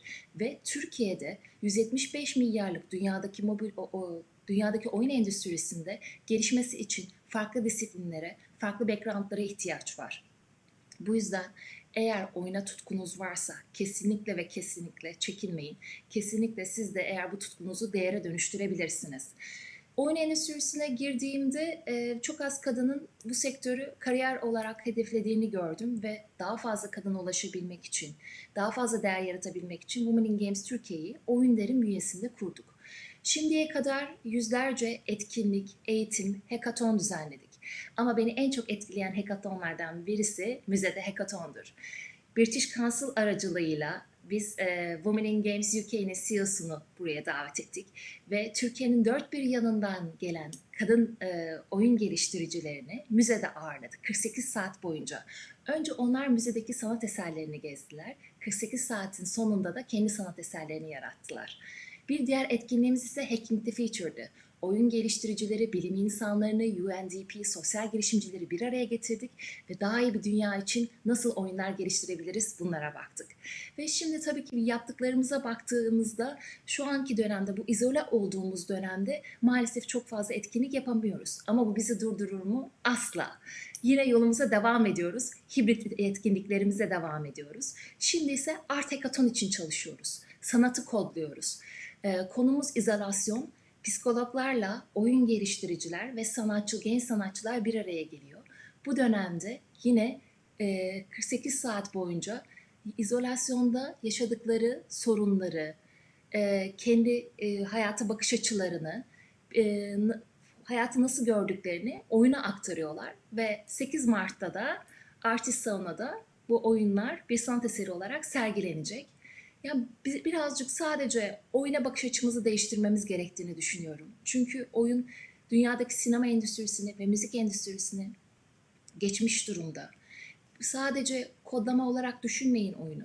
Buradaki oyun tasarımı, görsel sanatlar. Düşünün ki biz sadece Recontact, kendi oyun şirketim Recontact Games'de burada sanatın farklı disiplinlerinden, fotoğraf, edebiyat, görsel sanatların birbirinden değerli disiplinlerine yer veriyoruz ve bunları harmanlıyoruz. Zaten buradaki multidisipliner zenginlikten geliyor buranın değeri. O yüzden kesinlikle ve kesinlikle çekinmeyin. Eğer tutkunuz varsa, bir oyuncuysanız size elimizden gelen desteği verebiliriz. Women in Games Türkiye'nin sosyal medyasını takip edebilirsiniz. Ve ben burada şunu da belirtmem gerekiyor ki WOW'un ekibiyle İngiltere'de tanıştığım için çok çok mutluyum. British Council'ın programıyla, Women in Art and Culture programıyla Londra'ya gittiğimde UK Interactive Entertainment'ın CEO'suyla tanışma fırsatı elde ettim, Joe Twist'le. Çok güzel bir deneyim elde ettik ve Ayvalık'taki Kıraathane, biraz önce bahsettiğim yaratıcı endüstriler için coworking alanı Kıraathane'ye Joe'yu davet ettik. Ve Joe ile birlikte orada güzel seminerler elde ettik. Eğer tutkunuz varsa, heyecanınız varsa bu endüstride, network'ünüzde dünyanın her yerinden insana ulaşabiliyorsunuz ve birlikte değer yaratabiliyorsunuz. O yüzden oyuna gelmekte sakın geç kalmayın. Merhabalar, benim ismim Arzu Çelebi. 50 yaşındayım. Üzerimde lacivert pantolon, siyah beyaz bir ceket var. Kahverengi saçlarım var, yeşil gözlüyüm. 36 yıllık ev işçisiyim. 36 yıllık evliyim, 2 çocuk annesiyim. Bir torun sahibiyim. Bu kadın hareketine beni de davet ettikleri için çok teşekkür ediyorum. Sabancı Vakfı'na bize de yer verdikleri için. Bunca zaman işçilik hayatımızda bayağı ezildik. Kadınların haklarını savunuculara, herkese teşekkür ediyorum. Bazı şeylerde iyi, olumlu oldu, bazılarında çok ezildik. Yani kadınların bir araya gelip birbirlerine destek vermesi çok önemli. Birçok şeylerde ziyan olan birçok arkadaşımız var. Bizim iş sektörümüzde, genel hayatta çok haklarımız yeniyor, çok haksızlıklara uğruyoruz. Öncelikle evliliklerimizde başlıyor. Haklarımızı aradığımız zaman haksız oluyoruz. Cinsiyet eşitliği var deniyor fakat olmuyor. Her yerde kadın eziliyor. Dünyanın neresinde olursa olsun kadınların sadece ismi değişiyor ama yaşananlar aynı. Ben iş hayatım boyunca kimi iyilerle karşılaştım, kimi kötülerle karşılaştım fakat çok ezildim. Ta ki bu 3-4 sene evveline kadar bu Evitsen, Ev İşçileri Sendikası'yla tanışana kadar oraya tanıştım ve üye oldum. Bütün etkinliklerine katılmaya çalışıyorum. Bize söz hakkı verilen her yere dahil olmaya çalışıyorum. Kadınların birbirleriyle örgütlenip, toparlanıp, bir araya gelip haklarına sahip çıkmaları gerekiyor. Çünkü bir kadın toplumu düzenleyebilen, güzel bir yaşam sağlayabilen kadının önemi çok büyük. Yani her yerde, her toplumda kadın, çünkü erkekleri eğiten, erkekleri doğuran kadın. Benim 2 tane oğlum var. Ben çocuklarımı kadın ezmemeleri üzerine yetiştiriyorum. Bir kız torunum var, haklarını korumasının gerektiğini öğreterek büyütüyorum. Şu an 11 yaşında. Ona herkesin her istediğini yapamayacağını öğreterek büyütmeye çalışıyorum. Yani kadınları yok sayan bir toplum istemiyorum. Yani bizim ev işlerinde de öyle. Bizim bir kimliğimiz yok, eziliyoruz. Bir iş vasfımız yok. Çok şeylerle mücadele ettik, devletten destek istedik. İşçi sınıfında bile sayılmıyormuşuz. Bunu öğrendim ben bu süreçlerde. Bilmediğim şekilde çok ezildim. Yani 36 sene resmen kullanıldık ve çöp gibi kaldık bir kenarda. İnşallah bundan sonra bu örgütler çoğalır, bu kadın toplumları, kadın dayanışmaları, kadına destek veren bu vakıflar, dünya genelinde herkes. Böyle bir beklentim var. Yani umudumu kaybetmiyorum. Hiçbir zamanda kendimi yenik hissetmedim. Hiçbir zamanda pes etmedim. Her şekilde haklarım neyse onu sonuna kadar aramaya, sonuna kadar mücadele etmeye, böyle mücadele toplumların içinde olmaya, bize destek veren, bize destek vermeye çalışan her yere katılmayı istiyorum ve devam edeceğim aynı savaşımda. Hiçbir zaman da pes etmiyorum. Evliliğimde de, iş hayatımda da etmedim. Etmeyeceğim de. Haklarımın sonuna kadar sahip çıkacağım ve bütün kadınların birbirleriyle örgütlenip, toplanıp bir arada olmasını ve haklarına sahip çıkmasını istiyorum. Bu etkinlikte, bu Sabancı Vakfı'na tekrar teşekkür ediyorum. Bu WOW etkinliğinde bize de söz hakkı tanıdılar, bize de bir yer verdiler. Tekrar teşekkür ediyorum emeğe geçenlere.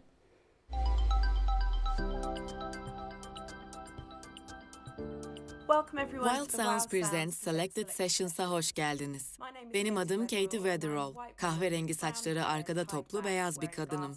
Gözlüklüyüm, üstümde kırmızı beyaz çizgili bir bluz var. Londra'daki dairemdeyim ve arkamda bir piyano var. Selected Radio'nun program yöneticisi olarak British Council'ın müzik ekibinde çalışıyorum. Selected Radio, sunuculuğunu James Supernova'nın yaptığı ve 2021'de 20. yaş gününü kutlayacak olan bir müzik programı. Radyo yayıncıları aracılığıyla Türkiye'de dahil olmak üzere 35 ülkede yeni çıkan İngiliz müziklerini haftada 4 milyondan fazla dinleyiciyle paylaşıyoruz. Selector ve kardeş programımız Selector After Dark aracılığıyla müzik sektöründeki cinsiyet eşitliğini desteklemeye gayret ederek İngiltere'nin uluslararası seyircilere sunacağı muazzam yetenekleri sergiliyoruz. Bu doğrultuda bugünkü seanslarda performans sergileyecek olan ve Selector Radio aracılığıyla desteklediğimiz İngiliz sanatçıları seçmesi için Wild Sounds'la ortaklaşa çalıştık. Bugün sizler için seçtiğimiz muhteşem sanatçıları takdim edeyim izninizle. Heka, Bryony Jarman Pinto ve Maya Love sizlerle olacak. İyi eğlenceler. Merhaba, ben Heka. 27 yaşında bir müzisyenim. Uzun, koyu sarı saçlarım var ve simsiyah giyindim.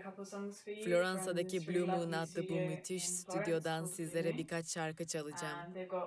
Stüdyonun duvarları ahşap ve etrafında bir sürü enstrüman var. Bence harika olacak. Festivalin bir parçası olmaktan heyecan duyuyorum. Cinsiyet eşitliği konusunda çok tutkuluyum. Bence hala yapılması gereken çok iş var. O yüzden bu konuda bir şeyler yapan bu organizasyonda yer almak güzel. 15 yaşından beri müzik yapıyorum. Ama bu isim altında müzik yayınlamaya 3 yıl önce başladım ve baharda yeni bir EP yayınlayacağım. Çalacağım bazı parçalar bu EP içinde yer alacak. Umarım hoşunuza gider.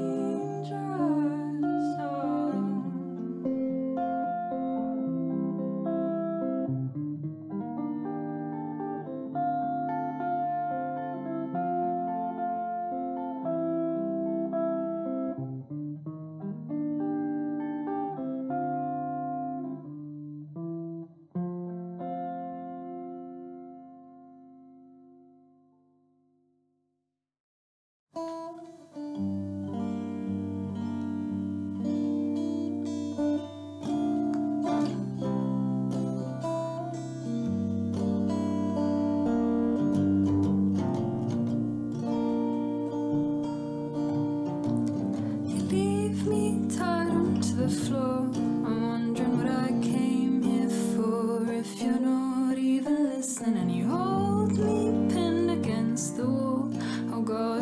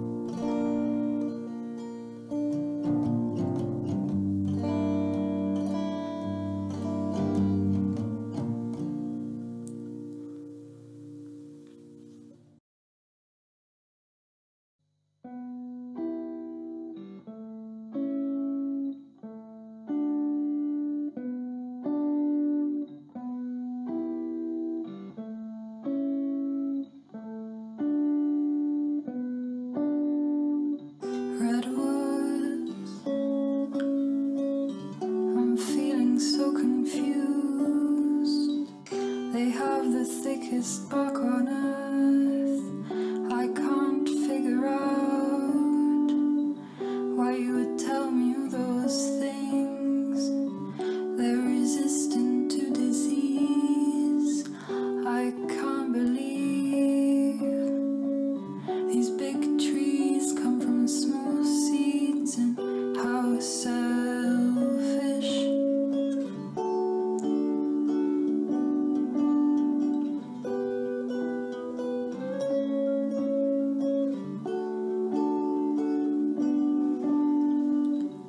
Redwoods, I'm feeling so confused. They have the thickest bark on earth. I can't figure out why you tell me all those things. They're resistant to disease. I can't believe these big trees come from small seeds, and how selfish.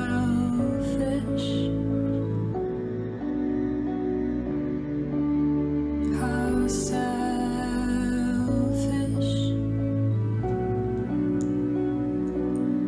I needed love. I needed love. I needed love. I needed love. I needed love. I needed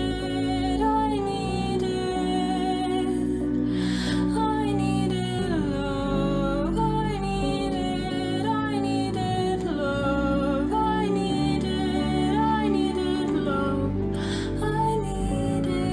I needed love.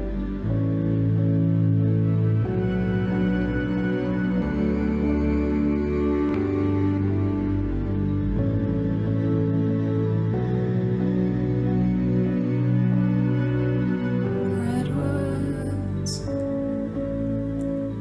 I'm feeling so confused. They have the thickest bark on earth. I can't figure out why you tell me all those things.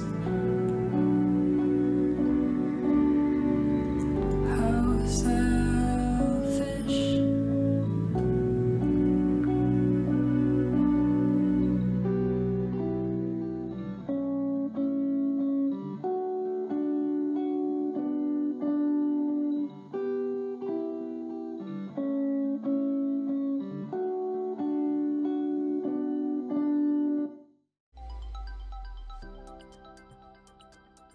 Hi, I'm Maya Law. Selam, ben Maya Law ve şu anda Arcola Theatre sahnesinin ortasında oturmaktayım. Etrafımda bir sürü sandalye ve enstrüman var. Yanımda benim için gitar çalacak olan Freya Roy var. Women of the World Festivali'nin bir parçası olmaktan mutluluk duyuyoruz. Müzik piyasasında bir kadın olmanın güçlükleri var elbette. Fakat burada olmak büyük zevk ve bu etkinliğin parçası olmak bizim için bir şeref. Bugün sizlere 3 parça çalacağım. 2 tanesi hayli üzünlü. Sonuncusuysa biraz daha neşeli. İlk parçanın adı Say It Ain't So.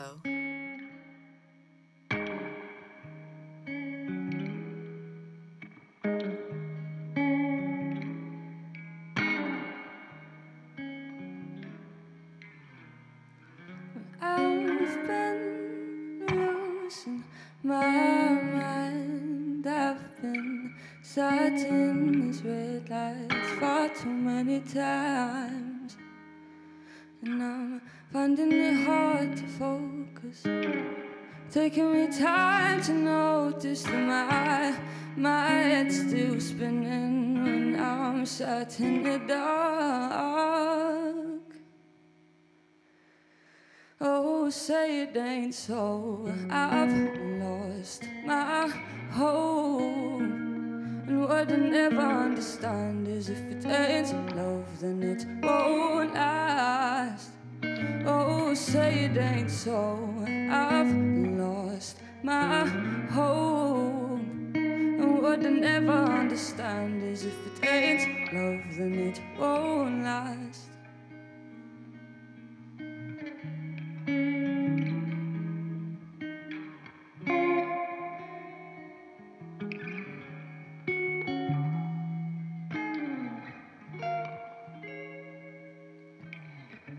I'm still trying to stop this. I wanna get off and just be.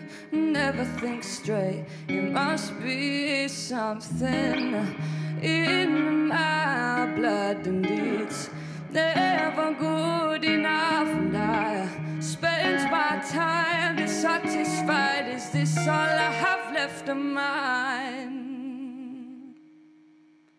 Oh, say it ain't so. I've lost my hope. And what I never understand is if it ain't love, then it won't last. Oh, say it ain't so. I've lost my hope. And what I never understand is if it ain't love, then it won't last. This next track is called Sıradaki Slumber. parçanın adı Slumber.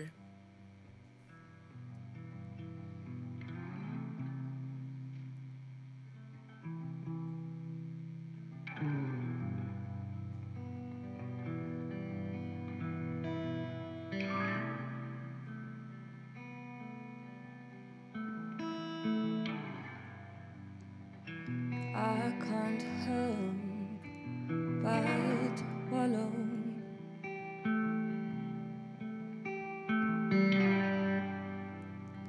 Think I'd rather wait till tomorrow.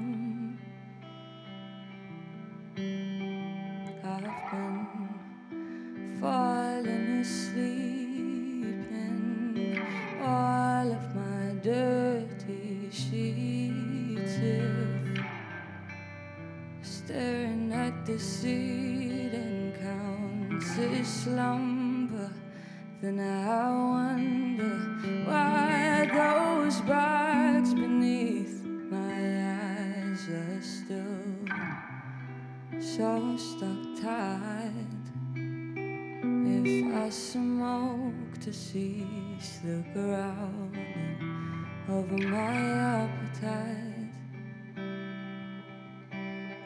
have I suffered enough? Have I lost my touch? If I get paler by the second, will I feel I've learned my lesson? Will I?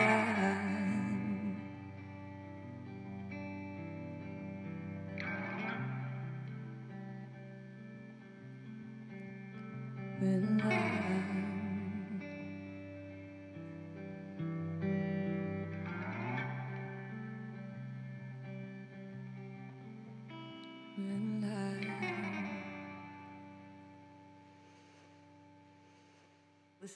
Bu son şarkım. Adı Hitchhiking. Diğer iki parçadan daha az hüzünlü. Beni ağırladığınız için çok teşekkür ederim. Ben Maya Lowe ve o da Freya Roy. Bizim için bir zevkti.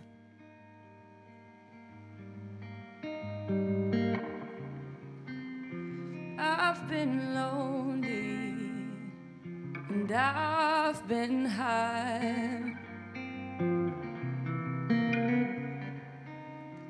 I've been solid, then I lose my mind.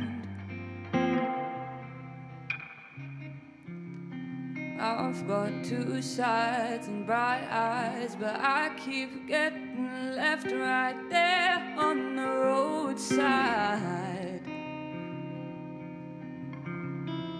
On the roadside. Now I'm hitchhiking hitchhiking. Rolled down my sleeves, now I'm rising. Well, you won't believe your eyes, son.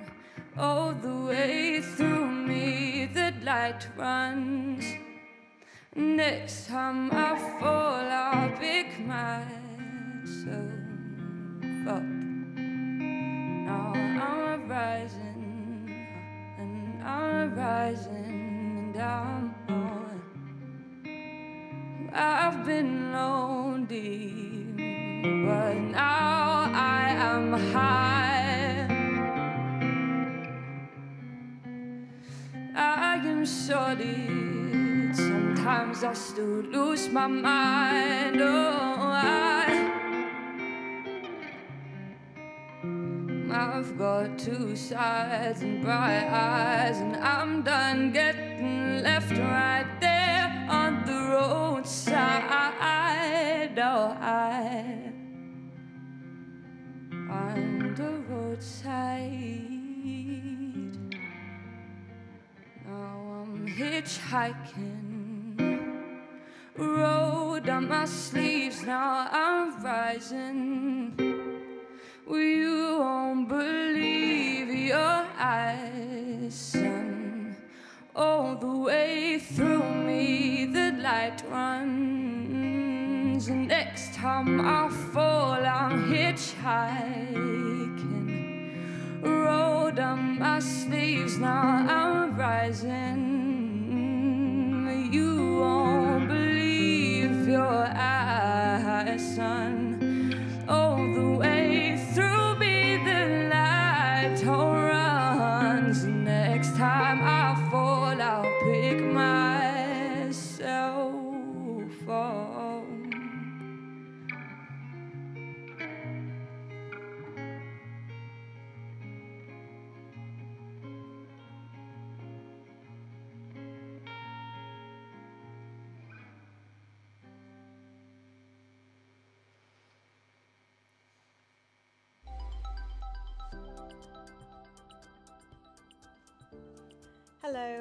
Merhaba, ben Bryony Jarman Pinto. 30 yaşında bir şarkıcıyım. Sunbeams'teki bir stüdyodan sizlere sesleniyorum. Burası ahşap panelli bir kayıt stüdyosu. Erkek gitaristimle karşınızdayız. Sağ elimin gösterdiği yerde o var. Kahverengi saçlı, kahverengi gözlü ve kahverengi tenliyim. Desenli bir tulum var üzerimde. Londra'da yaşayan kadın bir şarkıcıyım. Şarkılarım caz ve soul müzik esintileri taşıyor. Yaklaşık 7 yıldır şarkı söylüyorum. Kendi yazdığım caz ve soul esintili şarkıları seslendiriyorum. Başka müzisyenlerle de çalışıyorum. Cinsiyet eşitliği ve kadın hakları bağlamında yapılacak çok şey var bence. Kadın şarkıcı olarak karşı karşıya kaldığımız birçok durum var. Bence fazlasıyla denetlenen bir endüstriye giren herkesin kanında bunun kökenleri vardır. Müthiş ve yaratıcı bir şey olduğunu bilirler. Enerjilerini ona yöneltirler.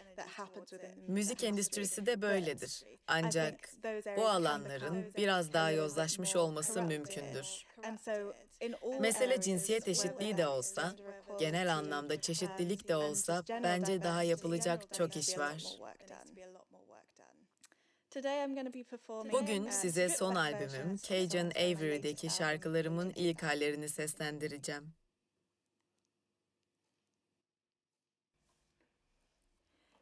Bu şarkının adı All About Life.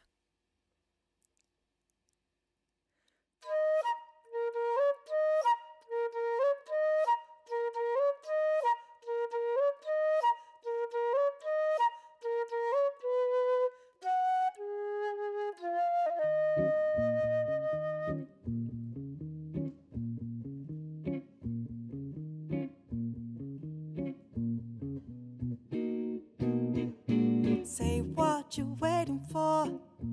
One time I know for sure. Step up here and show your mind. This time count on us to rise. I know this feeling still so strong no one can kill. Can't you see we hold it close, riding high up on our shoulders?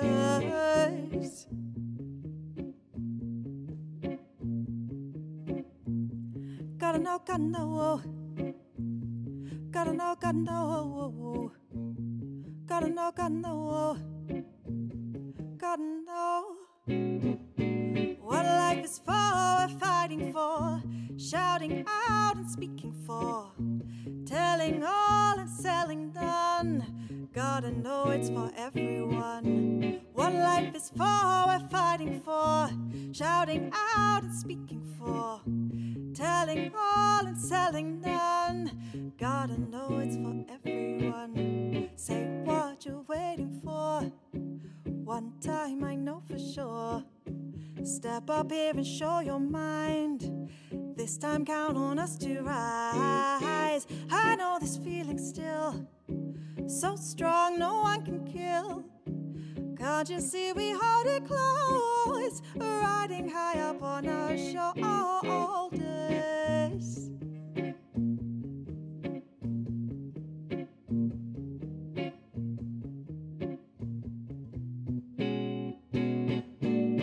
Gotta know, gotta know. Gotta know, gotta know. Gotta know, gotta know. Gotta know what life is for, we're fighting for, shouting out and speaking for, telling all and selling done. Gotta know it's for everyone. What life is for, we're fighting for, shouting out and speaking for, telling all and selling done. Gotta know it's for everyone.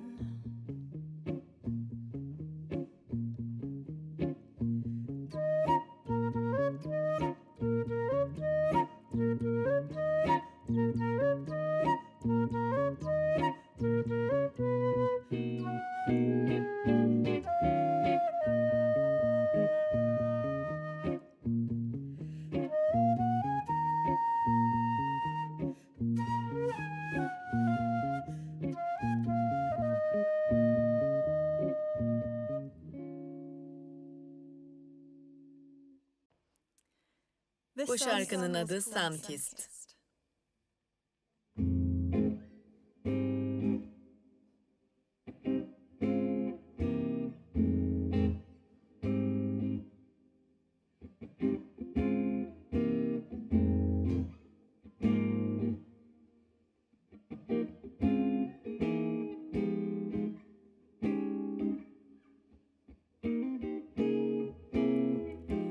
Could it be another day with nothing more to say?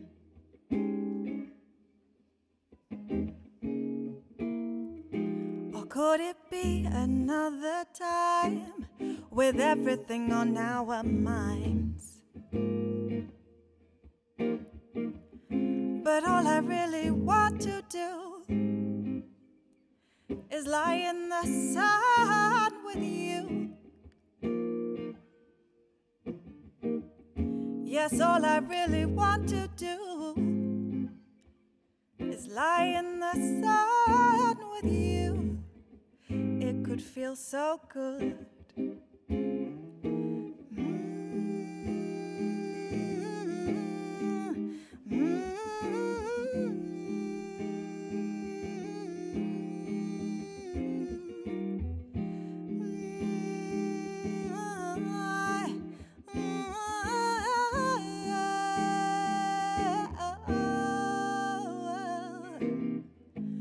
Could it be what we need? A second of symmetry.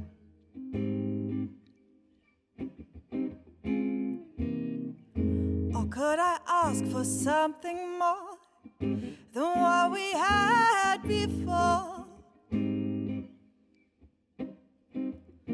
But all I really want to do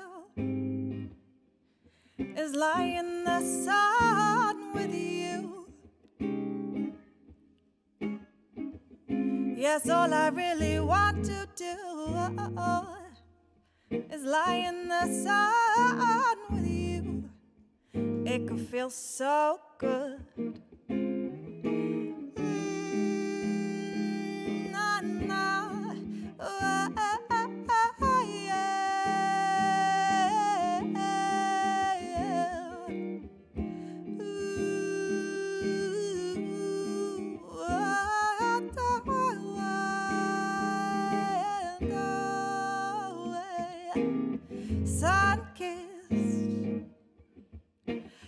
I can feel it through my skin, burning with heat.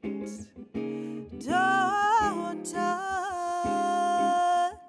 It can burn fingertips and loosen your lips.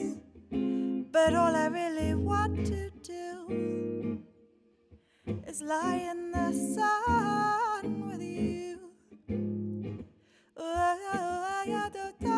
All I want to do is lie in the sun.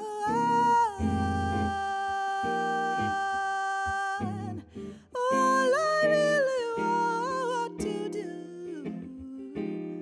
all I want to do, yes, all I want to do is lie in the sun with you.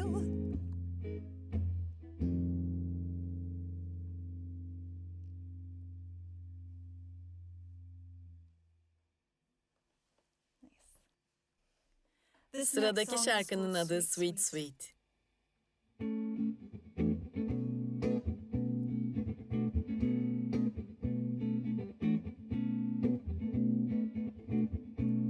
Sweet, sweet child, where do you wander with your eyes closed? And though the world is rough, ain't no one told you so.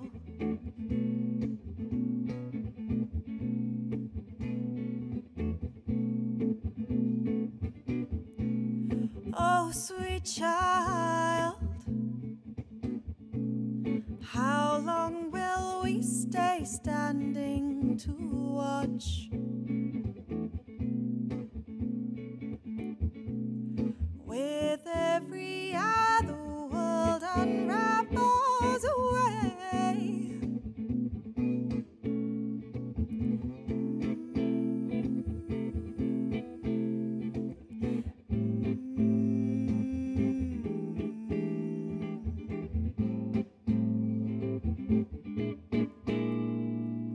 catch hold and hold tight to the ground, it could divide. All that we can do is give it all to you. Catch hold and hold tight to the ground, it could divide.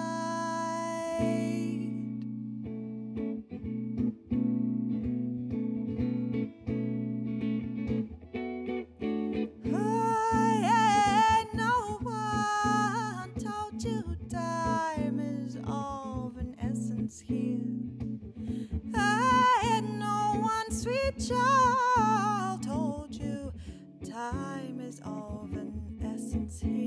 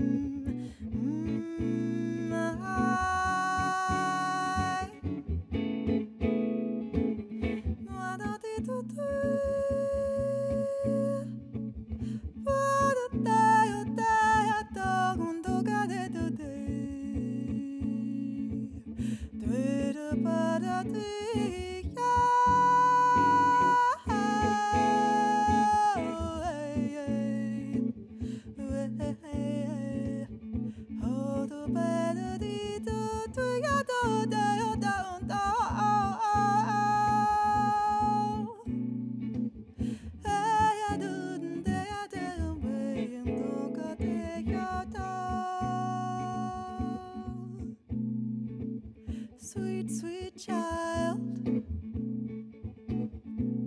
where do you wander with your eyes closed? And though the world is rough, ain't no one told you so.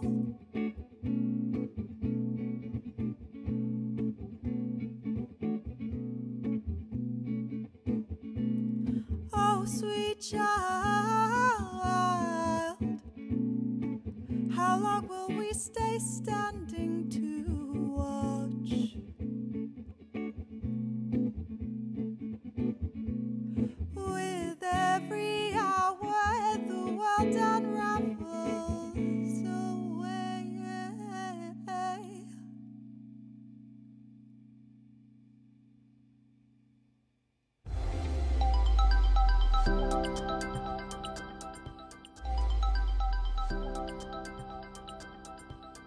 Şimdi çok önemsediğim bir kısım var sırada. Sabancı Vakfı Fark Yaratanlar Söyleşisi. Neden? Çünkü yıllardır takip ediyorum ben bir izleyici olarak. Ülkedeki pek çok kıymetli hikayeden, hayattan bu Fark Yaratanlar projesi sayesinde haberimiz oldu. Bu sayede tanıdık onları. Şimdi izninizle sözü, söyleşinin moderatörlüğünü de yürütecek olan, bizi fark yaratan kadınların hikayeleriyle buluşturacak olan Sabancı Vakfı Genel Müdürü Sayın Nevgül Bilsel Safkan'a bırakıyorum.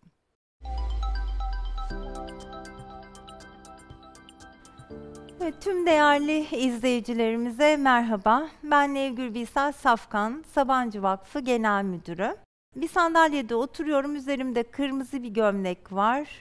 Esmerim, saçlarım omuzlarımda, ayağımda bir kot pantolon ve çizmeler var. Arkamda bir sahne, ekranlar. Ekranlarda da festivalin paydaşlarının logoları dönüyor. Bugün bize ayrılan sürede fark yaratanlarla söyleşi yapacağız. 3 kadın fark yaratanımız bizlerle olacak. Fark yaratanlar topluma ilham veren, dönüştürücü gücü yüksek kişilerden oluşuyorlar. Hikayeleri son derece motive edici, mücadeleleri ilham veren kişiler. Onlardan 3 kadının hikayesini bugün biraz daha farklı yönleriyle, bilinmeyenlerle açmaya çalışacağız. Özel sorularımızla pekiştireceğiz. Tabii ki herkesin olduğu gibi onların da keşkeleri, hayatlarının zor, heyecanlı anları var. İyi kileri var. Hep birlikte dinleyeceğiz. Kimler? İsimleriyle ve temsil ettikleri kurumlarla söylemem gerekirse, ilk konuğum Nurdeniz Tuncer, Rehber Köpekler Derneği kurucusu. Köpeği Kara ile birlikte gelecekler. İkinci konuğum İlayda Eski Taşçıoğlu, online olarak bizlere bağlanacak. Konuşmamız gerek platformunu kurdu İlayda. Ve son olarak yine burada sohbet edeceğiz sahnede. Alerji ile Yaşam Derneği'nin kurucusu Özlem Ceylan bizlerle birlikte olacak. Bakalım onlardan neler duyacağız bize ayrılan sürede. İlk konuğum Nurdeniz Tuncer ve Kara. Çok kısa onları tanıtmak istiyorum sizlere. Nurdeniz avukat, İstanbul Üniversitesi Hukuk Fakültesi mezunu. Rehber Köpekler Derneği kurucusu. Ve 2014 yılında tanışıyor bir rehber köpek uygulamasıyla. Oradan sonra Kara'yla olan tanışmaları ve yolculukları başlıyor. Ve nasıl dost olduğunu rehber köpeklerin deneyimledikten, öğrendikten sonra farkındalık yaratmak ve eğitimlerle bunu paylaşmak üzere yola çıkıyor. Bu yolculuk tabii bugünlere kadar halen devam ediyor. Dolu dolu geçen seneler, yıllar var içerisinde. Biz daha gerilere gidelim, öyle başlayalım istedik. O yüzden İşte bu avukat olma kararına doğru biraz geri dönersek, o karar ne zaman alındı, neden avukat olmak da başka bir meslek değil? Oradan başlayalım istiyorum. Hoş geldin Nurdeniz. Hoş bulduk. Öncelikle çok teşekkür ediyorum. Öyle muhteşem bir organizasyona bizi de davet ettiğiniz için.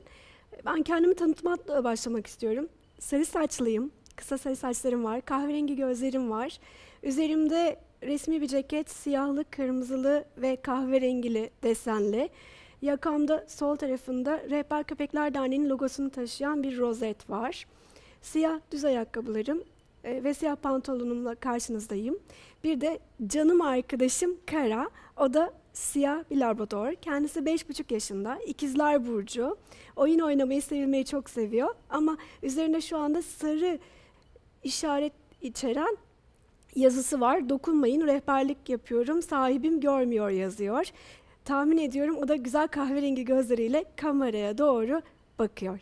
İzmir doğumluyum. Sonrasında babam eczacı, Afyon'da bir süre yaşadık. İlkokulu Afyon'da bitirdim. Çoklu kültürü yaşamının getirdiği bir zenginlik var diyebilirim. Ankara'da babaannem dedem, İzmir'de anneannem dedem ve İstanbul'da da sürekli ziyaretlerimiz söz konusuydu ve yurt dışına da sürekli ziyaretler yapıyorduk. Bu tabii çocuk yaşta böyle hareketli bir hayata sahip olmak kültürel açıdan sizin vizyonunuzu çok geniş tutuyor.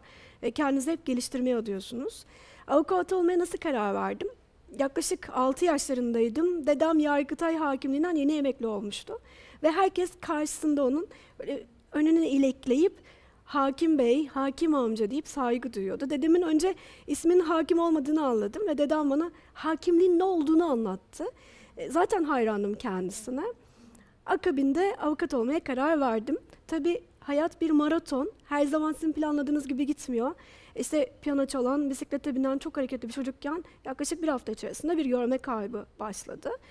Ama hayatım hiç değişmedi, kararlarımı hiç değiştirmedim. O hızla, o hayallerimin peşinde koşmaya devam ettim. Evet, ne güzel. Sen dedenden ilham aldın. Belki de onlarca kadın bizi izleyen, dinleyen senden ilham alaraktan avukatlık mesleğini bir daha düşünecekler. Ailede hep sağlıkçı vardı, eczacı vardı. Dedem hakim olarak herkesin böyle örnek aldığı ideal bir insandı. Aklı büyük, kendi küçük derdi bana. Hiç susmayan bir çocuktum, aldım o mikrofonu da evde hep oyunlarımda. Kendisi hep bana şey derdi, avukat olmalısın. Anca bu performansı böyle harcayabilirsin diye. Ne tatlı. Peki dedeni andık.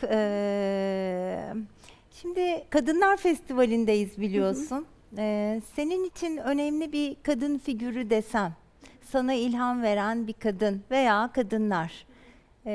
Kimi söylersin, kimi düşünürsün? 80'li yılların sonunda ilkokuldaydım.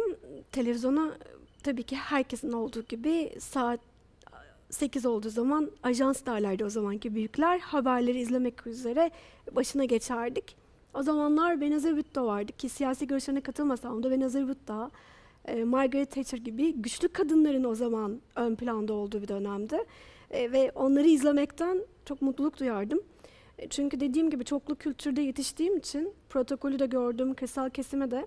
Özellikle kırsal kesimde mesela kadına eksik etek demeleri beni çok üzerdi ve hep bu eteğin uzatma planlarını yapardım. O yüzden böyle güçlü kadınların televizyonda olması beni çok etkilerdi. İş hayatından iş insanı olarak da Sayın Güler Sabancı o zaman 80'li yıllarda başlangıcıydı sanırım iş hayatının ve hepimizin de örnek aldığı kişilerden de. Ne güzel, ona da sürpriz olacak şimdi. Evet, teşekkürler. Sana 5 kelimelik bir kontenjan versek, 5 kelimeyle sınırlı, kendini nasıl ifade etmek isterdin? Kararlı, çok çalışkan, çalışmayı çok severim. Meydan okumayı seven, aktivist boyutunda değil, rol model olmak ve hani yol açmak konusunda, kişisel gelişime ve bakıma önem veren, paylaşmayı seven. Ne tatlı, çok teşekkürler. Evet. Peki şimdi biz bir kadın festivalindeyiz ve şehir bazlı festival. Biliyorsun Türkiye'de bir ilk ve İstanbul olarak festivali düzenliyoruz. Sen bir kadın olarak burada bizimlesin. Hem engelli ve hem kadın olarak düşündüğünde İstanbul için nasıl bir değerlendirme yaparsın? Mesela hani 10 üzerinden diye düşünsen, İstanbul kaç alır bu anlamda? İstanbul'dan vazgeçemeyip ama sürekli şikayet edenlerdenim. İstanbul 10 üzerinden karışıklığı ve birazcık düzensiz yapısıyla 10 üzerinden 5 diyebilirim. Çünkü engelli bir kadın olarak sürekli iş hayatı aktif, hem dernek hem iş hayatı olan bir kişiyim. Ve sürekli her yere girip çıkıyorum. En çok bunu hissedenlerden biri de benim. Kaldırımların üzerine park edilen arabalar, anlamsız sarı yüzeyler. Mesela karının eğitimi var sarı yüzeylerle ilgili. O bile bazen şaşırıyor hani bittiği zaman. Ağaçların yolun ortasında olması, kaldırımların kırıklığı, ışıksız alanların bulunması. Tabii ki mükemmel yerler de var ama bunun sayısının teknolojiyle birlikte artması gerekiyor. Biz göremeyen kişiler son zamanda bizim için teknoloji çok önemli olduğundan dolayı akıllı telefonlarımızla hep adresleri telefonlardaki navigasyonlarımızla buluyoruz. Alışveriş merkezlerinin çoğunda bu tabelaları okuyor. Bir takım uygulamalar da tabelaları okuyor. Akıllı şehir uygulamasının daha çok artmasını istiyoruz. Binalara girdiğimiz zaman asansörlerin sesli olması çok önemli. Ne kadar köpeğiniz de olsa, tabii ki bağımsız hareket ediyorsunuz ama bir asansöre girdiğinizde birilerine sormak, onun braille alfabeli ya da erişebilir olmaması aslında bir yerde de sizi yine birilerine sormak zorunda bırakabiliyor. Merdivenlerin ucunun bir şekilde görme engelli için ayarlanması veya tuvalet girişlerinin ona göre tabelaların konulması, bunlar küçük ayrıntılar ama aslında bizim cephemizde farkları ortadan kaldırmak için en önemli unsurlar. Teknolojiyle birlikte küçük dokunuşlarla bu muhteşem İstanbul'u daha da güzel, daha da cazip hale getirebiliriz. Güzel şeyler öğrendik senden. Sen bunları değiştirmek için bir şeyler yapıyor musun? Bu anlamda katkıların var mı?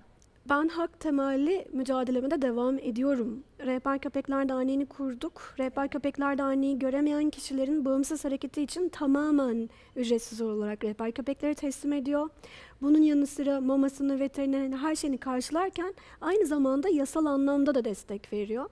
Tabii bu yasal anlamda destekler sadece bir mekana girişi değil. Bir şekilde o mekanla erişebilir olması, bir görme engelli gittiği zaman otellerde ya da farklı yerlerde rahat edebilmesi için bize soruldukça gönüllü olarak biz de bu bilgi birikimimizi, benden daha uzman olan kişiler de var. Ben hukuki boyutuyla ve tecrübelerimi aktarıyorum ama uzman kişiler de var. Gönüllü olarak bunu aktarmaya çalışıyoruz. Bu soruyu biz hazırlarken İstanbul'u nasıl buluyorsun diye. Ben seni sosyal medyada da takip ediyorum. Yani bahsettin ya zaten ben çok gezerim, çok dolaşırım diye. Gerçekten o kadar çok geziyorsun ki ben böyle her post koyduğunda diyorum ne kadar aktif, ne kadar dinamik Nurdeniz. Her yerdesin, geziyorsun. Dolayısıyla yani şehri bu anlamda çok yönlü olarak da deneyimliyorsun esasında. Tabii bizim amacımız sadece rehber köpek vermek değil. Bunun örneğini de göstermek, yapabiliriz'i göstermek. Hep şikayet etmek değil, çözümle birlikte gitmek. Evet, bugün rehber köpek olur, sesli baston olur, farklı yöntemler olur. Ama biz bu hayatta varız ve bu hayata katılmalıyız. Farklılıklarımız bizim zenginliğimiz. Kimi göremiyor, kimi duyamıyor ama bu hayat hepimizin. O yüzden hepimiz bağlarımızı kuvvetlendirerek hem eğitimimizi alıp çalışıp, üretip bu hayatın içinde olmak zorundayız. Hayat birlikte güzel bence. Evet, hayat yolculuğunda geri dönsek, küçük Nurdeniz'e doğru, 5-6 yaşlarındaki Nurdeniz'e doğru gitsek, ona ne mesaj verirdin? Zamanı anlatıp zamanı doğru kullanmasını söylerdim. Çünkü bu hayatta en kıymetli şey zaman. Onu doğru kullanmak lazım. Teşekkür ediyorum. Biz de zamanımızın sonuna geldik. Sana ve Kara'ya bugün bizlerle birlikte olduğunuz için, fark yaratan çalışmalarınızı, yaklaşımlarınızı paylaştığınız için, yine bizi izleyen birçok insana da ilham verdiğinizden eminim. Çok teşekkür ediyoruz. Biz teşekkür ediyoruz bu davetiniz ve organizasyon için. Evet, şimdi ikinci konuğumu takdim edeceğim. Bu sefer dijital olarak bağlanıyoruz. Yine bir fark yaratan, çok yeni bu sezonun fark yaratanlarından İlayda bizimle. Hoş geldin. Merhabalar Nevgül Hanım, hoş bulduk. Sizi görmek çok güzel. Herkese merhabalar, ben İlayda. Şu an evimin salonundan online olarak bağlanıyorum. Salonda arkamda bir tablo ve ailemin bir fotoğrafı var. Ben önünde oturuyorum. Uzun koyu kahverengi saçlarım ve koyu kahverengi gözlerim var. Mavi çiçekli bir bluzum var. Burada bu etkinlikte yer aldığım için inanılmaz mutluyum. Ne kadar güzel anlattın. Harika. Hoş geldin tekrardan. Ben çok kısa seni tanıtacağım. Sonra sorularımıza geçeceğiz. İlk fark yaratan konuğum Nurdeniz de hukuk mezunuydu. Sen de hukuk mezunusun. Devam ediyorsun. Doktora yapıyorsun.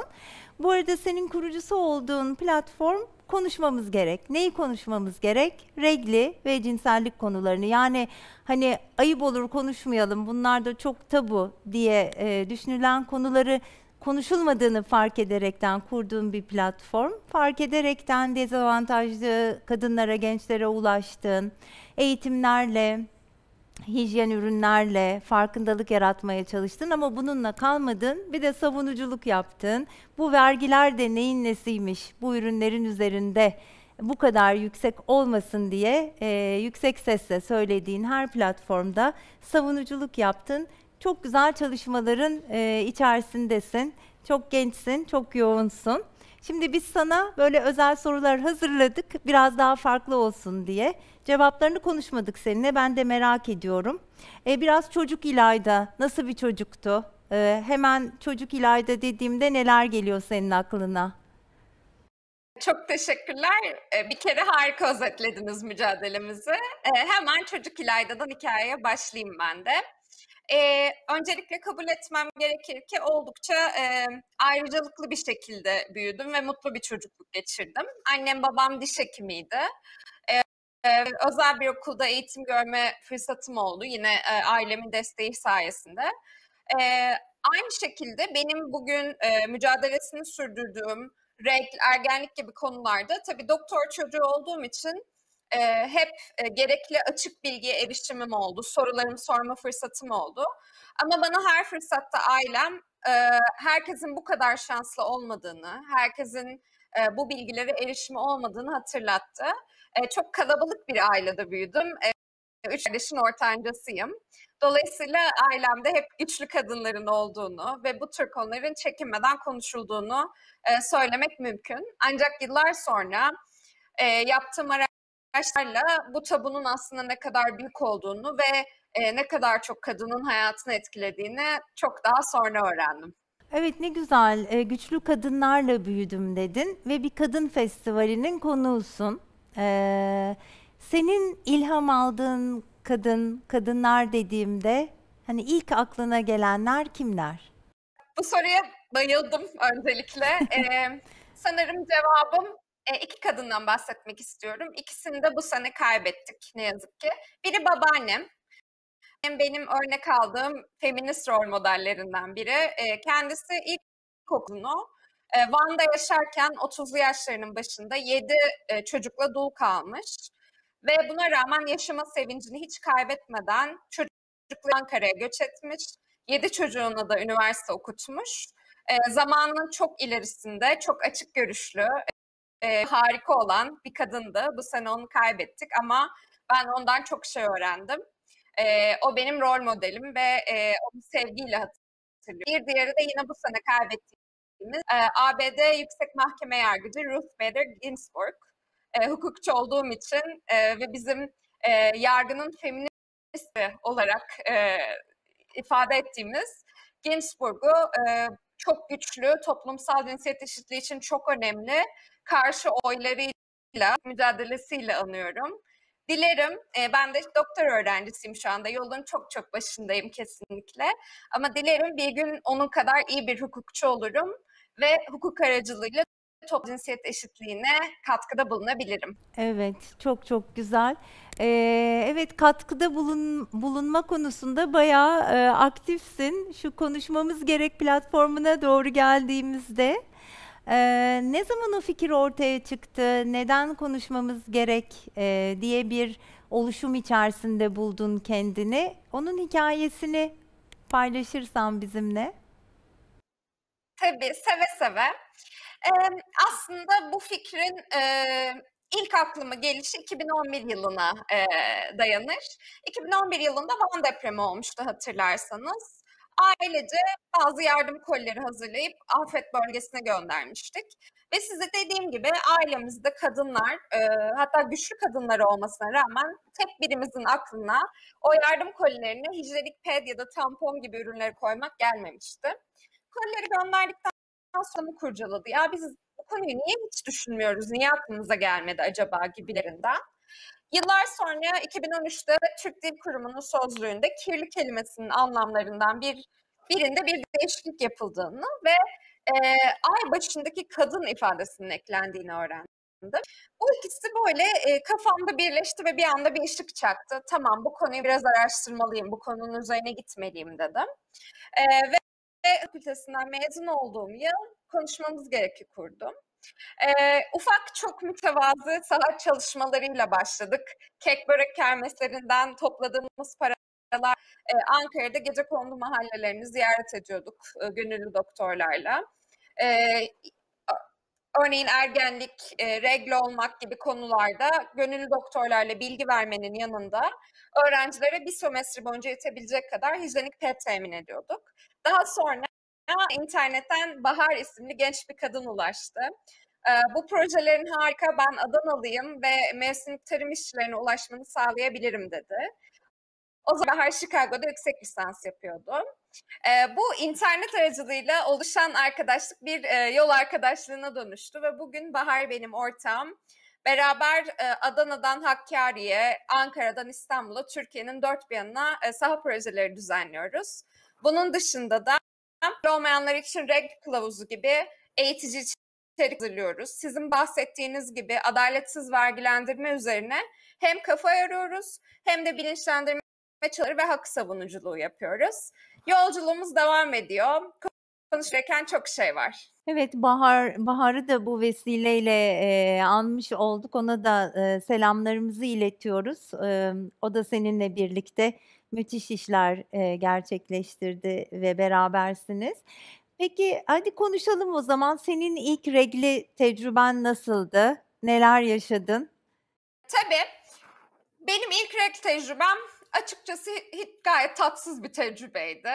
Biz regl hakkında konuşurken bu tecrübenin aslında biraz korkutucu, biraz kafa karıştırıcı ve tatsız olduğu gerçeğini inkar etmiyoruz.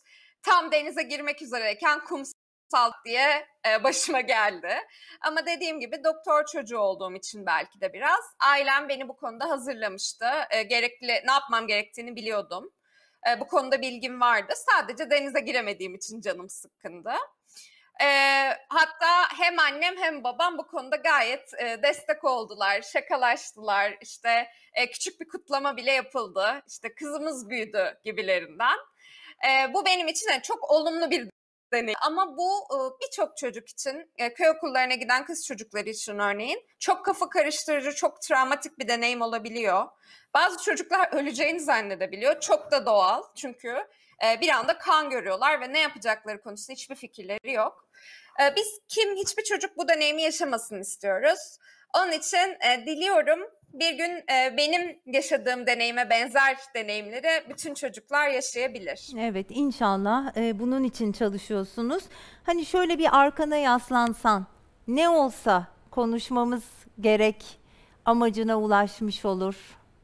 Sen de belki yepyeni bir konuya yelken açarsın. Harika bir soru. Biraz belki uzun vadede gerçekleşecek ama bir gün hayalini kurduğum şu tabii. Türkiye'nin hiçbir yerinde hijyenik petler gazete kağıdına veya plastik torbaları sarılıp gizli saklı satılmadığı zaman, Türkiye'nin her yerinde regl olan bütün bireyler hijyenik pet, tampon gibi ürünlere erişime sahip olduğu zaman ve regl olmak bir tabu, utanılması gereken bir konu olarak görülmediği zaman bizim misyonumuz tamamlanacak ve o zaman gerçekten yerlere yelken açabileceğiz sanırım. Evet çok güzel. Teşekkür ediyoruz. Enerjin, umudun hiçbir zaman kaybolmasın. Çalışmalarınızda tebrik ediyoruz. Canı gönülden kutluyoruz ve iyi ki varsınız demek istiyorum. Sağ olun. Evet, Söyleşi'de ikinci konuğumuzla da sohbetimizi takiben şimdi üçüncü konuğumu davet etmek istiyorum. Üçüncü fark yaratan Özlem Ceylan bizlerle olacak. Şimdi kendisini yanıma davet ediyorum. Evet, hoş geldin Özlemciğim. Nasılsın, iyi misin? İyiyim, siz nasılsınız? İyiyiz. Bu sefer de bir kadın festivalinde bir aradayız. Ne güzel, ne mutlu bize. Bir kadın olarak, fark yaratan bir kadın olarak bugün bizimlesin. Sen kendini bir nasıl görünüyorsun anlatırsın. Ondan sonra da ben bir kısa tanıtımla giriş yapacağım. Ben Özlem Ceylan. Siyah uzun saçlarım var. Şu an üzerimde beyaz bir gömlek, siyah bir etek ve siyah ayakkabılar var. Nevgül Hanım'ın hemen yanında bir sandalyede oturuyorum. Ben de seni kısaca tanıtarak başlayıp sonra sorulara geçeceğim. Uzun yıllar özel sektörde çalıştıktan sonra bir dernek kuruyorsun. Bir derneğin kurucususun. Alerji Derneği'nin kurucususun. Efe diye çok tatlı bir oğlun var. Alerjik bir bünyeden, alerjik bir yapıdan bahsedeceğiz birlikte.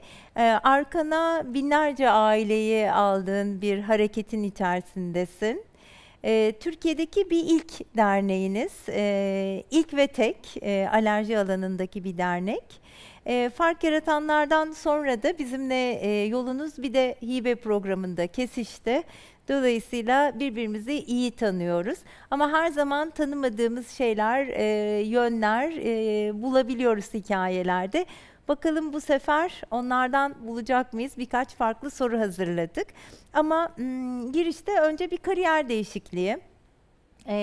Sen de özel sektörde bir çalışan iş kadını olaraktan uzun yılları geride bıraktıktan sonra sivil toplumda bir dernek başkanı olarak başka bir mücadelenin içerisine buldun kendini. Bu bir kariyer değişikliği. Tabii ki isteğinle gerçekleşen. Ama nasıl? Yani nedir orada değişim kararını tetikleyen şeyler? Öncelikle böyle bir projeyi başlattığınız için biz çok mutlu olduk. Çünkü kadınları çok az dinliyoruz toplum olarak. Biraz onları daha fazla dinlememiz, anlamaya çalışmamız ve sorunlarını dinledikten sonra da işte duymakla dinlemek çok farklı şeyler biliyorsunuz. Bu sorunları nasıl beraber çözebiliriz? Biraz belki bunun için birlikte çalışmak gerekiyor. Çünkü toplumun kadından beklentisinin çok yüksek olduğunu düşünüyorum. Yani kadınlar eğitim alsınlar, meslek sahibi olsunlar, kariyerlerinde çok başarılı olsunlar. Zamanı geldiği zaman iyi bir evlilik yapsınlar, çok iyi bir eş olsunlar, sağlıklı çocuklar dünyaya getirsinler. Ve bu çocukları da çok böyle başarılı, sağlıklı bir şekilde büyütsünler diye bir beklentimiz var toplumdan, kadından. Ama işte biz bu kültürümüzün bize empoze ettiği hayallerle büyüyoruz. Peki bu hayaller yolunda gitmezse ve biz filmlerde ve masallarda bize anlatıldığı gibi bir tabloyla karşılaşmazsak ne oluyor? İşte o zaman çok büyük bir hayal kırıklığı oluyor. Aslında benim yaşadığımda hemen hemen buydu. Ben de çocuk sahibi olduktan sonra kariyerime devam edeceğim diye planlar yaparken bir baktık ki aslında ben sağlıklı bir çocuk sahibi değildim. Bir takım problemleri vardı daha doğduğu andan itibaren başlayan. Çok mutsuz, çok huzursuz bir bebekti, sürekli ağlıyordu, beslenmeyi reddediyordu ve gerçekten tanı almamız bizim 9 ay sürdü. Yani 9 ay evde yeni bir annesiniz, lavusasınız, etrafınızda herkesin sizden çok farklı beklentileri var ama birinci önceliğiniz bebeğiniz ve o da çok mutsuz bir bebek. Sanki beni bu dünyaya niye getirdiniz der gibi size bakıyor. Dolayısıyla o çok büyük bir hayal kırıklığı yaratıyor sizde. Ama bir süre sonra onun içerisinden çıkıyorsunuz. Yani çıkmak zorundasınız daha doğrusu. Yani kendinize bir noktada şu soruyu sormanız gerekiyor. Evet, böyle bir şey benim başıma geldi. Artık hani nedenini bırakıp bundan sonra ne yapabilirim bununla? Yani ben bununla yaşayacağım. Bunu buradan alıp nereye götürebilirim diye düşünmeye başlamak gerekiyor. O noktada işte ben bir yol ayrımına geldim.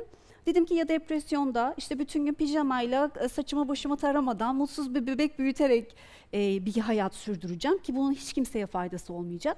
Ya da evet ben böyle çok zor bir hastalıkla karşılaştım çocuğumda ama onu hala nasıl yaşıtları gibi sağlıklı büyütebilirim? Hem fiziksel hem de zihinsel olarak onun iyiliği için ben nasıl iyi olabilirim aslında? Bu soruyla başladı ve evet önce örgütlenmeyle birbirimize benzer aileleri bulmaya çalışmakla onları bulduktan sonra da yine 16 alerjik çocuk sahibi aileyle birlikte biz çok çektik tanıda, tedavide. Başka ailelerin hayatları bizler kadar zor olmasın, bunu yaşamak zorunda değiller diye neyi değiştirebiliriz diye aslında yola çıkarak bir dernek kurduk. Evet, ellerinize sağlık, Çok emeklerinize sağlık. Sadece kendinize değil, benzer sıkıntıyla karşılaşan ama ne olduğunu bilemeyen, tanım koyamayan bir sürü aileyle de bağlanmış oldunuz. Şimdi biraz daha somut bir yere doğru gelsek, mesela oğlun Efe'nin çok sınırlı sayıda besinle yaşadığını biliyoruz. Kaç besinle yaşıyor ve bir günlük rutini nasıldır Efe'nin ya da ikinizin birlikte günlük rutininizde neler vardır? Şimdi ben Efe gibi bir çocuğa sahip olmadan önce bana Efe gibi bir çocuğun varlığı anlatılmamıştı. Dolayısıyla biz hiç kimseden duymadığımız bir tabloyla karşılaştık. Çünkü Efe'nin ileri derecede bir besin alerjisi var. 4 yaşından sonra da alerji kökenli nadir bir hastalık tanısı aldı. İsmi ezinofilik özofajit.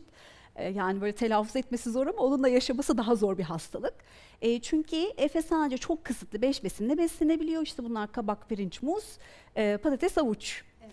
Yani ekmek yok, et yok, dışarıda süt yemeğe yok, gidiyorsunuz. Bu 5 yemekten biriyle veya ikisiyle onu da birlikte zaten bir şey yanınızda götürüyorsunuz. Dolayısıyla Böyle bir çocuk nasıl büyür? Bir kere hepimizin kafasında böyle bir soru işareti vardı. Çok endişeyle, çok tedirginlikle ilerleyen yıllardı bizler için.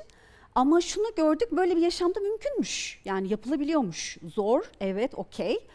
Ama bir yandan onu da yaşıtları kadar hem fiziksel hem de zihinsel olarak sağlıklı büyütebilme imkanımız varmış. Dolayısıyla bunu görmek bence açıkçası o kıvılcım ve dönüm noktası diyebilirim. Zor bir hayatı var ama ben çok başarılı insanların açıkçası otobiyografilerine bakıyorum. Hiçbirinin hayatı zaten kolay olmamış Nevgül Hanım. Küçük yaşta yaşadığımız bütün zorluklar aslında bizi daha sabırlı, daha meşakkatli, daha mücadeleci yapıyor. Yani ben oğlumda da bunu gözlemliyorum. İşte birçok çocuğun zorlandığı ödevler ona çok kolay gelebiliyor. Neden? O çünkü zaten gerçek hayatında daha zor bir şeyle mücadele ediyor. Dolayısıyla birazcık da başımıza gelen her kötü şeyin, burada o kötü işte tırnak içerisinde ama olumsuz diyelim, şeyin arkasında aslında iyi bir amaçta olabileceğini görmek bence çok önemli bir şey. Tabii ki bütün bu zorluklar içerisinde ben tek başıma değilim. Evet. Evet, anne olarak siz bir çocuğu 9 ay karnınıza taşıyorsunuz ve doğuruyorsunuz.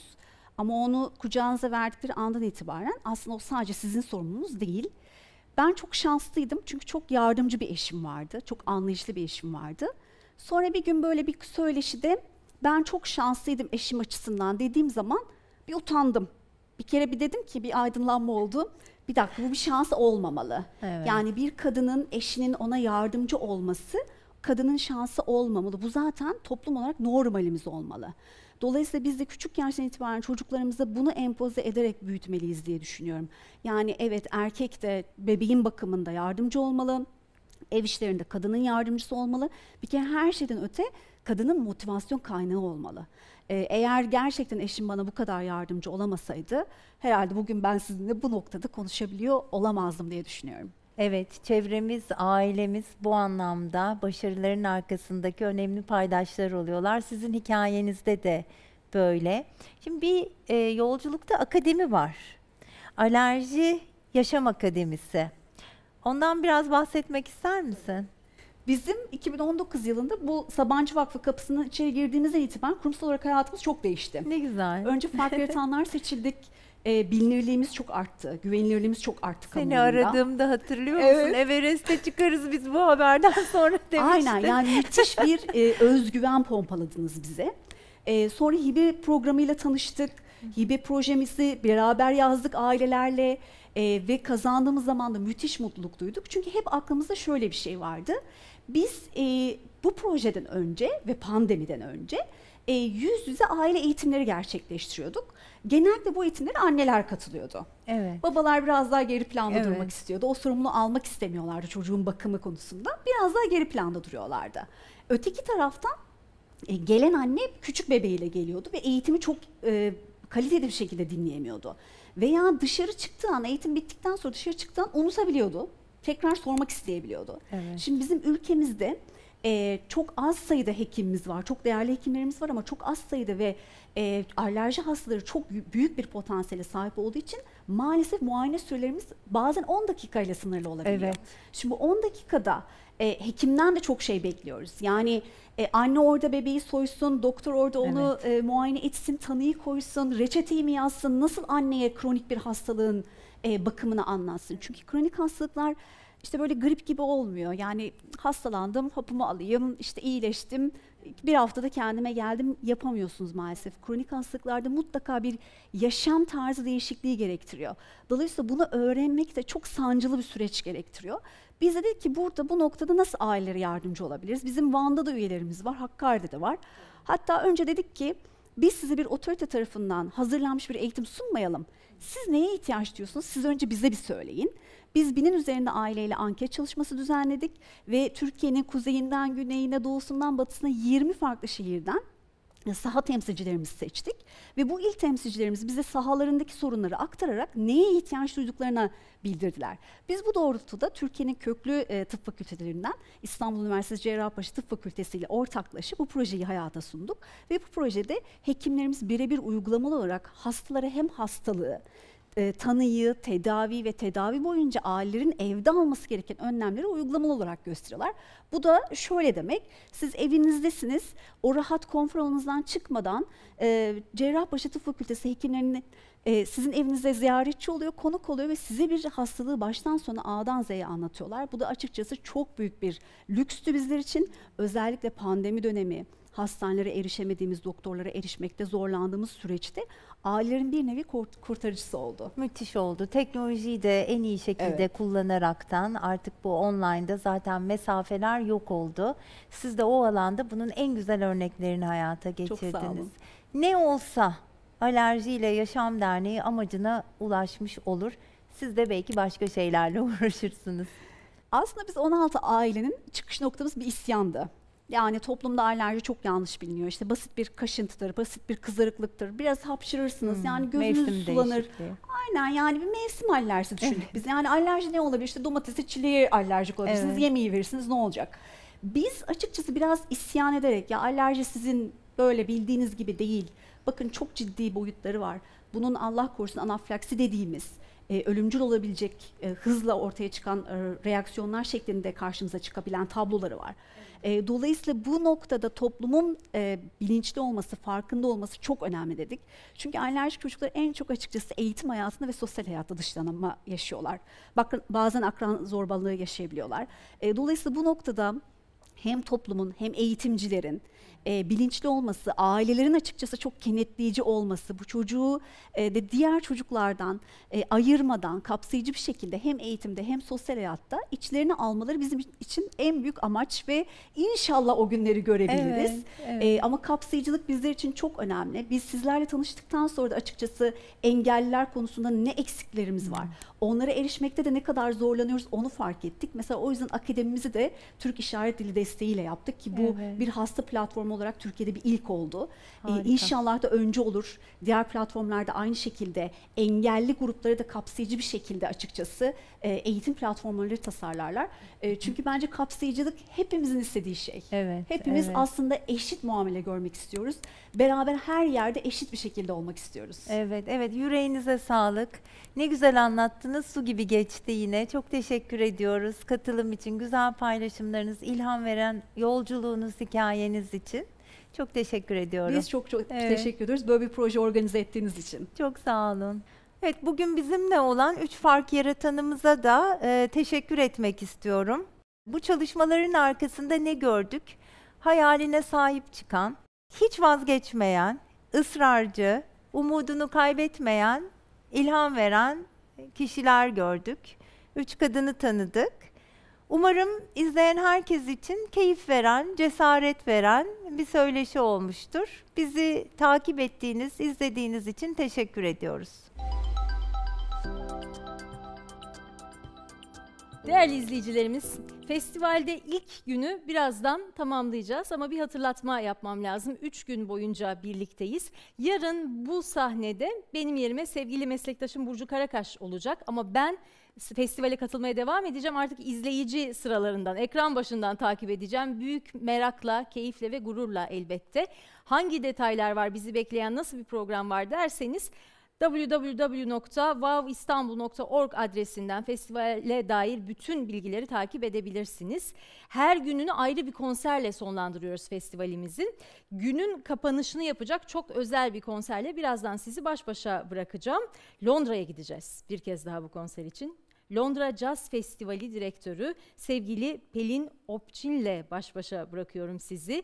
Yarın tekrar birlikteyiz diyeceğiz. Size veda etmeden önce, seyirci koltuğuna geçmeden hemen önce şunu da söylemem lazım. 8 Mart Dünya Emekçi Kadınlar Günü için yapıyoruz bu buluşmaları, bu önemli buluşmayı.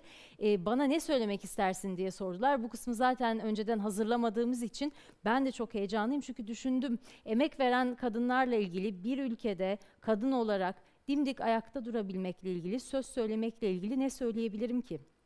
Bu sadece benim hikayem değil, kameraların arkasında bugünü var eden çok güçlü kadınların hikayesi. Ekranın karşısında beni izleyen, kim bilir nasıl yollardan, nasıl yolculuklardan geçmiş sizlerin hikayesi. Dolayısıyla hepimizin hikayesi birincisi anlatılmayı hak ediyor. İkincisi, hepimiz hikayemizle, olduğumuz insanla, olduğumuz kadınla gurur duymayı hak ediyoruz. Onu çok sevmeyi de hak ediyoruz. Hep birlikte var olduğumuz nice güzel günlerde buluşmak üzere. Sizlerin karşısında olmak benim için büyük bir mutluluk ve onurdu. Çok çok teşekkür ediyorum ve sizleri güzel bir konserle baş başa bırakıyorum.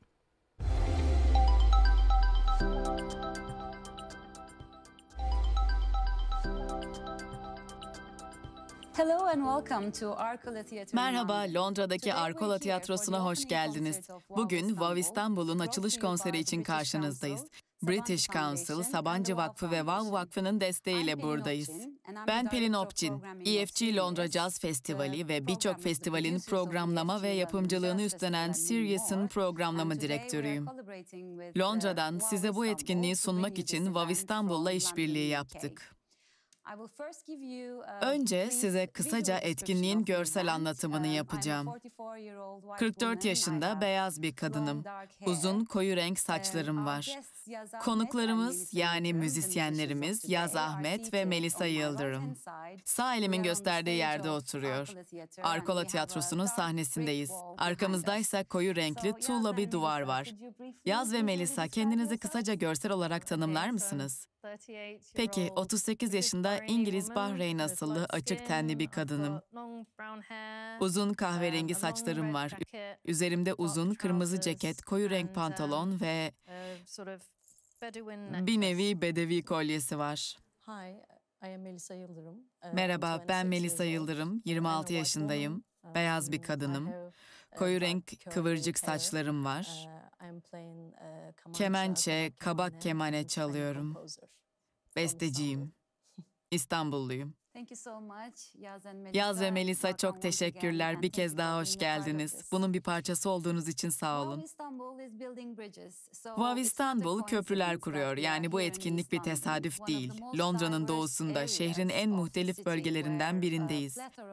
Türk nüfusunun da dahil olduğu birçok topluluk bu bölgede. Şehrin en hareketli, en yaratıcı, en canlı mahallelerinden birini oluşturmak üzere bir araya geliyor. Arcola Tiyatrosu iki Türk yapımcı ve tiyatro yönetmeni tarafından kurulmuştur. Mehmet Ergen ve Leyla Nazlı. Bu tiyatro çığır açan, kendine özgü, toplumda merak uyandıran işi simgeliyor. Londra'nın kültürel olarak en etkin yerlerinden biri. Dediğim gibi Wow İstanbul bugün Yaz Ahmet ve Melisa Yıldırım'ın müthiş konserleriyle başlıyor.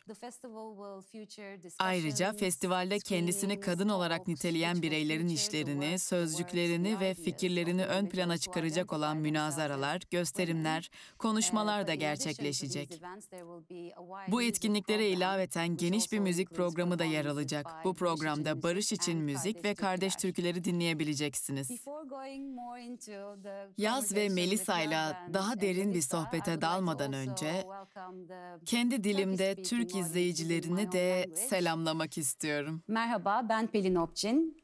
Sirius ve Londra Jazz Festivali'nin programlama direktörüyüm. Uzun yıllar Türkiye'de müzik ve kültür alanında çalıştıktan sonra son 3 yıldır Londra'da yaşıyorum ve Sirius olarak Wow İstanbul'un bir parçası olmaktan dolayı çok mutluyuz. Yaz ve Melisa, hoş geldiniz. Bence seyircilerimiz sizin hakkınızda daha çok şey öğrenmek isteyeceklerdir. Peki, Yaz, belki seninle başlayabiliriz. Bize kendinden, müzik yolculuğundan bahseder misin? Sanatını ve bugün ne göreceğimizi anlatır mısın? Peki, trompet ve flügelhorn çalıyorum. Besteciyim.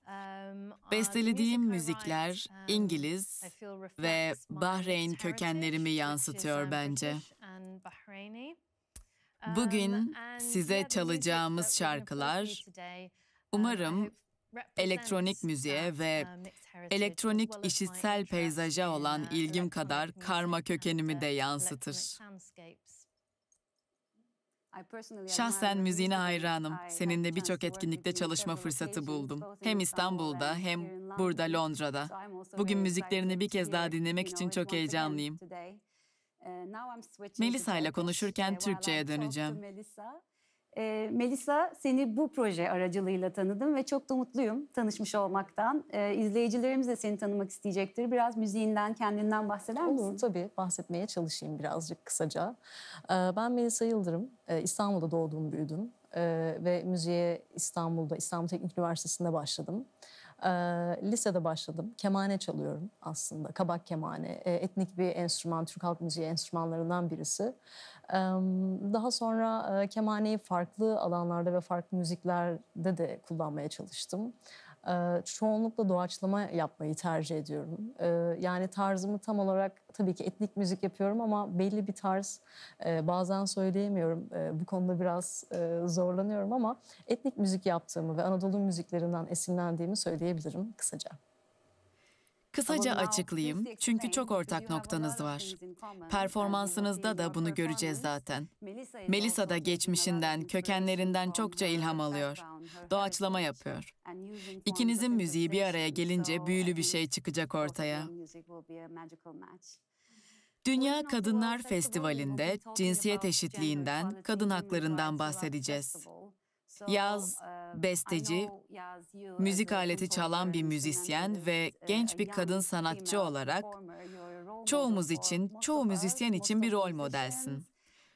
Özellikle müzik sektörüne ve bugünkü rolüne dair kanaatin nedir?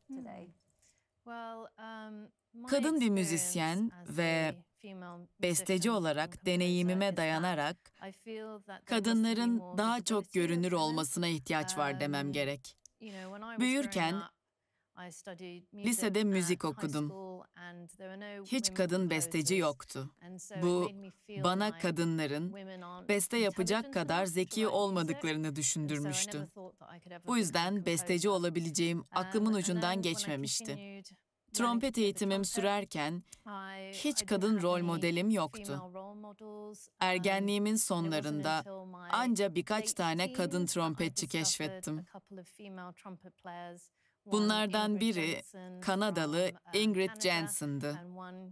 Diğeri ise eskiden Beyoncé'nin grubunda çalan Kiko Collins'ti. Bu kadınlardan çok eski bir platform olan MySpace aracılığıyla haberdar olmuştum. Bu kadınları keşfedince şunu fark ettim. Profesyonel bir trompetçi olabilirim. Sadece erkekler için değilmiş, dedim. Bu deneyimim, görünürlüğün çok önemli olduğunu fark etmemi sağladı. Öteki gibi görünen bir güruh yoksa asla ilerleyemeyiz.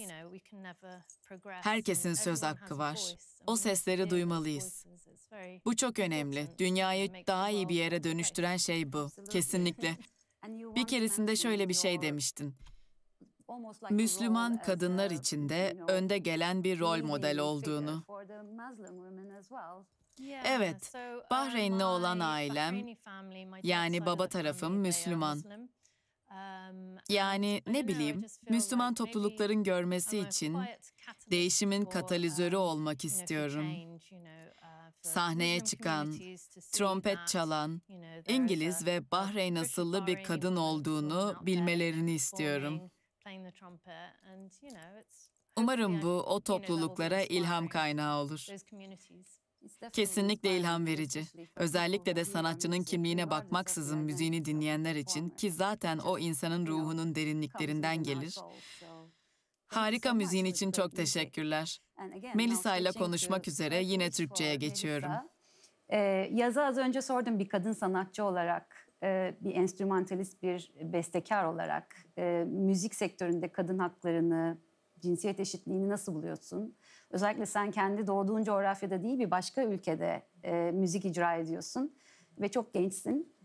Söyleyeceklerin birçok genç sanatçıya aslında yol gösterici olabilir. O yüzden senin de fikirlerini duymak isteriz. Tabii. Şöyle ki yani geldiğim yerde aslında belki de tüm dünyada, yani bu geldiğim yerle alakalı olmayabilir. Tüm dünyada evet böyle bir eşitsizlik olabiliyor kadın enstrümanistlere karşı ya da çok az sayıda kadın enstrümanist var. Çoğunlukla kadınlar daha çok hani şarkı söylemek konusunda daha ön planda olmalıymış gibi bir algı vardı bazı müzisyen arkadaşlarımın çevresinde. Yani hani enstrümanist kadın nasıl olacaksın ki diyen kişiler de oluyordu maalesef ki. Özellikle bunları bazı müzisyenlerden görmek, duymak bile aslında üzücü. Şöyle ki umarım ben de herhangi bir rol model aslında kadın olarak kemançada, kemanede bulduğumu söyleyemem. Hiçbir zaman bulamadım. Ama farklı müzik kültürlerinden örnek aldığım, mesela Azize Mustafazade gibi çok iyi piyano çalan, çok iyi bir caz kompozisyoncudan çok etkilendiğimi söyleyebilirim. Onun haricinde yaylı bir enstrüman çaldığım için yaylı enstrümanı farklı çalan Rena Garcia Pons'tan çok etkileniyorum. Ama dediğim gibi kadın bir rol model pek fazla bulamıyorsunuz. Ve kadın kompozörlerin yani bestecilerin ürettikleri müzikleri açıkçası ben daha farklı buluyorum. Daha sezgisel ve daha özgün çoğu zaman buluyorum. Umarım yanlış bir şey söylemiyorumdur, çok iddialı. Ama bunlar benim fikirlerim. Ya umarım ben de birçok kadın kemaneci arkadaşımdan mesajlar alıyorum. Onlara ilham olmak konusunda. Tabii ki ben de kendi müziğimi yapmaya çalışıyorum. Etkilendiğim şeylerin haricinde kendi içsel dünyamdaki yaratıcı parçaları ve duyguları ortaya çıkarmaya çalışıyorum. Umarım birilerine ilham olabiliyorumdur en azından. Aslında kemaneyi çalan kadın rol modeli bırakın. Çok fazla kemane, kemançe gibi enstrümanı çalan dünyada da çok fazla insan yok. Aslında enstrüman da çok bilinmeyen bir enstrüman. Yeni yeni çok başarılı sanatçılar aracılığıyla çok popüler olmaya başladı. Yani genel olarak dünyada bence kadın enstrümanist nasıl olur? Kadın besteci nasıl olur? Hani bu yavaş yavaş aşılıyor gibi ve bu bana umut veriyor açıkçası. Olduğum yerde, ülkede de açıkçası bu tarz böyle bir şeyler çok fazla yaşamadım. Hani bir ayrım gibi ya da ne bileyim aldığımız yani çok uzattım kusura bakmayın. Yani onların bakış açısıyla buradaki müzisyenlerin bakış açısıyla herhangi bir cinsiyet ayrımı gibi bir şey görmedim ya da burada çok yaşamadım. Bununla karşılaşmadım. Evet. Ama genel olarak bütün dünyada bu tarz bir algı olduğunu söyleyebilirim. Ön yargı gibi açıkçası. Umarım birilerine ben de bir enstrümanist, kadın enstrümanist olarak ilham olabiliyorumdur kısaca. Evet, şu anda dünyada festivallerde, müzik programlamasında, sanatsal yönelimde bu konuda çok büyük bir bilinç var. Evet. Bir uyanış var. 21. yüzyıldayız ve hala böyle şeylerden bahsediyor olmak çok ilginç. Ama ne kadar çok bahsedersek o kadar çok anlaşılmasını sağlarız ve farkındalığı yükseltiriz. İleriye dair gözümüzü dört açmamız gereken durumlar var mı Yaz? Toplumda merak uyandıran ya da müzikle ilgili projeler gibi. Son olarak söylemek istediğim pozitif bir mesajın mesela. Öncelikle yeni stüdyo albümüm üzerinde çalışıyorum. Geleneksel Bahreyn halk müziği esintili olacak. İnce avcılarının ve kadın davul gruplarının müziği yani. Caz ve elektronik müzikle kaynaşacak. Bunun üzerine çalışıyorum. Pozitif mesaj olaraksa birbirinize göz kulak olun diyebilirim. Oldukça acımasız dönemlerden geçiyoruz. Herkesin nazik olmasına ihtiyacımız var. Sevginizi yayın. Kesinlikle katılıyorum. İhtiyacımız olan şey bu. Melisa, aynı soruyu sana da sorayım. Hem bir yakın zamandaki projeler, seni bir daha ne zaman göreceğiz? Bu festival aracılığıyla keşfedenler senin tanıdıklarına çok mutlu olacaklar ama umarım adını daha sık duyarız. Umarım. Şöyle ki bir ay önce bir düet bir albüm yayınladım. İsrail'den perdesiz gitar çalan bir arkadaşımla beraber, Gilad Weiss. Enstrümantal bir albümdü bu. Talush isimli bir albüm. Şu anda sadece dijital platformlarda var. Henüz fiziki olarak bunu basmadık. Basılı bir hali yok. Ama önümüzdeki zamanlarda ben çoğunlukla, belki görmüşsünüzdür bazı videolarımda falan, çoğunlukla solo performans ve doğaçlama performanslar üzerine çalışıyorum. Şu anda önümde öyle bir plan var. Mayıs ayı gibi bir stüdyoya girip tamamen solo, kendi düzenlediğim doğaçlama fikirlerini kaydetmek, bunun üzerine çalışmak gibi fikirlerim var. Öyle, bu şekilde şimdilik. Çok teşekkürler. Thank you Bugün once bizimle again olduğunuz for being için with bir us kez daha today. teşekkürler. And Müziğinizi we will dinlemeyi be looking forward to sabırsızlıkla hearing your bekliyoruz. music. So, Sizleri daha without fazla further ado, bekletmeden let's Vav kick off the İstanbul opening açılış concert konserine of Wow başlıyoruz. İstanbul. Az önce Like we değindiğimiz briefly gibi talked about konsere moments önce ago, Melisa Yıldırım Melisa solo Yıldırım setiyle will start the başlayacak. concert with Melisa'dan her sonra solo Yaz set. Ahmet And proje after dörtlüsüyle Melisa, sahne Yaz Ahmet alacak. and her quartet project will take the stage. Setine Sophie Bass'in görsel sanatı eşlik edecek. İlk defa Vav İstanbul'da tanık olacağımız çok özel bir ortak çalışma gerçekleşecek. Bu ortak çalışma için Melisa Yıldırım, Yaz Ahmet'in grubuna dahil olacak. Çok ama çok heyecan verici bir an. Ben de sabırsızlıkla bekliyorum. Bizi izlediğiniz için teşekkürler. Herkese iyi seyirler.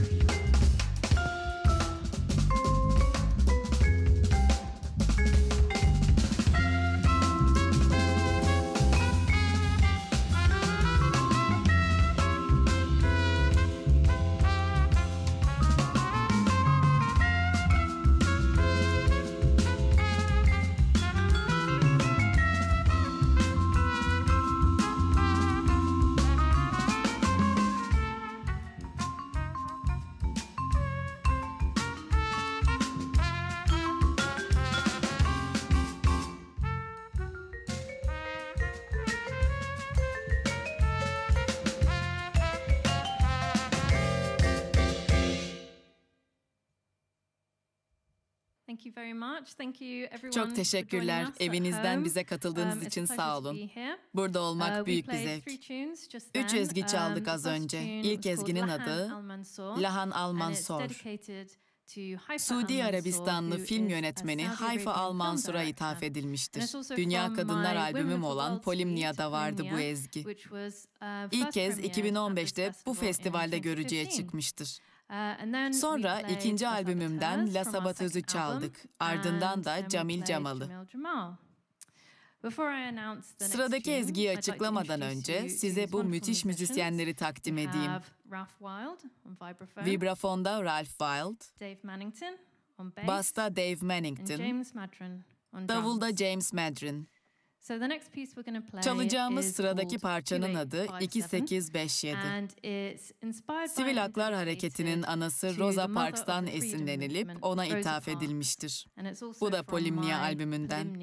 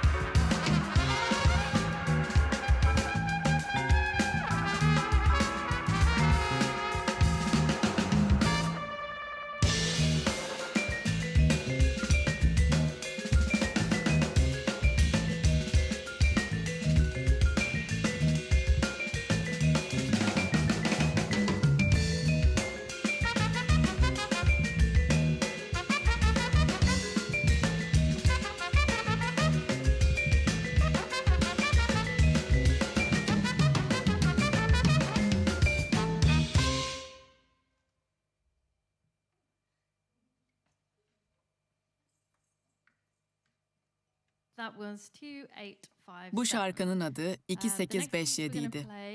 Sıradaki çalacağımız şarkının adı A Shoal of Souls. La Saboteuse için Sophie Bass tarafından yapılan sanat eserinden esinlenildi.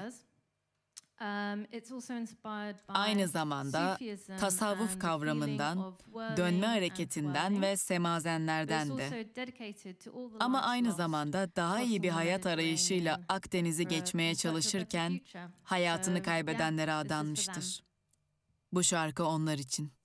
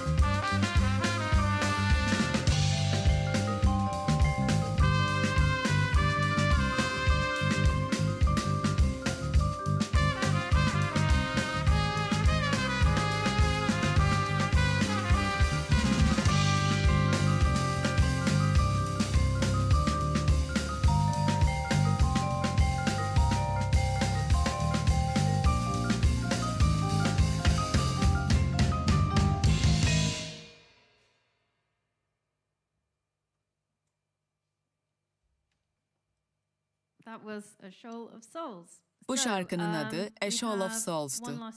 Son bir ezgimiz kaldı sizler için. Bunun adı The Lost Pearl. İlk vatanım olan Bahreyn'e adanmış ve aslında ondan esinlenilmiştir. Şimdi sizlere çok özel bir konuğu takdim edeceğiz. Ama önce sizlere bu güzel grubu hatırlatmak isterim. Davulda James Madrin,